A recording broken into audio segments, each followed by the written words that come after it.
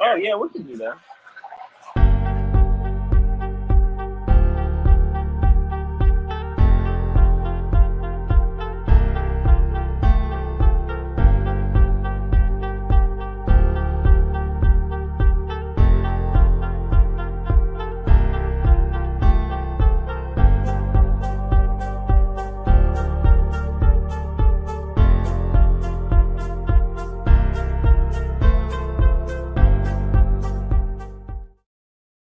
Is that for real? Is that how you decided to start the stream, Ocean? With the 30-minute countdown? 30-second countdown. 30-second countdown? Dude, that's like the most default way of doing it. Why didn't you play the intro music? Yep. Well, actually, the intro music isn't in the brand channel. No, it is.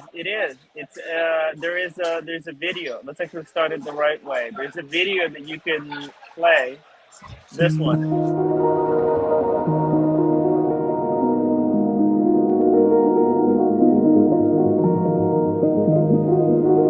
I would have played this one, but it has a message in the middle of it that says something about season 3. Be a season 3 producer or whatever.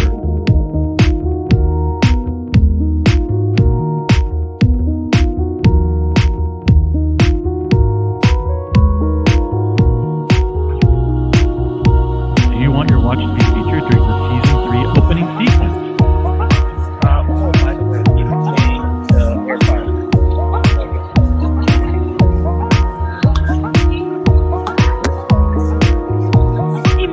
Hello@timwright.com to find out how.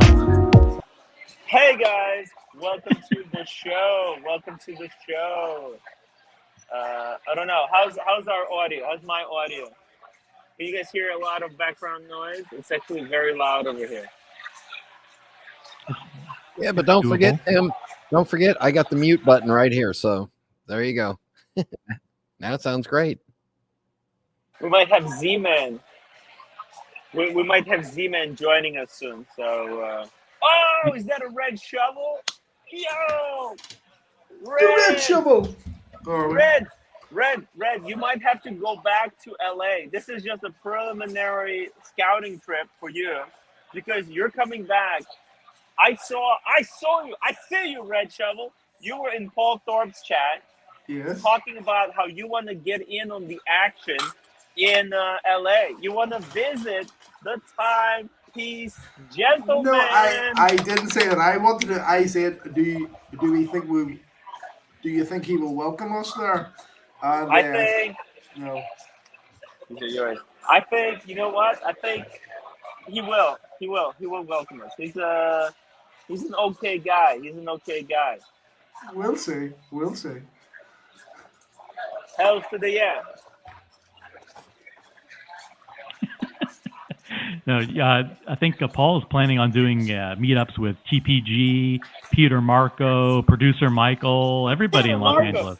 I already met up with Peter Marco. Hey, Red, you and me, we're gonna go and live stream from Peter Marco. What do you say? Right. Okay, let's do it. It's right there. It's around the corner. Let's go. Let's go to Peter Marco. Well, it'll be fun. By the way, Mr. GMT, $5 super chat. Oh, Timmy, my condolences to you and your wife. Sorry to hear about the father-in-law. Thank you, Mr. GMT. It was inevitable. It was just a matter of time, guys. So, yeah, thank you so much for everyone's well wishes and condolences. The roommate is going to be back in New York soon. So we'll talk to her a little bit more, how she's going, how she's getting through the tough times. Hey, Bright Blue. Hey, so this is the interview of a lifetime. We got to get your audio. Up to snuff. Do you have earbuds? Do you have headphones? What can we do? I have earbuds, but you know what? Once the man of the hour arrives, I'll go over there in the other place where there's a little bit less noise. I'm sorry about the noise situation. Okay, because there's a lot of people counting on you for this. This is a big moment. You're putting a lot of pressure on him.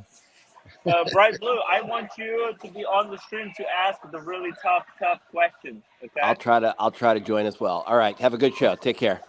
But come back. Okay. Bye Yeah, bye. you can be in the background. Just put yourself on mute. Stay there. Don't go anywhere. Oh, Did he he leave? left. Oh, they never listen. They never listen. Anyway, that was a very good video you did live stream at Cellini Jewelers. You know, Thank you. It's always good. It's always good to see the cool stuff they have there. By the way, guys, if you enjoy Watch Talk, watch the live stream from earlier today. Me and Buckley. Buckley is not actually a big Cellini guy until today. He has seen the light. What did you think, Buckley? Tell us about your experience. I want a Beauvais in a chapter. He wants a Beauvais and a Choppic. Okay. Whoa. Uh-oh. I know. That's a lot different than a bluesy Submariner and a Sea Dweller. Hey, he's got the new Explorer, Explorer. Let me see it, Buckley. Take it off. I want to see it. This is the Explorer 2, the improved Explorer 2 over mine. Let me see here if I can flip the camera and show you guys this watch. Camera flip. There we go. What do you think about that? Here's Explorer 2. The Explorer 2, guys. By the way, £2 super chat from Watch Fan. Condolences to Tim and roommate. Thank you, Watch. Thank you so much, Watch Fam. I really appreciate it, guys. Thank you, everyone who has reached out and sent me all the nice messages. I really appreciate it. Oh, wait. Oh, there's the diet. The diet. Yeah, the diet food. Yeah, I love it. I love how people fell for the clickbait headline and thought that we were doing a hard-hitting interview with Paul Thorpe. No, Paul Thorpe is coming. No, He's coming. Paul's coming. That's hilarious. It's a Gonzo stream from the bar, guys. Paul Thorpe isn't showing up here. No, wait, he's not coming on to give Tim health food and diet advice? Oh my God, the audience is so gullible. They're so gullible. Come on, man. Okay. I can't believe it. They fell. They fell for it. No. We'll see. Paul may come on. No, he's coming. What do you mean? He's invited. He's invited. He could come by any time, but probably not. But they fell for the clickbait headline. He's not scared. He's not chicken, right? He's not. He might not. He may chicken out. You never know. But the audience has to be prepared with their hard-hitting questions. I don't think they're prepared. I'll be honest with you. They're going to try and blame you. Listen, Tim, you weren't prepared. You were too busy eating potato chips. You were too busy drinking to focus on the hard-hitting questions. Meanwhile, where are they in the chat? Where are they with their super chats and their tough, grilling, hard-hitting questions? Nowhere. Where are all these tough people? Nowhere. We've got the head of the cartel on the show, and we will get zero tough questions. Mark my words. I think you're right, Osea. El Distron, $2 super chat. Don't forget the soft cock, Timmy. Whip it out. Oh! I will not be soft cocked. I will not be soft cocked this time, guys. Hey, you guys want me to get this member super chat? Yes, please. Rolly Mania 12 months as a story editor. That's 1 full year of paying for Tim Wright to be in your life. Maybe I should have worded that better. But anyway, he says 1 whole year of supporting this yellow-headed, crazy Ukrainian oddball with a bit of watch knowledge and a bit of a personality. Found by OC calling me an uneducated THORPE viewer. Loved every show. Hearts, Tim. Could you believe that my saying that caused Rolly Mania to come here and check out your channel? Who would have thought? Who would have thought? Here's to Rolly Mania. Rolly Mania. He's a great guy. Oh, speaking of great people, Billy Piccolo, $5 super chat. Sorry to hear about your father-in-law. Yeah. Thank you, Billy. Diego M, $10 super chat. Red, repeat after me. Quote, I will not bring up tea and tickers tonight. No one cares about tea and tickers. No one wants to hear about teen tickers. It's a dead subject. Face down in a pool. I will control myself. I am strong. Oh, Wow. Diego, I never bring up 10 tickers. Never. It's Tim that does it. It's Tim. Thank you for the super chat, Diego. What are we having? We're having chicken fingers, some kind of chicken strips, boneless chicken strips for the record, Dirk Diggler. Protein. I'm trying to stick to protein, and I'm going to get a kale salad. Kale salad. That sounds terrible. I'm going to drink some vodka soda. For good times. Speedmaster wants a Teen Tickers mug. Well, I'm sorry, they're all sold out. You have to watch the streams for when there's another drop. You never know when Timmy is going to come out with new merch drops. The merch drops. We gotta love those ticker merch drops. They're limited. Limited production, limited edition. Good stuff. Yeah, they all sold out, and the lawyers were happy they sold out because it was questionable to have Teen Ticker's face on there. But it's okay, they're all sold out. Thing, yeah. Double D says, I didn't think I could hate that shirt any more than I did last time I saw it. I was wrong. I don't know. I like Buckley's shirt. There's nothing wrong with it. Yeah. How dare you, Double D?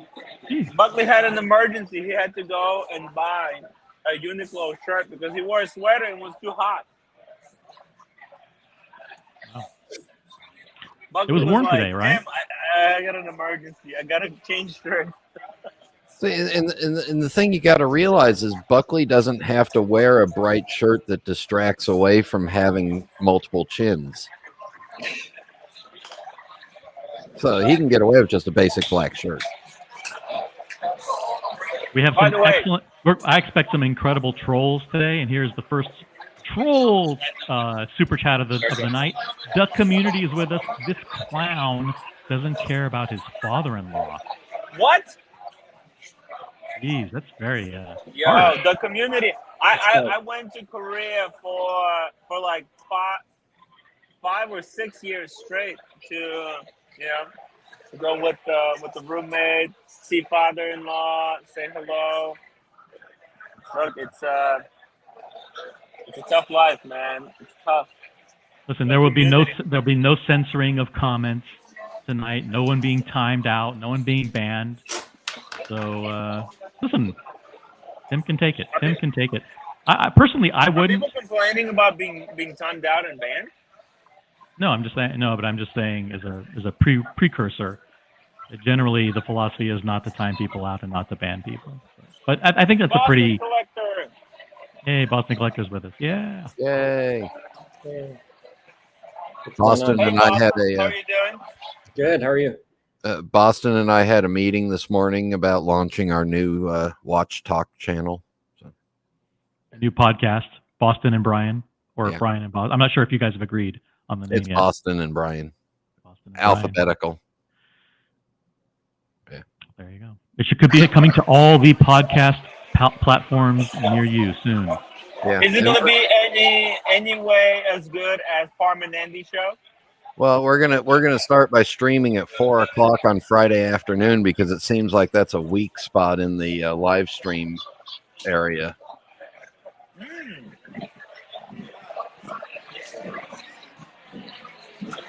Hey, Red. By the way, Red. Yes. Come back. What's going on Yeah. between you and Russell? What's happening? What do you mean? I don't know. What? Russell said that he was asking whether there was enough drama for you. Oh yeah. Oh, that was a little. He was trying to tease. He's trying to trigger me. So he's trying to trigger me. Ooh, Didn't take the bait. I didn't take the bait. you didn't take the bait. No, Wow. I didn't take the bait. No. He's trying. He's trying. self-restrained. Right. Yeah. By the way, Boston, I totally forgot to ask Roseanne about Roshepi. I'm gonna text her after the live stream. I'm gonna ask Yeah, her I didn't if you see guys anything on their website. Yeah, I don't think they carry Roshepi. Yeah. Yeah, I've been No Dave Buffoon. no I've been Bethune as going well. down that rabbit hole of trying to contact them. It's not easy. Interesting. I think I have to Yeah. call FP Jorn and get his number first, and then try to contact them through him, maybe something like that. Is there a gateway to the next level? That's my next option. Well, that's why we'll have the best watch talk, because we'll have like ultras and all the way down to normal watches too. Yeah. Buckley's enjoying the food and says, we're in the loudest place in Manhattan in a German beer hall, perfect for streaming an interview. Listen, it's not an interview. It's not an interview. Paul's going to come on and we're going to talk. And he wants to be grilled. He wants to face the music. He wants the toughest questions. He wants the hard-hitting questions. He wants listen, this is the head of the cartel coming into the lion's den of the watch enthusiast community. Show him what you got. And I bet you the audience soft cocks him. That's what I think. That's what I think is going to happen. The super chats are going to be non-existent. No one's going to ask any tough questions. They're going to ask a few jokes. There'll be some trolls throwing some stupid jokes in the chat. The hard-hitting questions, they will flake. They will fold. They will crumble. The soft cock. They're gonna soft cock this interview. OC. I don't know if I would say that Paul Thorpe is the head of the cartel. He's more of like the face of the cartel. That's a good point. But he's not the head. I really think that Roman Sheriff is the head. Yeah, Paul's just the PR guy. Yeah, he's the PR. He's the guy with the tan and the Burberry jacket and the the flashy sunglasses. I see what you're saying. Makes sense. He's the fast talking lawyer. Duck community. A real man would be with his wife, OC. Would you agree? Actually, Mrs. OC and my son are upstairs watching a movie. And so they know that I'm streaming right now. And in a little bit, I'll probably join them for dinner. But thank you very much for the super chat. The community. Let me say something to the duck community. Yeah, I wish it was that way. But unfortunately, I'm not made of money. Somebody has to pay the rent and make sure the apartment is still here when the roommate comes back, the community. I wish I was loaded. I wish it was loaded, but it's just not the way it works, man. It's hard.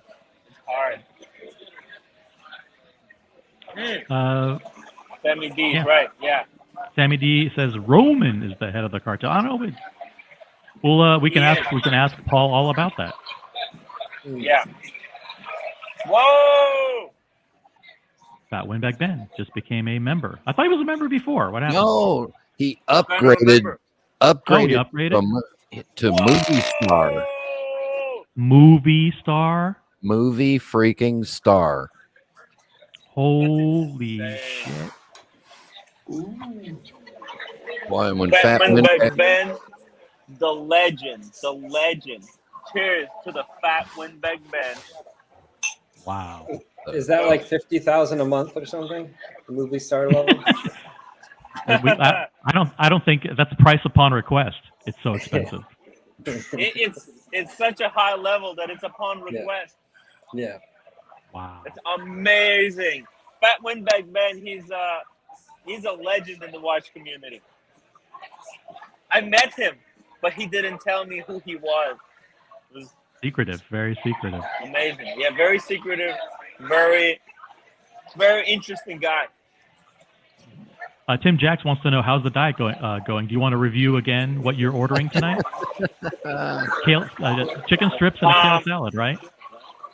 Yeah. I'm gonna get a kale salad in a second, and chicken strips. I'm gonna have a little bit more. Maybe I'll get a steak to add on top of it. But yeah, look, the diet's actually going well. I think I visibly lost some weight. What do you say? Yeah.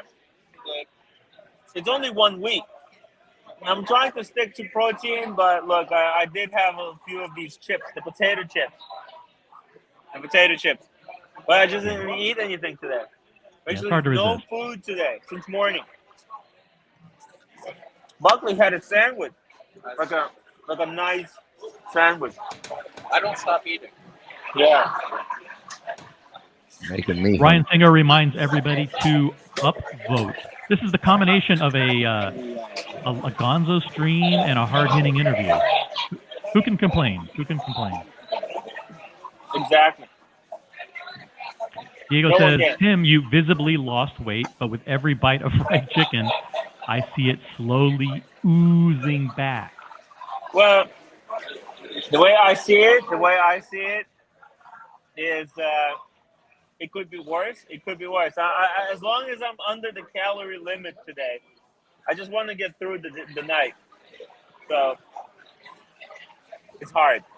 Russ Rachel Brady sniffing the food. Here we go. Oh, Russ Rachel Brady. Oh, it's so good. Look at this. Look at this chicken. Whoa.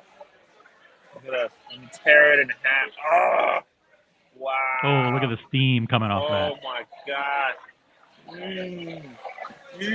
My God. It's so good. It's so good. It's protein, guys. Z-Man, by the way, is on the way here. And we got Rich, the guy who invented with me the gonzo shrimp. He's on the way here as well. Oh my God. Looking beautiful, looking beautiful. Thank you. I met up with Rich yesterday.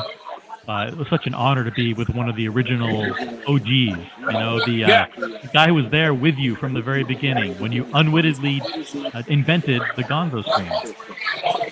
Yeah. The gonzo stream took us into the next era of live streaming. Listen, Safety Fast $5 super chat. Since Roman Sheriff directed the cartel not to speak to you, why would Paul agree to an interview? Is there a major disturbance in the cartel universe? Well, let's ask the man himself, Paul Thorpe.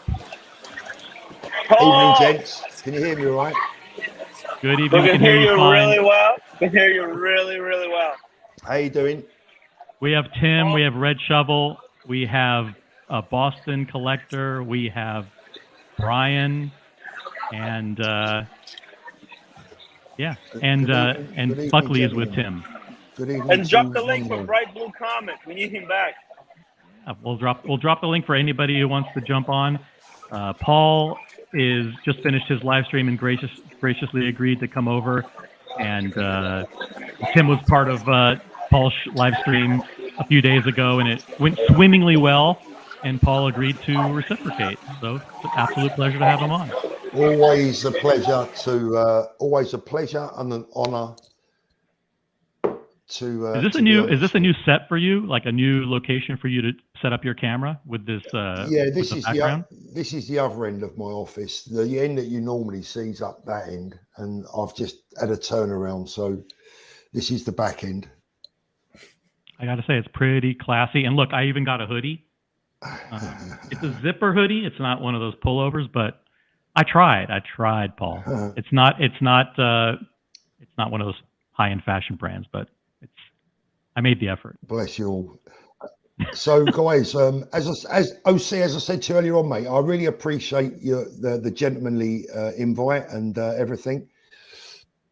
Excuse me, but you know, I'm here tonight to answer any questions that anyone wants to throw at me. If people want to be nasty, then you know that if that makes their weekend, I'm happy for them. But I'm here to answer any questions that you guys might think that you know I can answer. So, I can the comments are likely going to fly in very fast. If you don't super chat your question, there's a pretty good chance it'll be ignored. Sorry, but that's just the way it's going to be. Safety Fast. He'll start off with the first question. Did Roman Sheriff direct you not to speak to Tim? Yes or no? Did Roman direct me not to speak to Tim? Correct. No. No.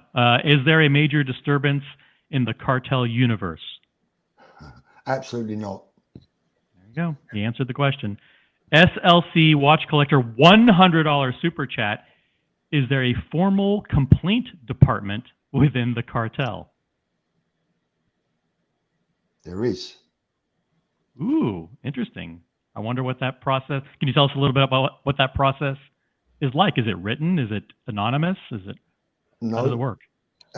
If there's a complaint going around, it will be forwarded to the appropriate people and it will be dealt with appropriately, whichever way it needs to be. Pardon me? Is there like an executive committee of the cartel? And do you mind sharing who the members are?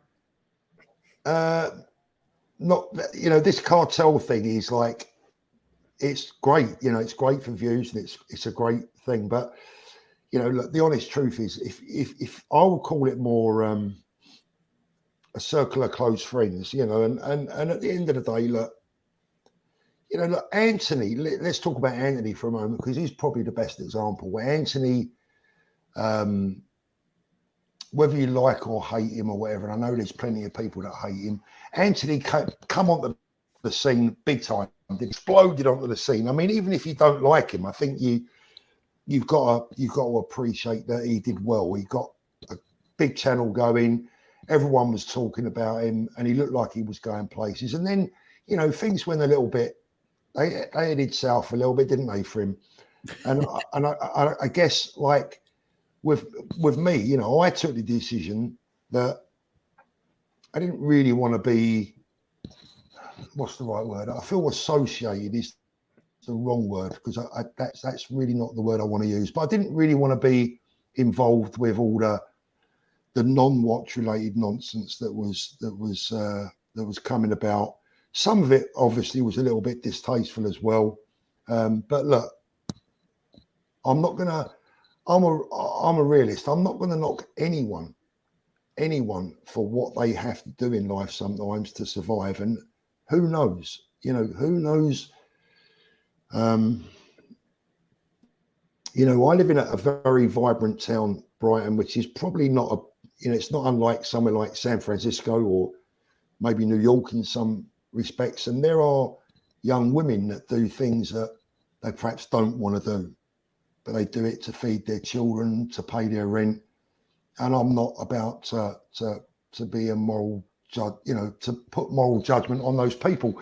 Anthony made mistakes that I didn't particularly appreciate, but looking back, maybe if I'd have been a real friend, I'd have, put my arm around him more and said, look, mate, this is what you got to do, Yeah. What was the big mistake that caused you to kind of put a pause on your relationship with him?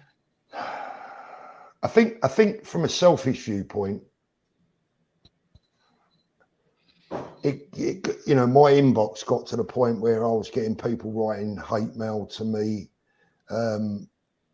and people were spamming my channel, and I just thought, you know what, I'm not doing YouTube for this bullshit. This is nonsense. If people want to take stuff out on him, then that's down to them. But come on, how far do you take it? I mean, do you attack his milkman as well? Or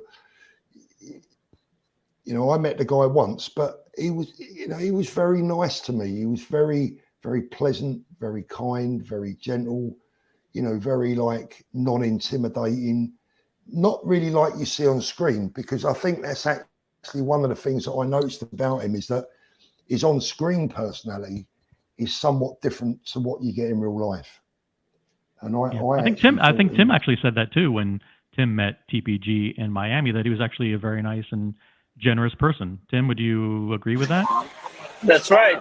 When I met him in LA, in Miami last year in January, he came off as a really a hardworking guy trying his luck at this watch dealing business.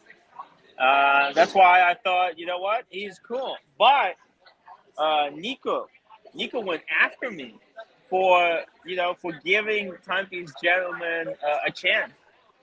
Like Nico said that he had accused me of vicious things. Very disappointing.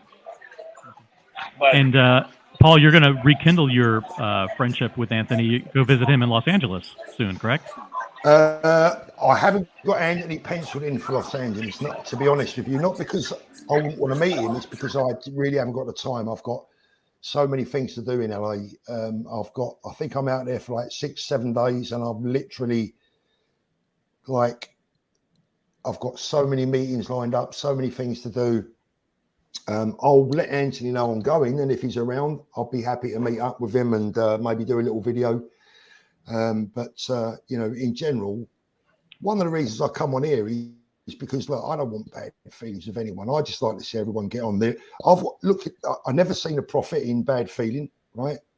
And I always think it's not what you know, it's who you know, and ultimately we're all better off being friends, you know. Agreed. And one of the things I said, by the way, when Tim was on your panel last week was that I thought it was a stark contrast. And I don't know if you did it intentionally or not. I'd love to get your feedback on it. But the way that Roman treated Tim in Miami, kind of going around and telling everybody, don't talk to Tim, don't talk to Tim. Adrian came out and said, don't go down this aisle. We don't want you here. And then that famous clip of Roman on the scooter with Tim going, hey, Roman, and versus the way you treat Tim, which is, listen, we're all watch lovers, watch enthusiasts, watch collectors. Some of us are on the business side. OC. On top of this, look, there's urgent matter that I needed to discuss with Roman. That's just besides the joking around. Look, we can have a little bit of fun on these streams, but look, a Roman associate of Roman, who Roman has a painting of. This guy sent Roman a whole painting, like up to, I think it was close to $1,000 painting that Roman got from this individual. This guy actually scammed people in the watch people to the tune of $250,000 US. This is just what I am aware of. And I wanted to talk to Roman. I didn't want to necessarily talk about this on air, but I needed to. This is a matter that I wanted to talk to him in private, but he wouldn't talk to me in live or in private, etc. I thought that was a little bit disappointing. I mean, look, if anyone is waiting for me to knock Roman at all, that's not going to happen, because I've got a lot of time for Roman. I think he's a great guy. Your differences with Roman is between you and Roman. I've never worked on the premises that your friend is my friend or your enemy is my enemy. So, at the end of the day, I like to try and get on with everyone. I have huge respect for Roman. He's only ever been nothing but a complete and utter gentleman to me and to everyone that I know. And, like I say, Tim, I'm sure that maybe one day you could sort out your differences with him. I don't know what they are. I haven't spoken to him about it. So it's not really any of my business, Tim. Well, I'm just gonna tell you this what happened, right? So I know of one individual who got scammed for up to $100,000. Okay, this is a huge amount of money, $100,000 US, right? And I was in the middle of kind of working things out, working with Roman to try and get this guy's money back. And then Roman, knowing that this is a known scammer, we were talking to Roman, so he knew this guy is a scammer. He owes at least $100,000 at that time, right? And then in the middle of working things out, Roman gets a gift from this guy, and he publicizes it on his video. Knowing that this guy is a scammer, he makes a video talking really well about this guy receiving this massive present, and then another guy gets scammed for $100,000 again. So I don't understand why is Roman continues to promote these people that use his name. Now, it wasn't Roman who scammed people, but Roman is the one who hung a painting in his office and allowed this guy to use his name. It's ridiculous. Tim, what I would say, what I would say is that sorry, my camera just slipped. Then you got a bit too close, then, guys. Sorry about that. What I would say is that I need to word this very carefully. Roman is only responsible for Roman's actions. That's the first thing. And as far as I'm concerned, and I've witnessed a lot, Roman's actions have always been honourable. I'm aware of the person that you're talking about, but this is the important part. This is the important part.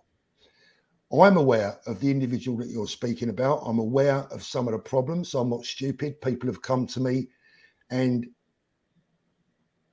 I've spoken to one or two victims of this individual, but their comments to me, their wishes have been that I don't say anything, that I don't get involved, that I don't make any calls and start trying to get things sorted out because it could ruin their chances of getting their money back.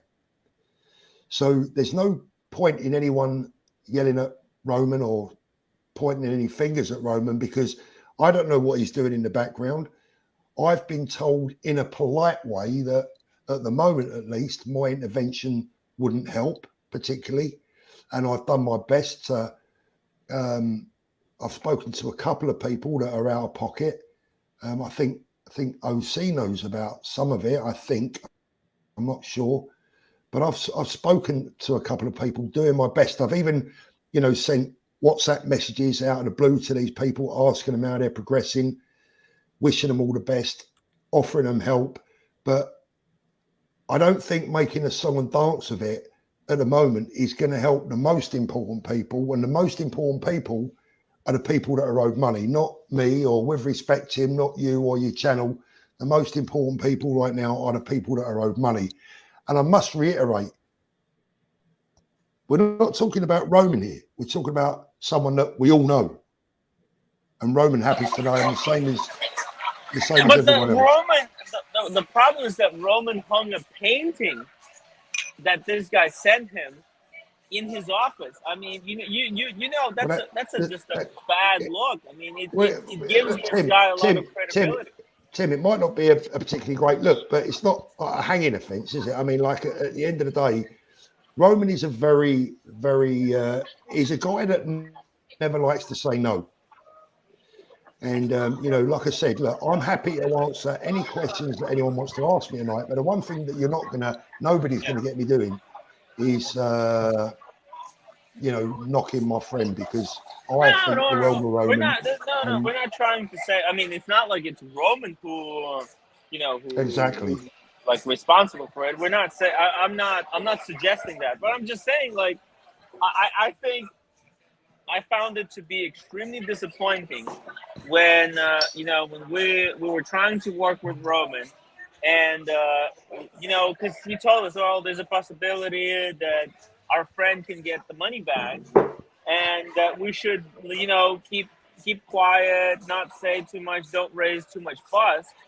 And then in that time, as one of the individuals is slowly getting his, slowly starting to get a little bit back, another guy gets scammed. And I thought that's just not a good look. The problem is, Tim, the problem is when you've got people that are owed money saying to you, don't say anything because I'm actually getting my money back slowly but surely. If anything's said, that's probably going to stop. So to be honest with you, Tim, there's times when I just need to keep my nose out of stuff, and that's what I've been doing. Yeah, that's totally fair, Paul. But I am not beholden to those to those people in the same way you are. No one has told me to stay quiet. So, as a matter of fact, I've been getting bombarded with messages from people saying it's time to expose this guy. Well, this is the thing. OC, this is the thing. I think, like if that time comes and you guys decide to do that, then obviously that's down to you guys. But at the same time, I mean, I've got one person who I'm particularly friendly with that lives in just outside Vegas, who is owed a lot of money, and he has said to me, Paul, please don't say anything. It's not the right, I'm slowly but surely getting my money back. So like at the end of the day, I can't turn my back on someone that I know and say, oh, look, it's a very difficult situation. What I would say is, as far as I'm concerned, this is down to one person. Paul, I have a question for an individual like the person that we're talking about, that is already is in the industry for so many years, and something like that happen. How reliable it make the rest of you guys be when something like this happen with somebody that is pretty much a long time in the industry? Well, I don't know that he has. I mean, I've never heard of the guy until I started on YouTube. So I don't know his credentials as a watch dealer. I have no idea. I've never, the first time I ever saw him was on, I can't remember whose channel it was. Probably Archie's channel, because I think it might have been Archie's. Yeah, and he said that he know Roman already for over 25 years. Well, I can't answer that. I've never. Listen, the bottom line is Paul isn't responsible for the Wizard, and he's not responsible for Roman, and it's not fair to take the criminal actions of one bad apple and say that the whole bunch is rotten. So there are good gray dealers, and there's good ADs, there's bad ADs, and there's levels. Bad gray dealers. There's levels of dealers as well. Ben says, I'm looking uncomfortable. I'm not feeling uncomfortable, Ben, at all. I'm really comfortable. I'm just thinking about my words a little bit more than I would normally, because I know that, you say one word out of line and it's carried on. I think that, I'd love to see the situation be resolved, but I know I'm very protective of Roman as an example, because look, everyone knows watching this now that I had issues with my own son. And let me tell you something, that is so difficult to deal with. When someone as close to you as your own son, whoever that might be, I don't know how many of you guys have got kids, but you all know how, what it's like to have family, right?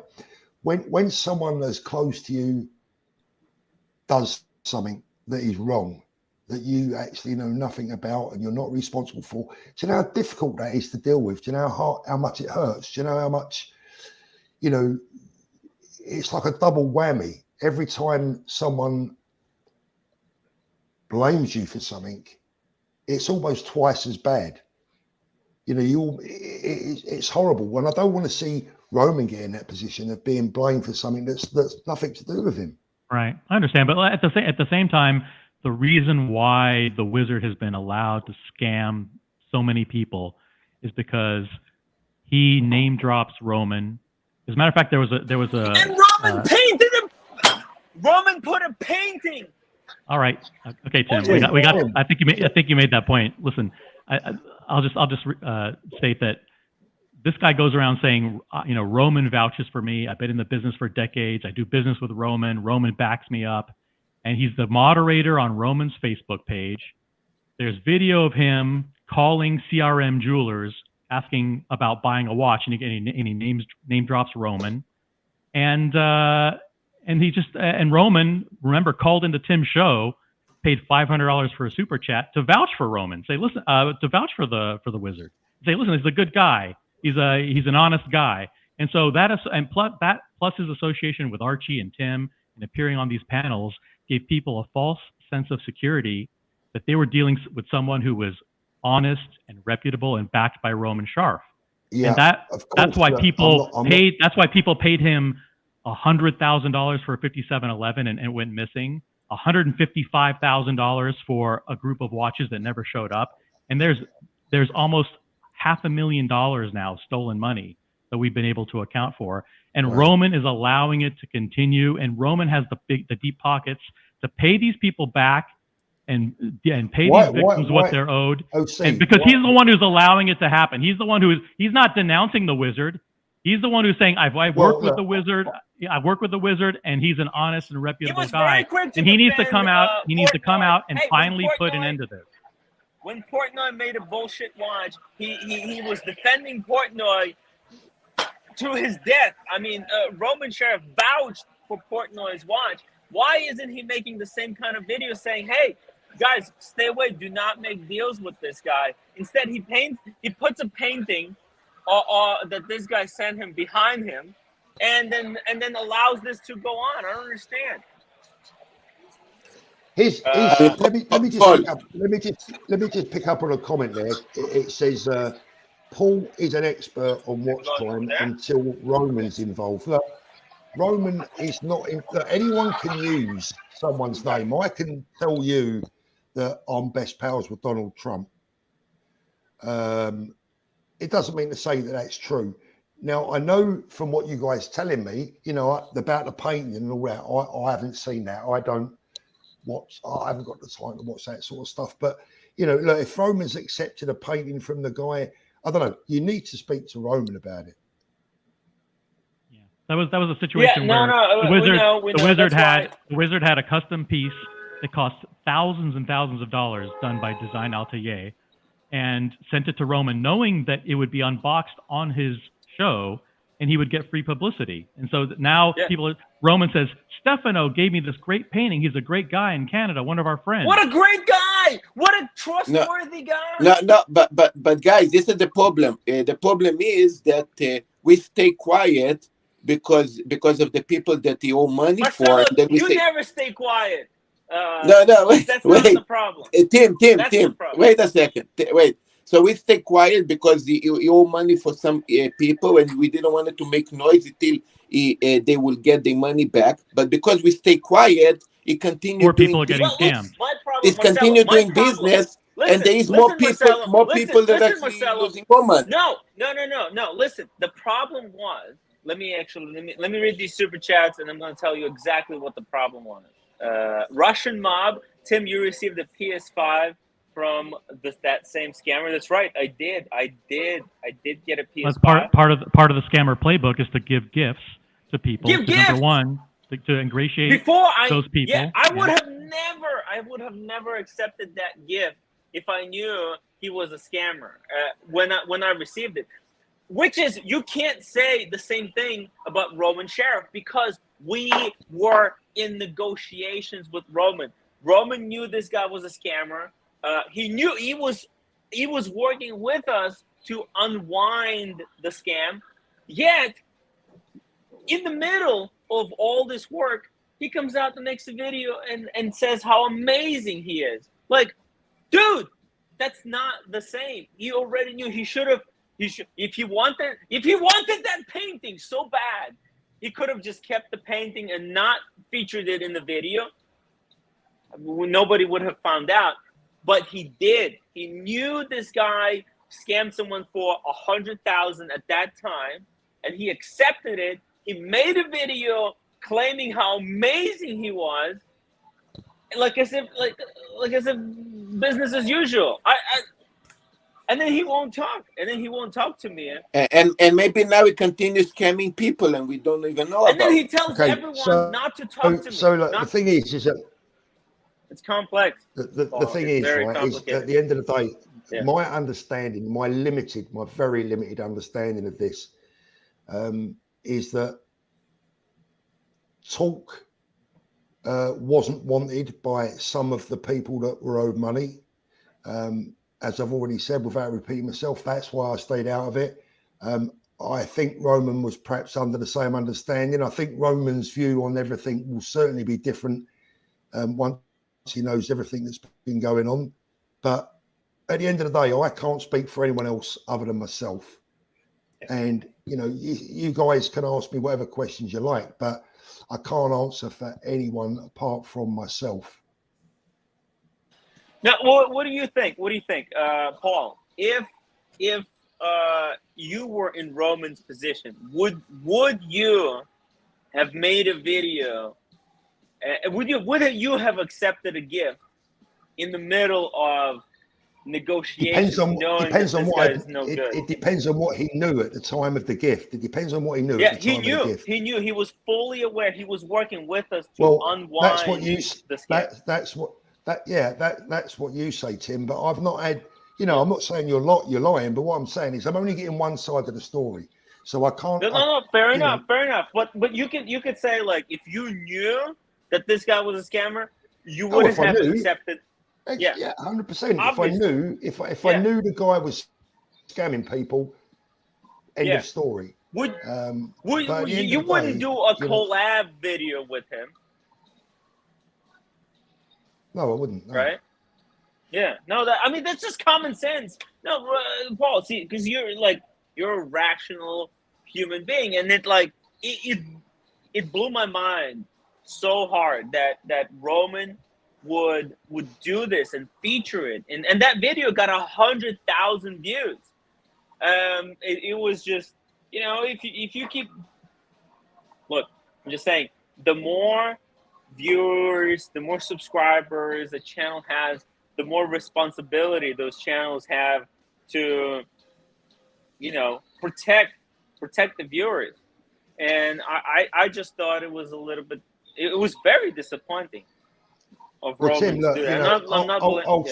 Ultimately, Tim, I'm always for trying to help people and save people money and stops them from getting ripped off. And I know Roman would be the same. So you'd have to speak to Roman about it. I really can't answer for him. I can't answer for anyone else. And it would be wrong to me to surmise or to guess. You need to speak to the people that are involved. That's it. Look, I'm not blaming you for any of this. Look, when you already was suspicious of owning already a big amount of money, we needed to already expose him that time, because he just continued business as usual, and now we actually owe more money.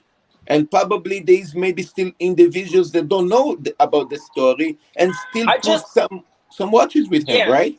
This is the problem. At what stage? When you've got, it's a bit like, how can I put it? It's a bit like the kidnap victim, isn't it? Someone gets kidnapped. Do you call the police, or do you go along with the kidnapper who's promising to give you your loved one back? You got, and that's the position that certainly I was put in by people that were owed money, saying, "Look, don't say anything, because if you do, I've had it. I'm not going to get any more money." So, but if you don't, it continues scamming more people. Well, actually, look, this is Paul. You and me are in the same position. We were told, "Hey, don't say anything," but I would have expected Roman to at least, return whatever the gift that he got, and not even mention it on the stream. He should have just. I feel like he should have handled it, saying, "Hey, you know what? This is when you return that money that you owe to that person, then you can send me this painting back. I will not accept it until you, you hold out, until you hold out to your end of the bargain."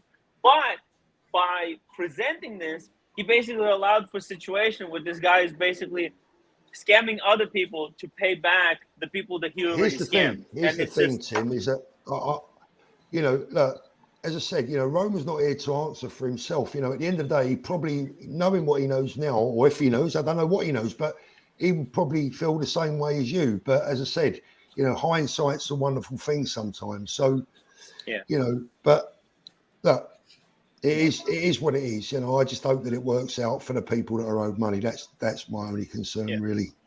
Paul, that's what's important here. Paul, let me ask Brian, you this. Was that Brian? Yeah, that's me. How you doing, Brian? Good. How are you? I'm not too bad, mate. I'm not too bad. Can I just tell you about the weather before you answer? Can I just tell you about the weather here in the UK right now?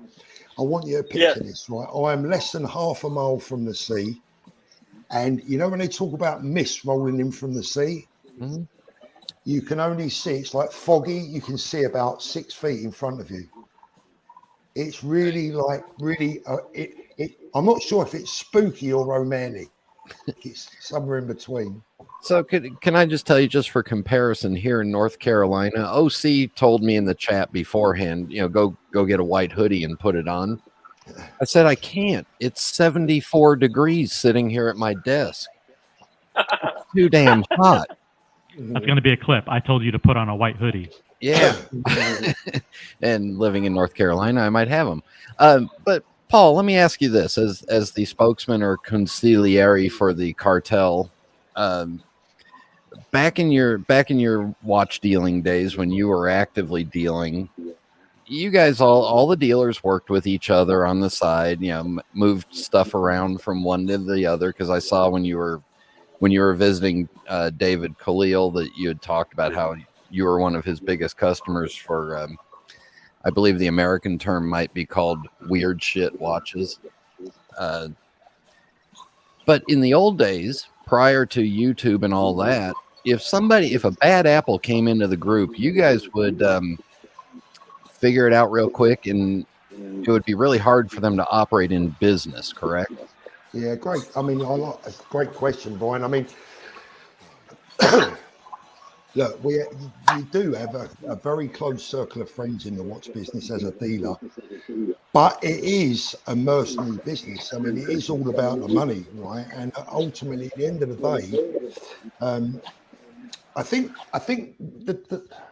the trust that we talk about is more about you wouldn't steal from someone, or you wouldn't harm them in any way. You wouldn't give them up to someone.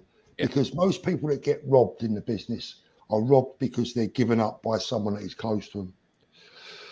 And when I talk to David and his boss, Alan, for an example, and we go back many, many, many years, the level of trust that I built up with Alan, for an example, is that, you know, Alan is from the Lebanon, he's Lebanese, and he calls me his English brother. And, you know, he told me once in confidence that if anything ever happened to him, he told his wife that I was the one that he wanted to take care of his affairs and look after, you know, what was left, because he trusts me that much. And we have that level of trust. But when it comes to a business deal, if someone rung me and said, oh, Alan's got a Submariner, it's 12 grand.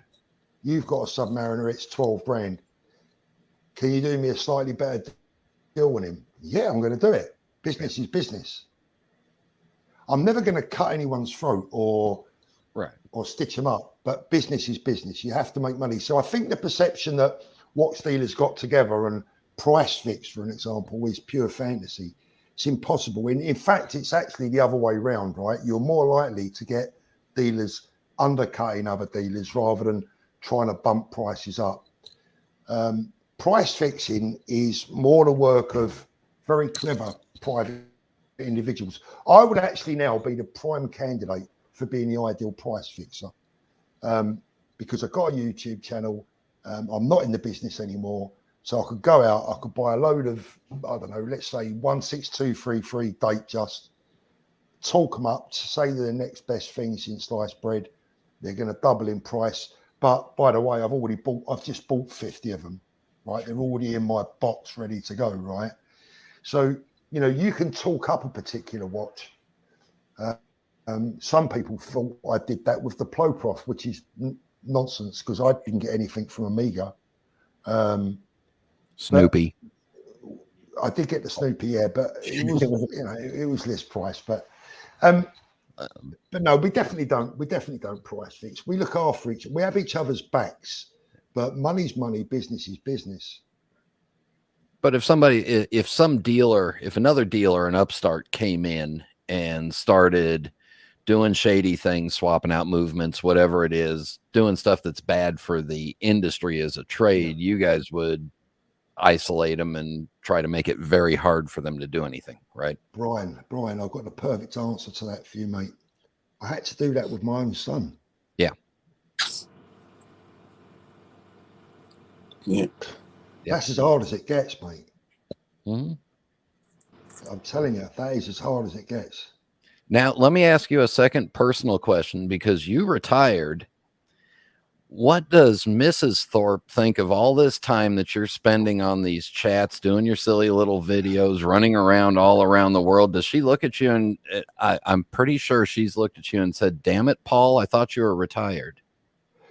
Mate, I have the best wife in the world. She never questions me. You know, not only is she beautiful, not only is she 10 years younger than me, not only does she look 10 years younger than she is. I'm a very, very, very lucky man. She never questions me over anything. Or is she happy when you're gone for a while and she can get No, some no. peace and quiet in the Sorry, house? no. No, she's fine. I mean, she's cool. She knows I've always looked after the family. We've been married 32 years this year. I've always looked after the family. She knows I've got to do what I've got to do. Yeah.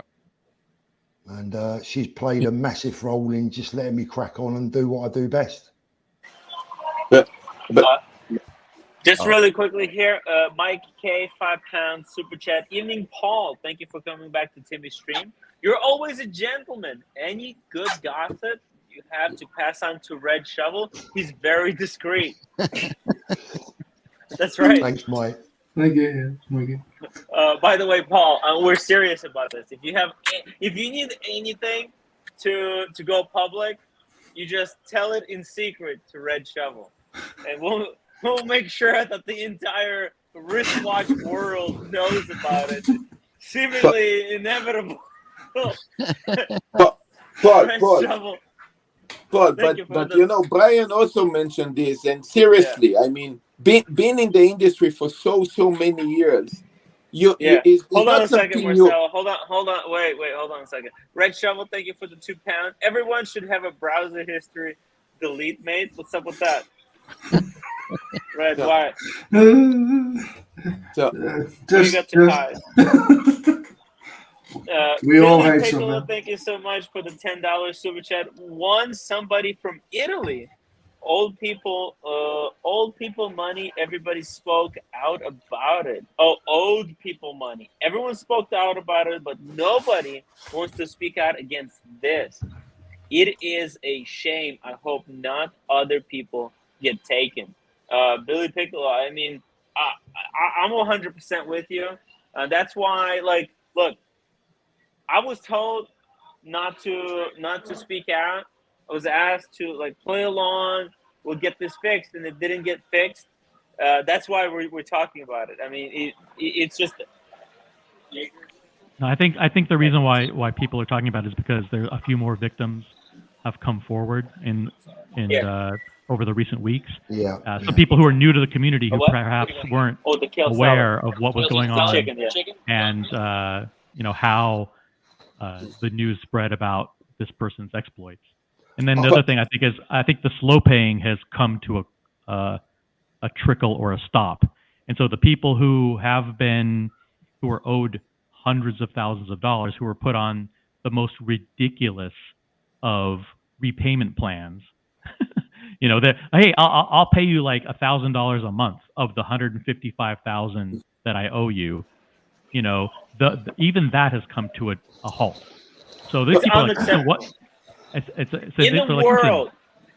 In a world of watch dealers where Mazal is the beginning and the end, this is unacceptable. I mean, as soon as someone breaks, even like if you say Mazal and you're why is this guy why are people like for example, why is this guy the moderator of Roman Sharp's Facebook group? Roman has to answer for that. Number two, why is he a Mondani trusted dealer? Why hasn't she kicked him out of that group? He's not a moderator. He's not a moderator any longer. I just checked. Ooh, interesting. When was his moderation rights were removed? Don't know. Just look. Don't know. He was a moderator up until yesterday. This is why. Can I just say this is why? It's like look. I mean, I'm happy to talk about anything, guys, and I really mean that. But there's things being said that I don't know. I mean, I will say one thing, OC. I mean, let's be fair to each other, and credit to OC. I mean, I hope he doesn't mind me saying this. We spoke about this some time ago, didn't we? A long time ago. We did. And you made me aware of what was going on.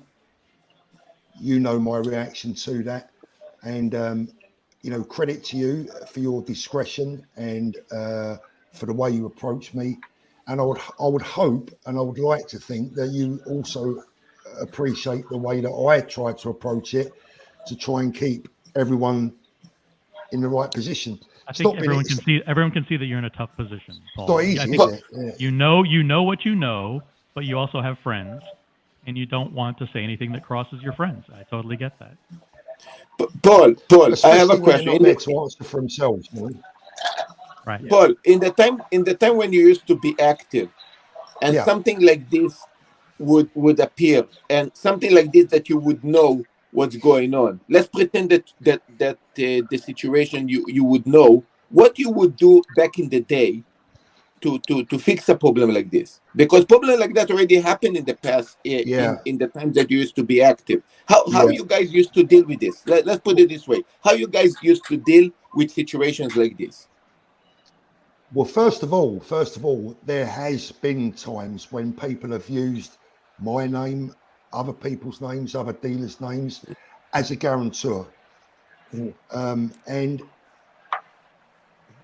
that's not a guarantor. By the way, That's Paul, not a I use your guarantee. name. I use your name all the time. I hope you don't mind it. When Well, people there you ask go. me, There you "Hey, go. Tim, who are your friends on YouTube?" I say, "Hey, by the way, I'm good friends with Paul Tim, Thorpe." They say, "Oh, the British guy." Yeah, I'm like, "Yeah, that's right. That's right." They say, "Oh, that's so cool." They Tim, subscribe. let Paul answer this. Let And Paul then, answer this, Tim. and then they kick you out, right? Yeah. Yeah. I mean, look, I've had people, say I've had dealers ring me up and say, "Paul, do you know John Smith?" And I go, "Who's that?" And they go, "Well, he's just been into my shop saying that you're best buddies and you've dealt with him for years." I've never even heard of the guy. So why doesn't Roman come out and say, "Listen, I don't know this guy. I don't vouch for him. He's a crook, and don't deal with him." He's doing the opposite in a way. He's saying, Yeah. "I'm accepting gifts from him. I do like him. He's an honest guy. He's a reputable guy." He super chatted to Tim and said he's a decent guy. He was up He's until probably got a few different minutes opinion ago. of it now. Yeah. I mean, He was as I up until said, a few minutes ago the moderator of Roman's Facebook group. let's all make that sure stuff, that we're absolutely fair, and that Roman may well have had or come to a different conclusion. But again, you'd have to ask Roman that, not me. I hear you. We respect the fact that you're not the real spokesman for an actual cartel, where this is all fun and entertainment and Yeah, exactly. Yeah. Oh shit! There's not a real cartel. Okay, but the question was Paul, how you used to deal with Okay. this? So how we deal with it is that it depends on what level they were doing. Really, it depends. If it's just some chancer giving your name out, but we would work on the premise that if someone guaranteed, then you would ring that dealer and say, "Listen, I've got John Smith with me. He's saying you're guaranteeing him. Is that right?" And you get a direct answer from the person who said that because talk's cheap. I can ring up tomorrow and say that OC is going to pay my next dental bill. Mm-hmm. Right? but it don't mean to say he's going to pay it, does it? They better check with OC before they, Yeah, I know with the dental, I would doubt it. But if you need him to pay your bail, OC could be relied upon. But shout out to Coney Island Bail Bonds. The Coney Island Bail Bonds.com. And Miami, Miami bail bonds and Las Vegas bail bonds. They do it everywhere. By the way, take care of you. Yesterday I've been to a restaurant. You need to pay the bill. I told them I know you. It's okay. Sure, it's not going to get you a discount or anything. Andy Benz wants me to ask you, Paul, if he's your spy. Of course he is. Who's the spy? Andy Benz. Andy Benz. No, Andy's Paul, a good guy. Paul, just go along. Just go along with the joke. By the way, is it? But Roman, back in the day, could you guys get the money back from the person, from an individual back then? It really depends. I mean, look, there's some heavy shit goes down in the watch business. Some of it you guys will never get to hear about, but we're talking a lot of money. I mean, life-changing amounts of money. Sometimes things go wrong. Things go wrong in a high risk, high value business. Sometimes things go wrong. Ultimately, the vast majority of us will try and sort it out like gentlemen. There are times when the wrong people are involved, I was at a watch show in Germany a few years ago, and there was a dispute between two Italian dealers over some money that had not been paid. And the next show I went to, I was told that the week after, the guy was shot outside his house and he'd been shot dead. So listen, people have things different ways of dealing with stuff. That wasn't my way of dealing with things, but Carolyn Martin, so, thank you so much for the $5 super chat. Paul, respect for joining, but hard to understand why you stand up for some of the people you do. Well, who is that, Caroline? I mean, look, I'll stand. I don't like bullies, right? I've never liked bullies, and I see people sitting behind their keyboard, bullying other people all the time. Anthony, whether you liked Anthony or not, Caroline, Anthony was bullied something wrong. He was trolled and bullied by very weak people who would never say anything to his face, and made a hobby out of attacking someone that they just felt that it was their right to attack them. I don't believe in that. Paul, I 100% agree with you. We're talking about Watch Nicholas. I mean, he monetized bullying. Not just Nicholas. Not just Nicholas. There was other people because, mate, listen, Tim, they turned their attentions on me at times, and it weren't one man. Yeah. I've seen some of the stuff that they write, and frankly, it's unbelievable. I don't understand why. Look, Paul, I have a question about that actually. Appreciate you coming on, by the way. It's nice to meet you. Yeah, you, mate. Yeah. I think the thing that's hard from watch collectors' perspective, we watch your channel. I've enjoyed a lot of your content. I think that sometimes it's very murky at times when somebody, say a dealer like, say Anthony, has a program that's like the buyback program or something that a normal dealer wouldn't do, right? Yeah. And it feels like, a normal dealer probably wouldn't do that kind of a program, right?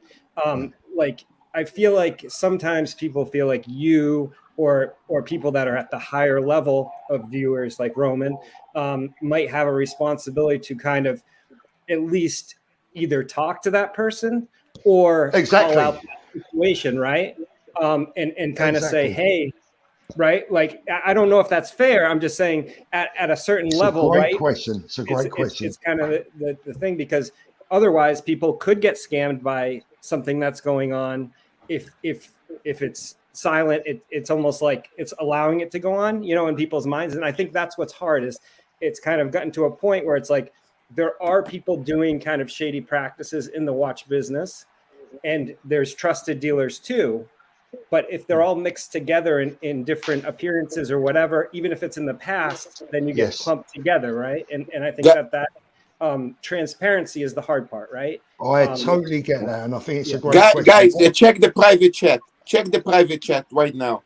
Mike K, £5 super chat. Paul, sorry if this is already covered, but is there any update on the London watch show robbery? I was gutted for Jonathan. He seemed like a very nice guy. Yes, Mike. The update is Jonathan never did get his watches back, but he was paid out in full by his insurance company. As it happens, probably with the prices dropping, actually probably turned out okay for him.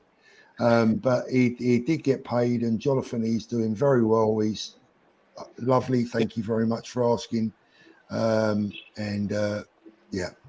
again, and not mention other channels, but that individual is right now in a different channel, basically advertising.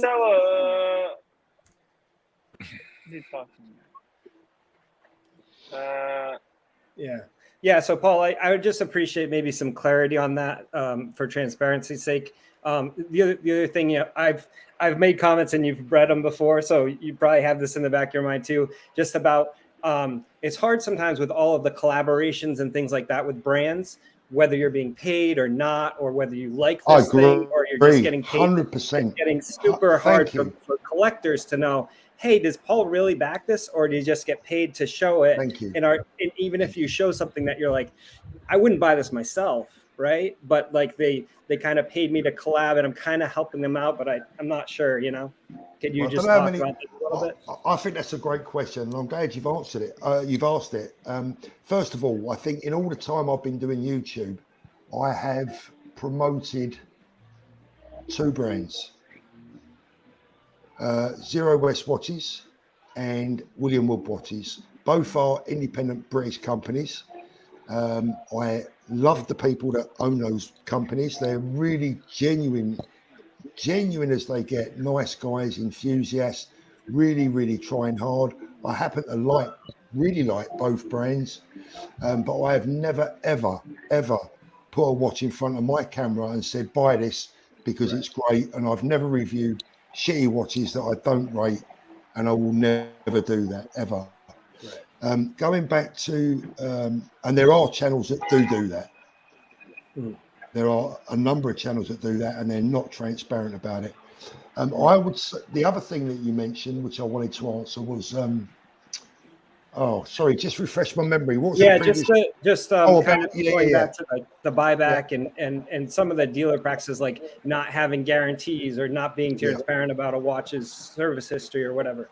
Yeah, I think that was wrong. What I didn't like the buyback system. It wouldn't have been for me personally. That was a business decision that he made.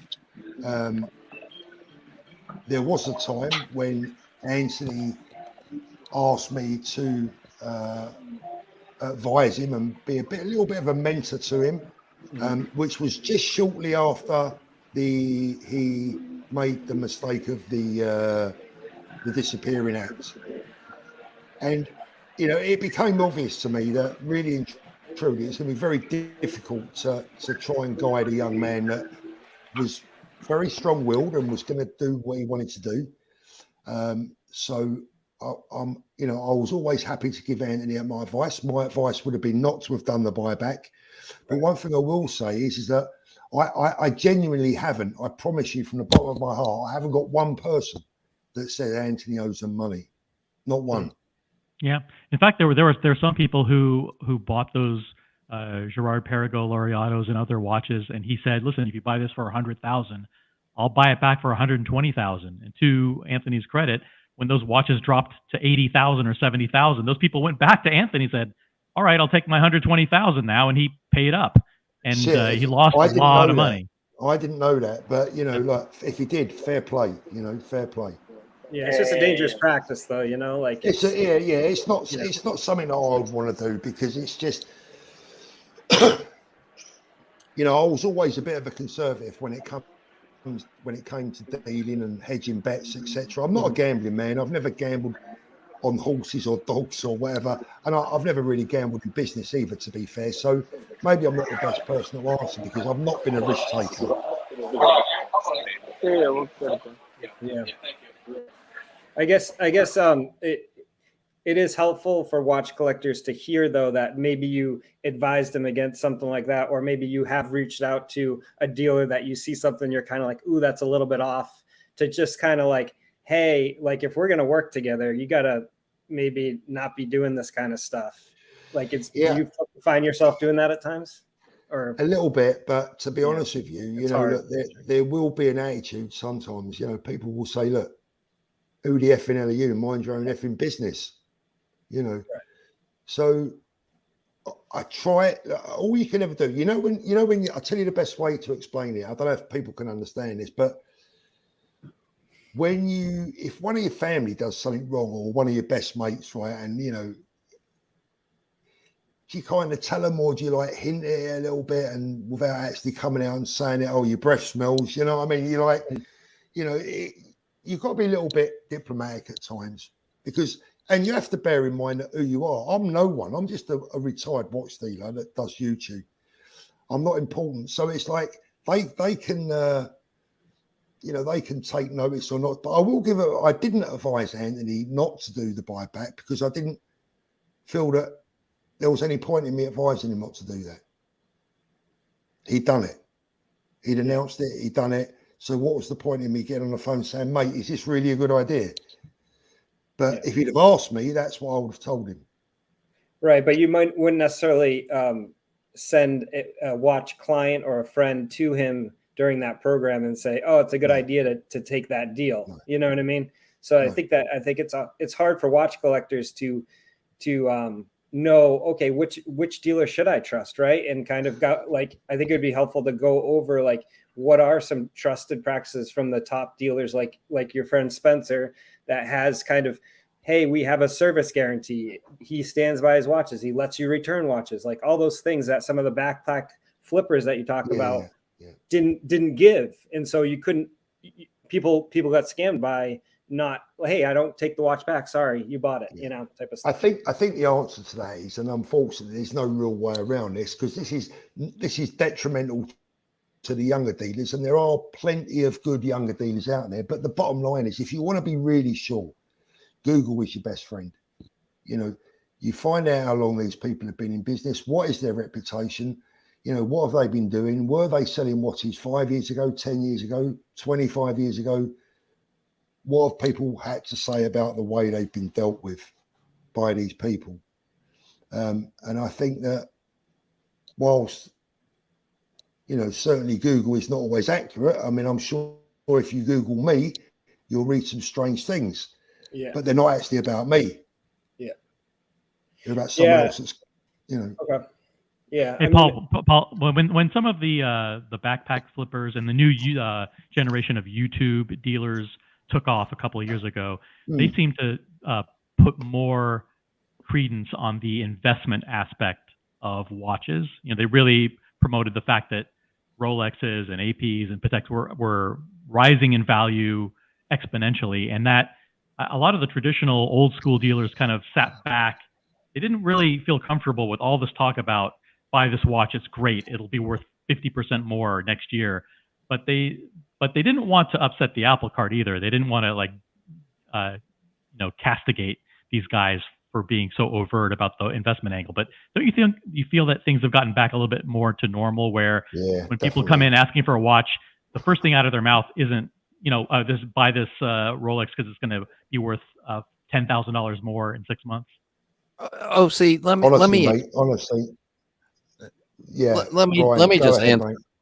let me answer for that, because I'm a consumer. I'm on the outside looking in. And if the first time I see a YouTube video with the dealer, jumping with their Louis Vuitton backpack, jumping into the Ferrari or the Lamborghini or the whatever, I'm like, I'm done. I'm not buying from them. They're more interested in being a douchebag than they are in actually spending time to learn about the product and invest in the product and invest in photography and the customer service of it. So if consumers, and this is something that I was going to ask Paul about, but I'll just say it and let Paul comment on it. If consumers got suckered by these flashy videos and all this hype bullshit, that's their fault. Shame on them. And at the end of the day, what'll end up happening is there will be a shakeout of gray market dealers or YouTube dealers or Instagram dealers, because the money won't be as fast and flashy. Yeah, I think social media in general, but I suppose we have got to separate. It's like Anthony. I wasn't sure at first whether he was a YouTuber or a watch dealer. And it's like Nico as well. Like Nico is definitely a watch dealer, but is also definitely a YouTuber. And it's like where those two meet sometimes, I think is quite difficult. This is one of the reasons why the fantasy channels like Anthony's, like Nico's, for an example, do so much better than channels like my own. I mean, my channel is still relatively small. I spend my life trying to help people, but people are not really interested in help. They're interested in fun and they're interested in entertainment. There ain't nothing entertaining about someone being robbed of their watch. Right. So you have to make a decision. Am I going to be an entertainer? Am I going to be like a journalist? Am I going to be somewhere in the middle? All I wanted to be was me, and that's probably why I haven't got a massive channel because as an older man, I'm that interesting, But what Anthony was doing, people loved that. They loved the Ferraris. They loved the lifestyle, the champagne, the beautiful women and all that. It's good for the channel, right? Well, but I think that the hard part with that is that it lends itself to people thinking that being a watch dealer is a good thing. It is easy, right? So, I see him doing it. He just marks it up $500 and then flips it out the door. That's easy, right? And not being fiscally responsible, yeah, right? And being flashy like that, it seems like, oh, this is the easiest thing. If he does it and he's driving a Ferrari, I can certainly do it without doing that. And I think that that's the danger in that kind of approach to it. I understand like the entertainment part, but when it's considered to be a real dealer, right, from watch people like buying watches from him, he's a legitimate business, right? It's not just like him. This is my lifestyle. He's doing a watch business. And I think that that's where it's tricky for customers, right? Very tricky. Then I go back to what I said earlier on about the first time I met and he was totally different to the personality that you see on screen. Yeah. And that is like, so you it's like, is it the same? It's like Nico is completely the opposite. Nico is exactly the same in real life. Yeah. What you see with Nico on the channel is what you see in real life. But not everyone's like that, It's like some people are genuinely different, a lot different. Yep. Casey Jones Brooklyn, $2 super chat. Paul, do Rolex hype watches look funny on boomers? What's a boomer? Is that an American term? That's an American term. Yeah. Anybody born 1946 to 1964, 65. What years? 1946 to 1964, 65. So they're getting on now then? Yeah. Yeah, they're pretty old. Yeah. We might call them Gizas. They're like 60 and up, 60 and up basically, right? Hey, and Billy Piccolo, thank you so much for the $5 super chat. I'm very disappointed that Tim didn't make the public aware of this before. And maybe some other people would notice, then get scammed. Oh, look, I mentioned it. This Billy. is the thing. Everyone was put in a difficult position. Yeah. Yes. I was told that this guy is going to be getting his money back. I didn't know how, but I was told to, hey, just be quiet and we'll work things out. But when the thing happened again, look, I had no choice, and obviously, going forward, I would not be keeping something like this secret anymore.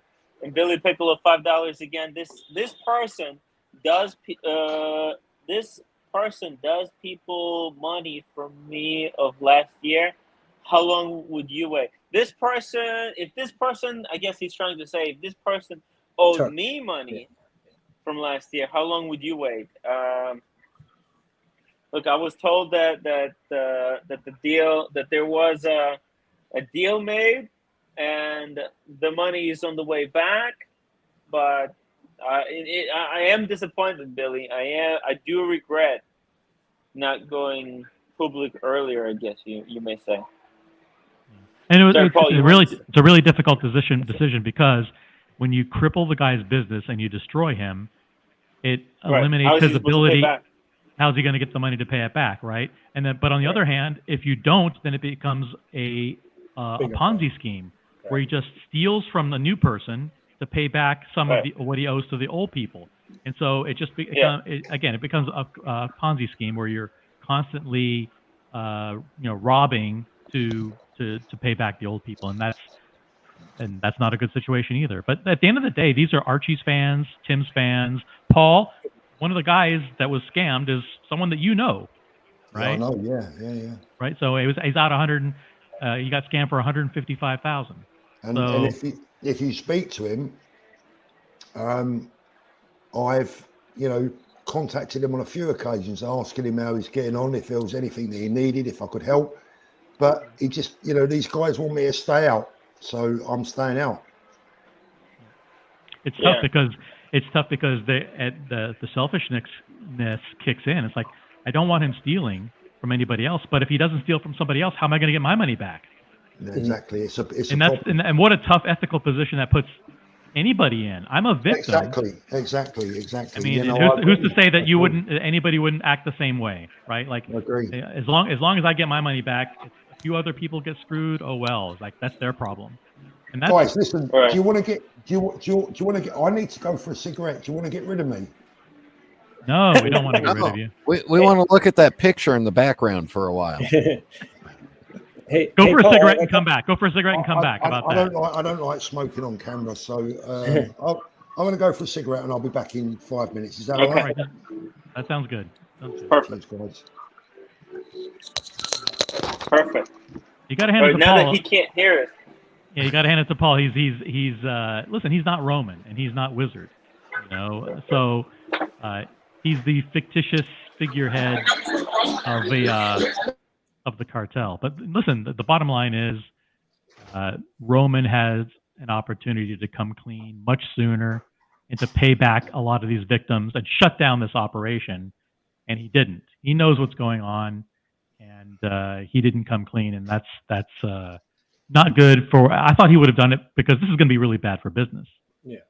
Yeah, I think at some point there is responsibility when your channel grows and has the audience that it does to kind of at least you can at least warn people about stuff and say, hey, if you're dealing with people and they're doing this, be careful, like that, make sure that you're checking on this person. I've heard about this type of thing going around. At least be vague about it, helps a little bit to watch collectors, but it's a tough situation to stop.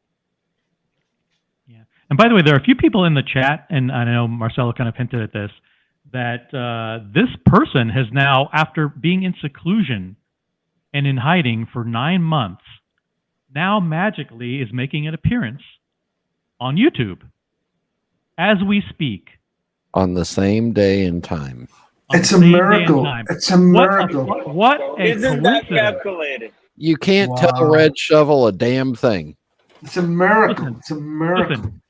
Listen, these are, I don't know what's being said on that show, but listen, if Archie is giving this guy a platform to explain himself and they're going to soft cock him after he stole hundreds and hundreds of thousands of dollars from Archie's fans, that is inexcusable. I am just so glad. I am just so glad that Archie aligns himself with scammers. Red, I'm sorry, what? I am just so glad that I never sent the Wizard that £20,000 for the Omega watch that I was going to buy. There's a lot. There are a lot of people who are victimized, sending him deposits for Omega 321s. Yeah, because he was going to get me that gold, the Gold Seamaster at a discount, and it was basically something like 20,500, and me, the Wizard, and Parm had a chat after one of Tain Ticker shows, and we were going to do a deal on that watch, so we were. But I decided not to, like, in the end. I'm so I want to tell Jose. No, he's actually playing now the victim, and he's like, oh, I got the scam, and I am a good person, and guys, don't be angry with me or whatever. He's like, this basically bottom line that he's doing. No, this is the scammer playbook, right? Whenever you get caught, you play the victim, and then you say, listen, how dare you come after me? I'm having health problems, and I'm doing this, and I'm doing that. Yeah, don't fall. This is shameful, absolutely shameful. Boys, can I just say one thing? The golden watch stealing for me, and this is without mentioning any other names, without going into any other details, right? This is the bottom line. If you play the game, you pay. 100%. The same. I mean, when Oshin owed the $11,000, he was skewered by you, by Nico, by everybody for, listen, you owe money. The first thing you do is pay it back and then argue about the details later. Can I just Right. say I never skewered a Sheen. At the end of the day, I was in the middle again. I was in the middle of two people that I didn't want to be in the middle of. I tried to sort things out between them. One party wasn't so keen on sorting it out, but the bottom line is that I can't defend anyone, even if they're my friend. I can't defend someone if they owe someone money. No, it's fair enough. But what I find to be really, really, really disappointing is that Oshin owed fraction of a fraction of a fraction of a fraction, and Nico Leonard doxed his address, sent out basically a mob after him because he owed money. Yet when this dealer owes money, it's just absolute, because like when the customer owed money to the gray market, the whole gray market united. They had people from every country blacklisting or saying something bad about a Sheen. But when it comes to now the shoes on the other foot, this gray dealer owes money. Everyone's just No, first of all, don't talk Tim, about it. first of all, I don't class. I'm not fair if it's. I'm not sure if this is accurate to say this because I'm not an American. Mm-hmm. I don't deal in the American market. I've never heard of. Yeah. Do you know his name? He's Canadian. He's Canadian. Okay, so I don't know. I don't know if he's what I would call a proper dealer or just a someone that wills and deals, right? I don't know. So that's the thing. The other thing with Asheen is that I tried really, really hard, so hard you wouldn't believe it. It became draining. I've got to answer a couple. There's a super chat there. Paul, do you think you owe Asheen an apology? Not in a million years do I owe an apology for anything. Not in a million years do I owe Asheen an apology for one single thing. I tried very, very hard to help him. Look, he feels a little bit betrayed because what happened is that he sees it as you standing up and having a gray market back interest. I never try and catch up on a couple of these questions for Paul. Listen, guys, this is your opportunity. Like Paul came on and said, "Listen, I want to deal with all the critics. I want to be grilled." Yeah. He said, "Listen, it's all fun and games, but in all seriousness too, if there are real serious questions out there, super chat them and I will answer them. This is your chance, guys." George Varghese, $5 super chat. Paul, have you received any compensation for providing contacts or clients to Roman or any other secondary reseller member, directly or indirectly? No, never. Not a penny. What the hell's wrong with you? Because I wouldn't accept it anyway. Safety Fast says this wizard guy is now claiming that he owes hundreds of thousands of dollars, blaming fraudsters in Hong Kong. Oh, how convenient. Of course. Yeah, it's somebody else, of course. Yeah, it's other people's fault. It's never. Billy Pickle, $2. Can I just go back? Sorry, go on. Read that out. Go on. Yeah. No, he's just saying it's bad for all watch dealers. And Casey Jones, $2. Paul, do you think you owe? Oh yeah. We read this one. Sorry, that's good. Here's the thing. I think one thing that everyone outside of the dealing community needs to understand, and don't forget, I'm outside the dealing community myself now, is that everyone is responsible for their own actions only. It's possible to be friendly with someone, and this has always been a sticky situation for a lot of watch dealers, because I remember when I first started my channel, I invited one of my customers. I thought she will make a great, interesting interview. And I brought on a lady called Kate Cray to my channel because she was an old customer of mine. I'd dealt with her for years. And I thought she'd be a really interesting person to have on the channel. And the reason that she will be interesting is because she was married to the one half of the most infamous criminal gang the UK has ever seen. She was married to a guy called Ronnie Cray, who was everyone in the UK will know about them. Okay, and I got hammered for it, saying, "Oh, is this the company you keep?" Look, it was an inch. You know, I do you know a guy called David Miscavige? Have you ever heard of David Miscavige? Yeah, it's the head of the Scientology. Scientology. Yeah. He was a customer of mine. He used to come to my store regularly. He'd pull up outside in his limousine, in his big black limo, and he'd have a bodyguard standing on all four corners of the car. And he'd come into my store and he'd chew the fat about watches, and we got to know each other watch-wise quite well. And then I was telling someone about him one day, and he went, "Have you read about this guy?" And I was like, "No, I know he's the head of Scientology, but that's..." I said, "Read about him. You don't want to be in this guy's company. He's a customer. I'd have had him on the channel if he'd, you know, if I was doing YouTube. Then he would have made a great person to bring on the channel, right? So just because you know someone, or because you speak to them, or because they're a customer, you're not responsible for their lifestyle or what they've done in their past. So I think a lot of people need to stop blaming or associating with person A with person B just because they talk or they know each other or they've done a collaboration video. Well, let me give you an example, Paul. Let me give you an example. Shall I? Okay, look. Let's just do a hypothetical, okay? Let's say OC wants to sell a wristwatch, right? And someone comes to me and says, "Hey, do you vouch for OC? Is he someone to be trusted?" And I say, "Yes, I put my money. I guarantee it. OC is trustworthy." Okay, and then that person sends OC a watch, and they never get the money from OC, right? And then that person comes to me and says, "Hey, you vouched for me. You vouched for OC.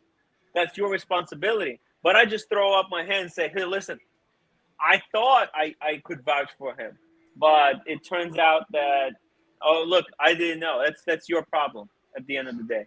In the I watch just thing vouch world, for people, but I don't actually. okay, I'm so not actually responsible. in our world, there are two different types of vouching for people. Mm-hmm. You know, someone could call you and say, "Do you know Tim Wright? What's he like?" You go, "Yeah, he's okay." That's one kind of vouching for him. Should I sell him a watch? Yeah, he's fine. Sell him a watch. Then there's the other type of vouching. "Do you know Tim Wright? He wants to take a watch from me. Are you going to guarantee him?" What do you mean? Are you going to guarantee if Tim Wright doesn't pay, are you going to pay? And you have to be very clear about the guarantee, whatever guarantee that is, because, you know, listen, just because I've met one, you know, Tim, if you go out tonight and bump into John Travolta, it doesn't make you an actor, right? No, it doesn't. You know, and if someone walks up to him and says, "Hey, what was that Tim guy like?" and John Travolta says, "Yeah, he was a nice guy," doesn't mean to say he's vouching for you. Yeah, I guess Now it's you see it. so a good example, Tim, eat something for a minute. A good example would be I sit here on your stream all the time. What if I went to people and said, "Hey, let's do a deal," and I started screwing people just by being on your stream? Right. Yeah. Buyer That's one thing. Yeah, but I don't have Brian. I didn't put a painting of you on my in my background.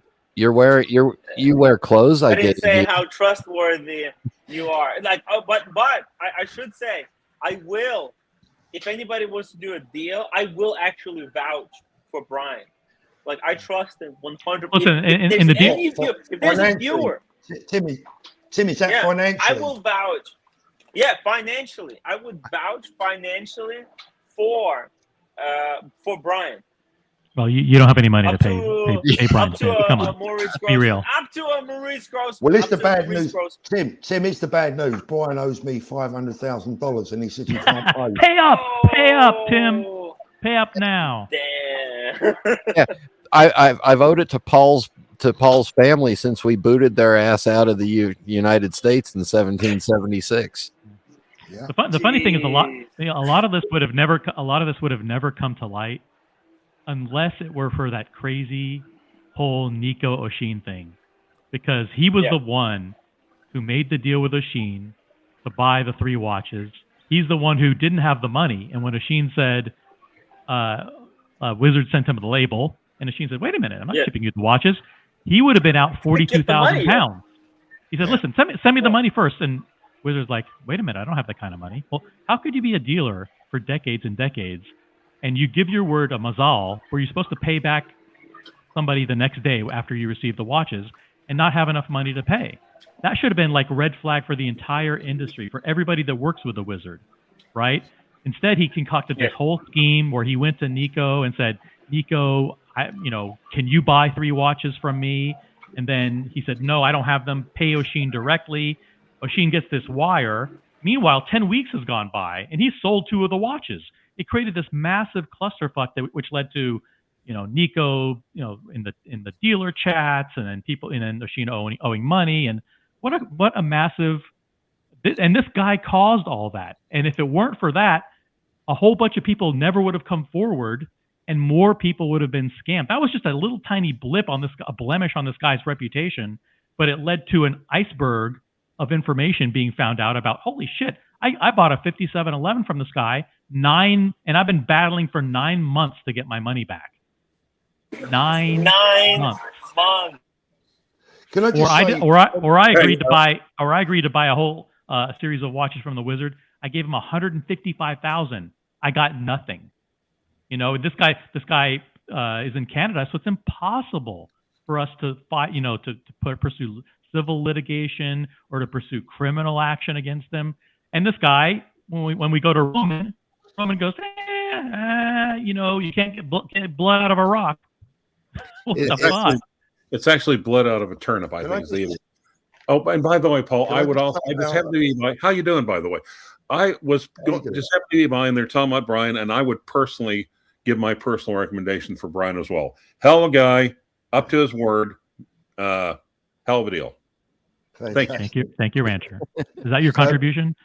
Can I just go back onto Oshin for a minute, because I want to make it clear, because he'll probably get to see this at some time. My message to Oshin is this: is that, look, mate, Oshin, if you're watching this, I never, ever, ever had a bad intention in my heart for you.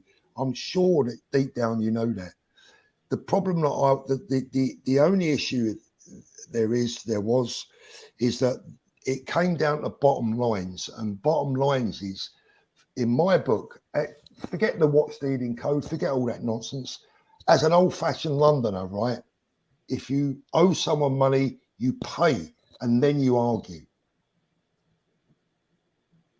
If you owe someone money, that's it. That's the bottom line. You have to pay them, and then you can kick up a fuss. Once you've paid them, you can kick up a fuss, and for me, you're in a much stronger position. And I just wish that it had have all been sorted out. But I've certainly got nothing to apologise for trying to help someone, because all it bought me was a load of shit.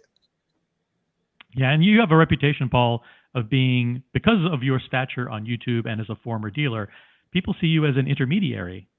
They come to you with issues, and then the kind of guy you are, you take them on as your own personal issues, and you try to work with this person and this person and this person to try to solve them. And that's part because you believe in the goodness of the industry, right? And you don't want to see the industry being tarnished. So yeah, exactly.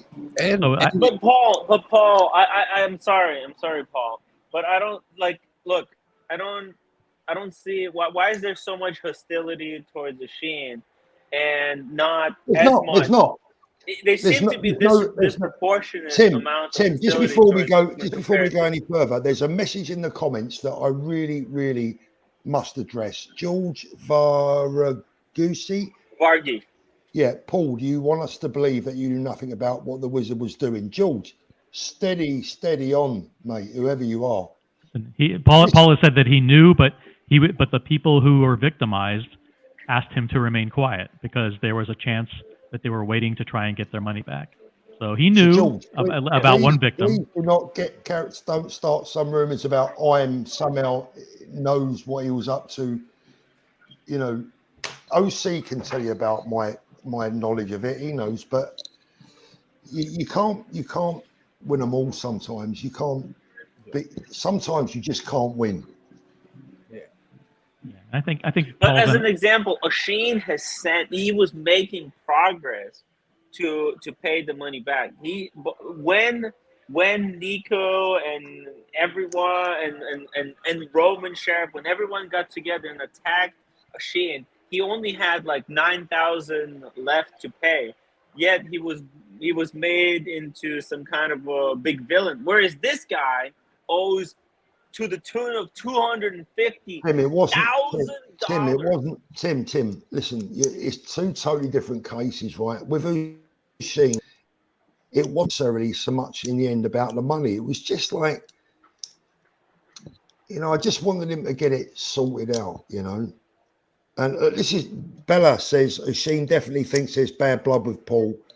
He said it on one of the last Tim Wright streams. There's no bad blood with me, with O'Sheen.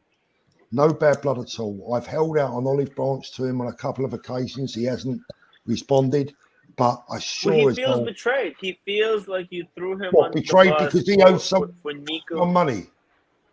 Tim, O'Sheen felt betrayed because he owed someone money. Are you for real? But he was paying back. He just needed a little bit of time. What?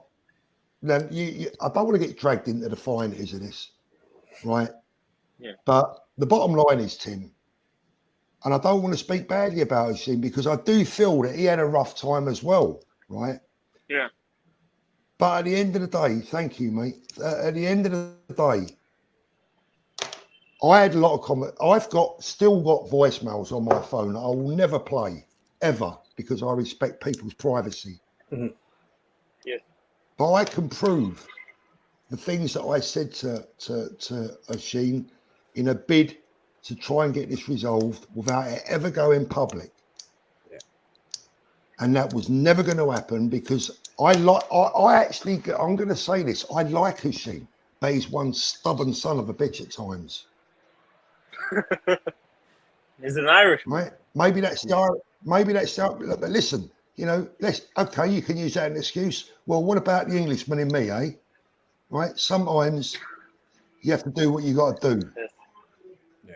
And for my money, I would make up with O'Sheen tomorrow, right? But he's got to at least look me in the eye and say, Paul, I do appreciate that you was only trying to help. Maybe he doesn't see how you tried to help because he believes you sided with Nico. Maybe I didn't side with. I just want to make that clear as well. I did not side with Nico. I sided with someone paying a debt, and that could have been Tim. If that was you against, not that I've got one, but if that was you against my brother, I'd side with you. Mm-hmm. Yeah, guys, this is your last chance to. It's late where Paul is, even if it's Friday night or early Saturday morning. If you want to ask Paul a question, please put it in the chat. If it's just a regular comment, we probably won't see it, to be honest with you. Just a small super chat, just so it can be highlighted, or else we won't be able to see it. But listen, he's come here. He says no holds barred. Any question is a fair question. I think he's been a gentleman under fire for the last hour, almost 2 hours now. So, guys, don't complain after the interview is over that no one had a chance to ask the hard-hitting questions. This was a soft cock interview. Was this a soft cock interview, Paul? Wait, let me ask Paul something because I want to call him out on something that he said earlier. He said he doesn't like smoking on the streams. Paul, why don't you admit it? You're not man enough, and your wife tells you to get your ass outside to smoke because you're not man enough to tell her I'm the king of the castle and I'll smoke in my damn house if I want to.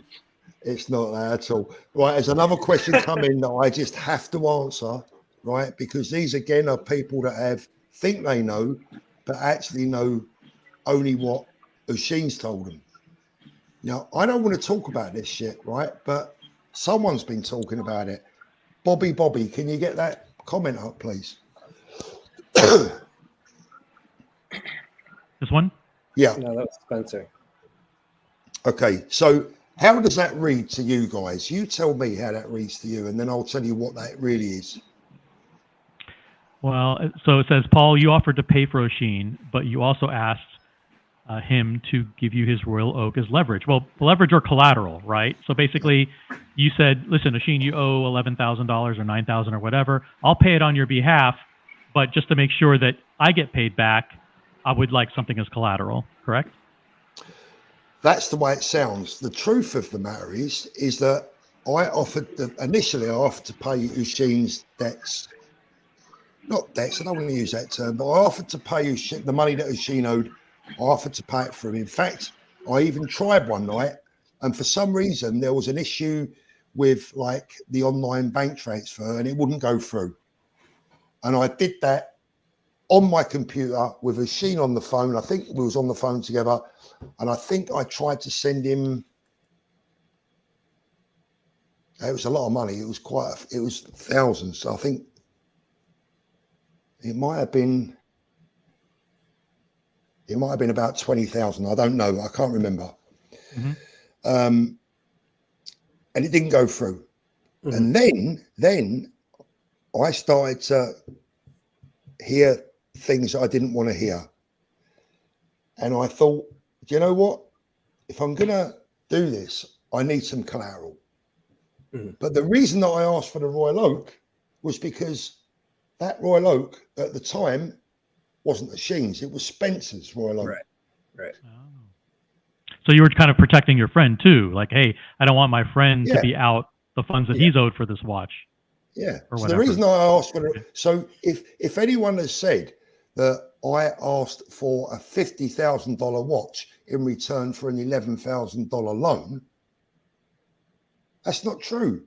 I was asking for a watch that wasn't his, that actually belonged to my friend, or mostly belonged to my friend. I think only part of it had been paid for. Yeah. And in any case, even if I'd have asked for his house, there was no danger as long as I got my $11,000 back. Yeah. Right.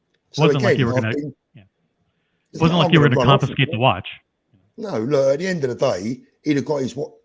You know, I've taken in dozens and dozens of watches as security over the years. You won't find one person in the world who didn't get it back. And if they're out there, please tell the world about it. Oshin, Paul, any chance that you and Oshin will be making up? $2 super chat from Casey Jones, Brooklyn.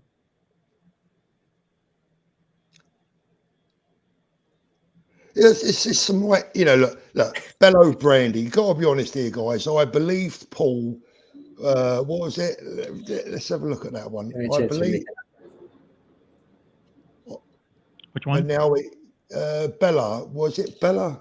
Bella Brandy. To be honest, guys, I believed Paul up until this point here. Now Paul seems to be answering questions shady. Okay, well, Bella, do you really think, can I just say, you got to get up earlier if you think a message like that is going to fool me. You never believed that in the first place. You're trying to wind me up. I just want you to know that I know you're trying to wind me up, and I think it's funny. All right, how about this to wind you up? Kent Daigle, $5 super chat. Has the new jet ski arrived? It's arrived and sold. Wow. He's a flipper. He's flipping jet skis now. Can I tell you something about that bloody real quick, thing? Mark Bowman, £5 super chat. Well said, Paul. The governor who's always wanting the best for the community. Thanks, you, Mark. Appreciate it. Let's see, who else do we have here? Ticking Time, $20 super chat. Paul, thank you for coming on tonight. True sign of a gentleman. Both you and Oshin have valid points, but the truth falls within a gray area that will never become clear. I hope for peace someday with all. Cheers. So do I. Oshin, if you're watching, send me a WhatsApp message. Let's make it up and shake hands. I'll even fly out to Venice and come and see you. By the way, is there a chance that you'll go to Watches and Wonders, Paul? No, I'm going to Newcastle, so promised the guys I'm going up to Newcastle to see him. So that's what I'm going to do. Paul Thorpe is too big of a fan of Red Shovel. He's too good for us simple folks. They're going to Watches and Wonders. Red Shovel $2 says, yeah, more chance of me, Tickers, Parm, and Andy making up than Paul and Asheen making up. Okay, those are not good odds. Not good odds. Paul has Rolex blackballed you from Watches and Wonders? No. Listen, I'm not sure they'd be particularly pleased to see me. The head of Rolex UK, I did say that he wouldn't want to be in the same room as me. Bobby Dazzler, kudos to Mr. Thorpe for having the balls to come on the stream. No mobility scooters in sight here. Oh! Yeah. Hey, Paul, Paul! I have a question that's didn't not happen. related. To change the subject a little bit, do you know if dealers are working directly with ADs still, like the big ones, such as Booker or those, in terms of moving pre-owned stock for the CPO? Have you heard any whispers of that kind of stuff going on? No, all the relations we all had relationships with ADs over the years, but not anymore. But I think AD grey market dealer relationships started to dry up probably about 2018, 2017 started to dry up. 2018 now. So you haven't heard anything about dealers buying any stock for CPO from gray market or intermediaries or anything? Not heard anything. Not to say that it doesn't happen, because I'm not privy to everyone, obviously, but it's not, the rift between the grey market and ADs now is huge. But is that specifically for Rolex, or is there other brands that are selling, like Omega or some of the lower brands? Are those still selling to the gray market if they're not sold in the store? It's possible, but I think the arrogance of the authorized dealers, that they just think that they can sell anything to anyone ultimately and for any price. Yeah. I had that same conversation with my AD a couple of weeks ago about, when this all calms down, are you going to wonder where your customers went? Right. Yeah. Paul, I have an off the drama question for you. No, really? Yes. By the way, real quick, Kettle Hob Lovers, £2 super chat. Looking forward to seeing you in Newcastle, Paul. See you there. And then Blondie, $5 super chat. Did Roman ask you to appear on his behalf? I can say no, because I invited Paul onto the show today. Secondly, do you think that Roman should publicly apologize or make some statement regarding the Wizard? I can't speak for Roman. If it was me personally, I would. Yeah, I can say that I've talked to Paul about this issue for months and months and months. And if this were Paul that were involved in this, he would have said something a long time ago, and he would have made sure that everybody knew. He would have screamed from the rooftops about this guy, but his hands are tied. I appreciate your honesty on that, because people sometimes they know a bit of the story, but then sometimes there are people that know a little bit more. You understand? Yeah. Blondie, thank you, appreciate that. Thank you for the super chat. But no, Roman didn't put him up to appearing on the show today. As a matter of fact, is it fair to say that since, I don't want to say that this has been the cause, but you and Roman haven't been on the absolute best of terms over the past, since the last time you saw him? Yeah, no, we're fine. No, we're fine. We spoke last night very briefly. I mean, when I say spoke, it's usually WhatsApp. We WhatsApped last night very briefly about something completely different. Roman wanted me to go to Miami. Unfortunately, because of something that I'm heavily involved in that will be being announced soon, I couldn't get to Miami for the show. No, we're fine. Absolutely fine. Paul's opening up a jet ski dealership. Paul, what's your opinion on the brick watches, the Dave Portnoy situation? Okay, I've got to be honest. I don't know anything about it, and I promise you, someone was talking about it the other night on this, and I have no idea. I haven't watched it. Okay. All right, Paul. Let me ask you my serious business question with two of your trusted dealers. Mm-hmm. Are you ready? Two of your London-based trusted dealers look like they're expanding their retail footage and putting a lot of remodeling and rebuilding and expanding. Yeah, big time. Yeah. But yet it looks like maybe the market might be, maybe we've settled into this new correction. Are you worried that these two guys, one of which you treat like, you treat him like he's your special needs older son that, needs to be held and dragged around, and he gets lost occasionally. But are you worried personally that they may be overextending themselves and maybe the market can't sustain their new monthly nut that they have to meet?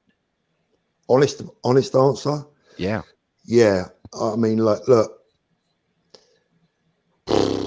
they're brave. They're both very brave. I think both had committed to doing what they're doing before the market corrections. Whether they would have done the same thing,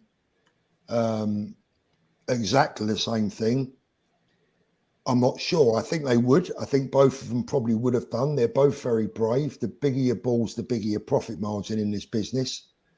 And they've got big balls, both of them. I always preferred a smaller, tighter ship.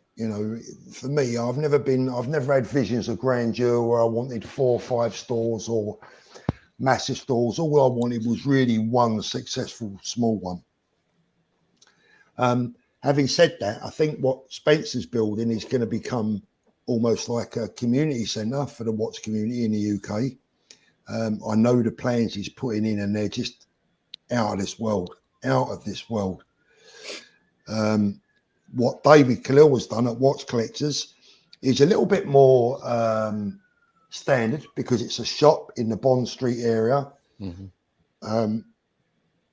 But Jesus, the outlay to have a property in an area like that is eye-watering. It is just unbelievable. It scares the living daylights out of me. Yeah. And I just want to say also, I met you and Spencer at Watch Pro, and you were giving it to Spencer pretty good. And Spencer was just a true gentleman the whole time and didn't give anything back. So when you say he gives it back just as good, I'm not so sure. Oh, you don't know. You don't know. You don't know some of the things he does to me. Honestly, he does some. Me and Spencer have a fabulous relationship. He's a very lovable individual. I do believe that he accused you of being dressed up as a traffic cone one day. He does. I mean, he gets to me in other ways. When my football team loses, he's the first one on the phone to give me a bit of stick, even when I'm feeling down.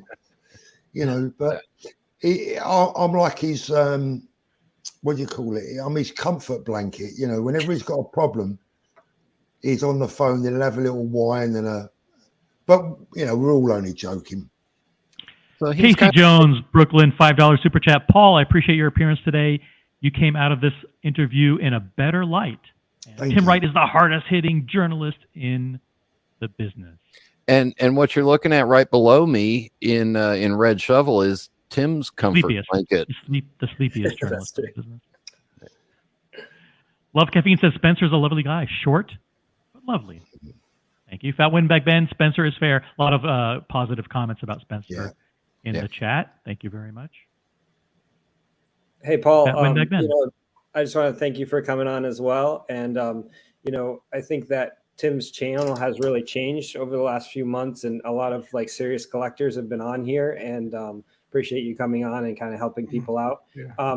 One thing I just wanted to mention to you, and it was a concern, Andy Binns actually got robbed recently, and he brought it up. And something that came to my mind is that it's potential that robbers might be using some of your Rolex robbery info to kind of target collectors. And with the internet now, people have to be careful.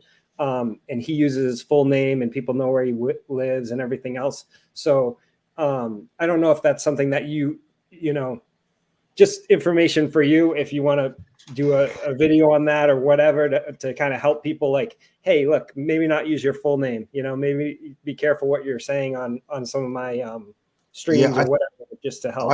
Thank you for that. It's a good point. I spoke to Andy briefly on the phone last Saturday, I think it was. Obviously really horrible, but I think Andy was actually, from what he said to me, is that I think there was a different motive. I mean, he had a watch stolen, but I think he believes the actual motive wasn't necessarily watch related. It just happens that the watch was there and unfortunately was stolen. It's always a difficult thing because there are a lot of things that I don't report because I don't want to give people with bad intentions the heads up. At the same time, if you don't warn people, it's like when there's a scam going around and you think, do I put this idea in the criminals' minds or do I warn people about it? Yeah, it's a balancing act, I heard about one the other day where somebody had given a dealer a watch, right? Or two watches, sent him to the dealer, said, oh, do you have the watches? Yeah, you have the watches. Okay. And then the dealer, he asked him, oh, are you home? Do you have the watches? And the dealer said, oh, I'm out. I'll be back and I'll check the watches. The dealer got broken into to try to get the watches, but the watches weren't there. But there could be scams like that with insurance fraud or other things that, people are getting sophisticated with this stuff and targeting collectors. So, it's going to get worse as the channels get bigger. And it's more widespread that people know about watches. Thank you, Blondie. By the way, I see that message. Thank you very much. Guys, listen, I'm going to go to a bit now, but I want to tell you guys something, is that please keep an eye on my channel within the next couple of weeks. Something huge is happening in the watch world, and I'm really, really proud, super proud of what's being achieved. I think everyone's going to be surprised. And someone asked me the other day when my... How long have you been working on this project, Paul? Nearly 3 years. 3 years. Yeah, and it's very, very close. The culmination is about to be announced soon, is what you're saying? Well, Paul, there's going to be some announcements soon. Yeah. Sorry, Brian, go on. No, let me just clarify for you. Tim Wright has the smartest chat in the watch hobby here, and we all obviously subscribe to your videos. Thank you very much. Thank you. I mean, like I have myself and other people as well, but certainly I speak for myself. I've spent nearly my life savings on this, so it better bloody work. But it's for everyone's benefit, and I just hope that people appreciate the work that's gone into it, the effort, the time, the travel, the money, the sincerity. This isn't just about myself. It's not mine. It belongs to a number of people, but everyone has good intentions in their heart. And I tell you, it's going to change the watch world forever. Is there any truth to the rumor that it is a Paul Thorpe edition Zero West watch? No, I know what it is. It's a modification to make every watch a left-hand drive if you want it. That's it. And you have to wear an orange shirt as well. Yeah. Right, cool. Well, please come back on when the announcement. Please come back on when you can and make an announcement here. Always happy. Guys, thank you so much. I'd like to say thank you to the vast majority of your viewers for giving me a little bit of an hard time, but also asking the right questions. Thank you so much for that. Very few trolls tonight, actually, believe it or not. Very few, yeah, very few. Thank you guys for having me on, and peace to everyone. And Usheen, if you're watching, drop me a WhatsApp. Let's bygones be bygones, and let's make 2023 a good year for all of us. Hey guys, come on.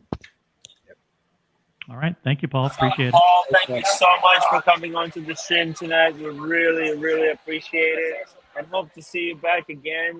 As you know, we don't really blame you for any of this, but I think together we can make a positive change. All I want is positivity. That's all I really want. All right. All right. Thanks everyone. Appreciate it. See you guys. Thank you. Have a great night. Look after Have a great yourself. weekend. Have a great weekend. Bye-bye. Bye bye. Bye bye. Bye bye. Thanks, Paul. There you have it. Paul Thorpe. And for once, I'm on with all the smart people and Red Shovel. Red Shovel was awfully quiet the entire stream. Yeah. Very quiet. Yeah, it was just sort of. He was thinking about the phrasing of those hard-hitting questions. Yeah. What was there to say, really? What could you really add? Yeah. Well, but the thing is, you're actually closer to Paul and Spencer than any of us, in the sense that you're a customer and you're physically located right next to them and see them all the time. So, you're personally invested in the relationships that you have with Paul. The physical proximity makes a difference. Well, you see, you were concentrating on a couple of topics there that I didn't feel as if I had, expressed knowledge of. The only thing that I would perhaps get at Paul about, it would be the constant sort of him talking the market up, slightly. But that's the only sort of criticism I really have of Paul. Yeah. To be honest with you. You mean always, for example, supporting the notion that buy the dip, we reached the bottom, prices turned around, is never a better time than right now to buy Rolex, that kind of thing. I put a clip in the a community forum there today, and that is basically Paul's default position on the market price. We have reached the bottom, and there's a little sort of climb. He's been saying that for the past 2 years, or he's been saying that ever since there's been a talk about like there's a dip. Yeah, I think with YouTube too, there's always the you're either the market's crashing or the market's flying up. There's not a lot of it's kind of in the middle. You can't be that way for too long. It doesn't sell. You need the market's crashing, big titles, and you need the markets go into the moon. Everybody buy the dip. It's kind of like the way YouTube is. It's like that with the stock markets. If you read the headlines of everybody, it'd be like, oh no, it's a catastrophe today. And then tomorrow it'll be like, everything's through the moon, it's just the way they sell you clicking on the video, unfortunately. I watch Paul's videos in that I know that he has a relationship with various grey market dealers. Yeah. So you watch the video with that knowledge in the background that he has a vested interest in the likes of Spencer, the likes of Edinburgh Watch Company, all those people, and you take from it. You take the rest of it from it.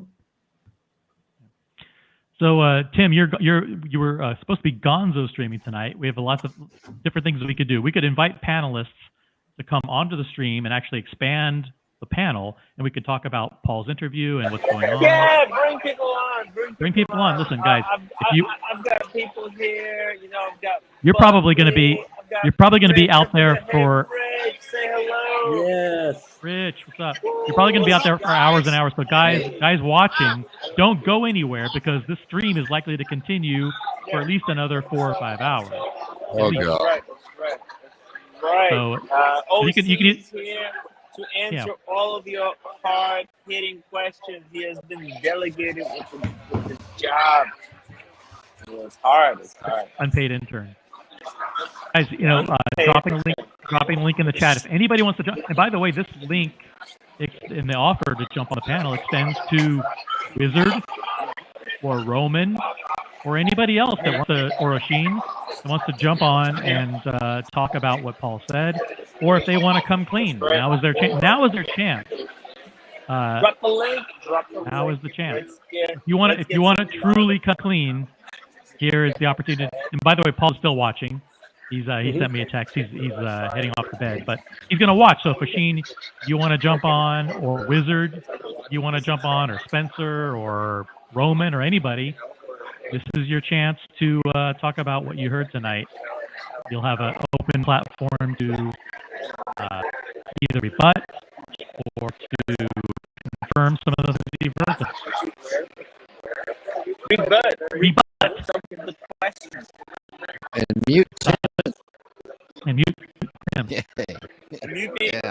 And the audience was very, very good. We had a lot of people who came over from Paul's stream. A lot of Paul's supporters who came on. Over 250 people watching. Take the opportunity right now to upvote the live stream. Click on that little thumbs up button and show your support. And I want to thank all the people for super chatting as well. Fat Windbag Ben says, drop the link for the Wizard. We did it. We dropped the link. He can come on. And face the music. But he's not going to. You know he's not going to. He's not going to come on here. There's no way. He could. Billy Piccolo, $5 super chat. This person is saying he owed $400,000, and now he owes $250,000. This is crazy. If Timmy didn't speak up, this might be $800,000. Correct, Billy Piccolo? Listen, the time had run out. The sand in the hourglass had run out for this guy. We couldn't stay silent any longer. For those of you who know me, I've dropped hints in the past, and I've done my part. I think I did everything that I could within reason without getting hit with a slander lawsuit. I think you've done very well, I think you've done very well, then. I think you've done very well. I tried to warn people not to ship their watches to this guy and not to send him a dime of their hard-earned money. And hopefully I protected a lot of people, and I've saved hundreds of thousands from being scammed. But it could not be. We couldn't stay silent any longer. The slow paying stopped. Roman really didn't do what we really wanted him to do. Was it unreasonable for the victims to expect that he would step up and pay them off? Maybe it was reasonable. But at the end of the day, they were duped. They were convinced that this guy was backed by Roman, that Roman vouched for him. They should have checked harder. They should have done more reference checks. But at the end of the day, they're out a lot of money. And all we can do is hope that somehow somebody steps up and fixes this. Are you kidding me? This person can pay back tomorrow if they wanted to. Roman is a gazillionaire. He should take responsibility for this. Pay back the people, and he should have the payment plan with the Wizard, not all these guys that were scammed who are part of our community. Right. And listen, I gotta say, I don't know what's going on the other shows, but if Archie and those other guys are giving him a platform for excuses and they're not holding his feet to the fire, then they should be absolutely ashamed of themselves. It's his fans. It's Tim. It's your fans. It's Archie. It's your fans. Archie doesn't who care. are scammed Archie by this doesn't guy. Care. Archie is pro scam. He is the scammer. I know that he's the scammer. Let's not go. Let's not go pro. there. Well, listen, I will go there because this is a pro. He is pro scam, making excuses for the Wizard, giving him platform, creating defense. He didn't have the money. He can't pay back right now, dude. It's like he got the money transferred to him, and now he says he can't pay back. Are you fucking kidding me? He's got assets. He used that. It's like OC. Let me ask you a question. Okay, If I tell you, hey OC, I'll sell you a Maurice Grossman for $40,000, and you say, okay, good, and you send me $40,000, then I take the $40,000. And I buy myself a couple of Rolex. I buy myself a Daytona, solid gold. And then you say, hey, Tim, where's the Grossman? And I say, where's my watch? Oh, I don't know what to tell you. I don't have any money. I'm broke. I don't have the money. I spent it. I'm broke. I still have the Grossman. I'm not going to send it back to you. Screw you. I'll keep the Grossman. And you know what? I'll also keep the watches that I bought using your money. What is this? Well, first of all, that's false because Grossman is not hype enough for OC. So if I can just ask anybody, there's some people who are watching both shows right now. If I can ask someone who's watching their show who could jump on our panel and just give us a debrief on what has been said, that'd be super helpful. Just because like we haven't been paying attention to what's been said for the last couple of hours on the other side. And if someone could just hop on and summarize some of the salient points. I mean, the people in the chat have been doing a really good job. But if someone can kind of hop on and explain, it'd be helpful. George, great interview, OC, great interview. Hey, I was listening to the whole thing, and while I was getting my tire changed, believe it or not, and I find this hard to believe. Okay, I call me suspicious, but Mr. Thorpe seems like he's washing his hands on the whole cartel, and that he had no idea of what the Wizard was up to.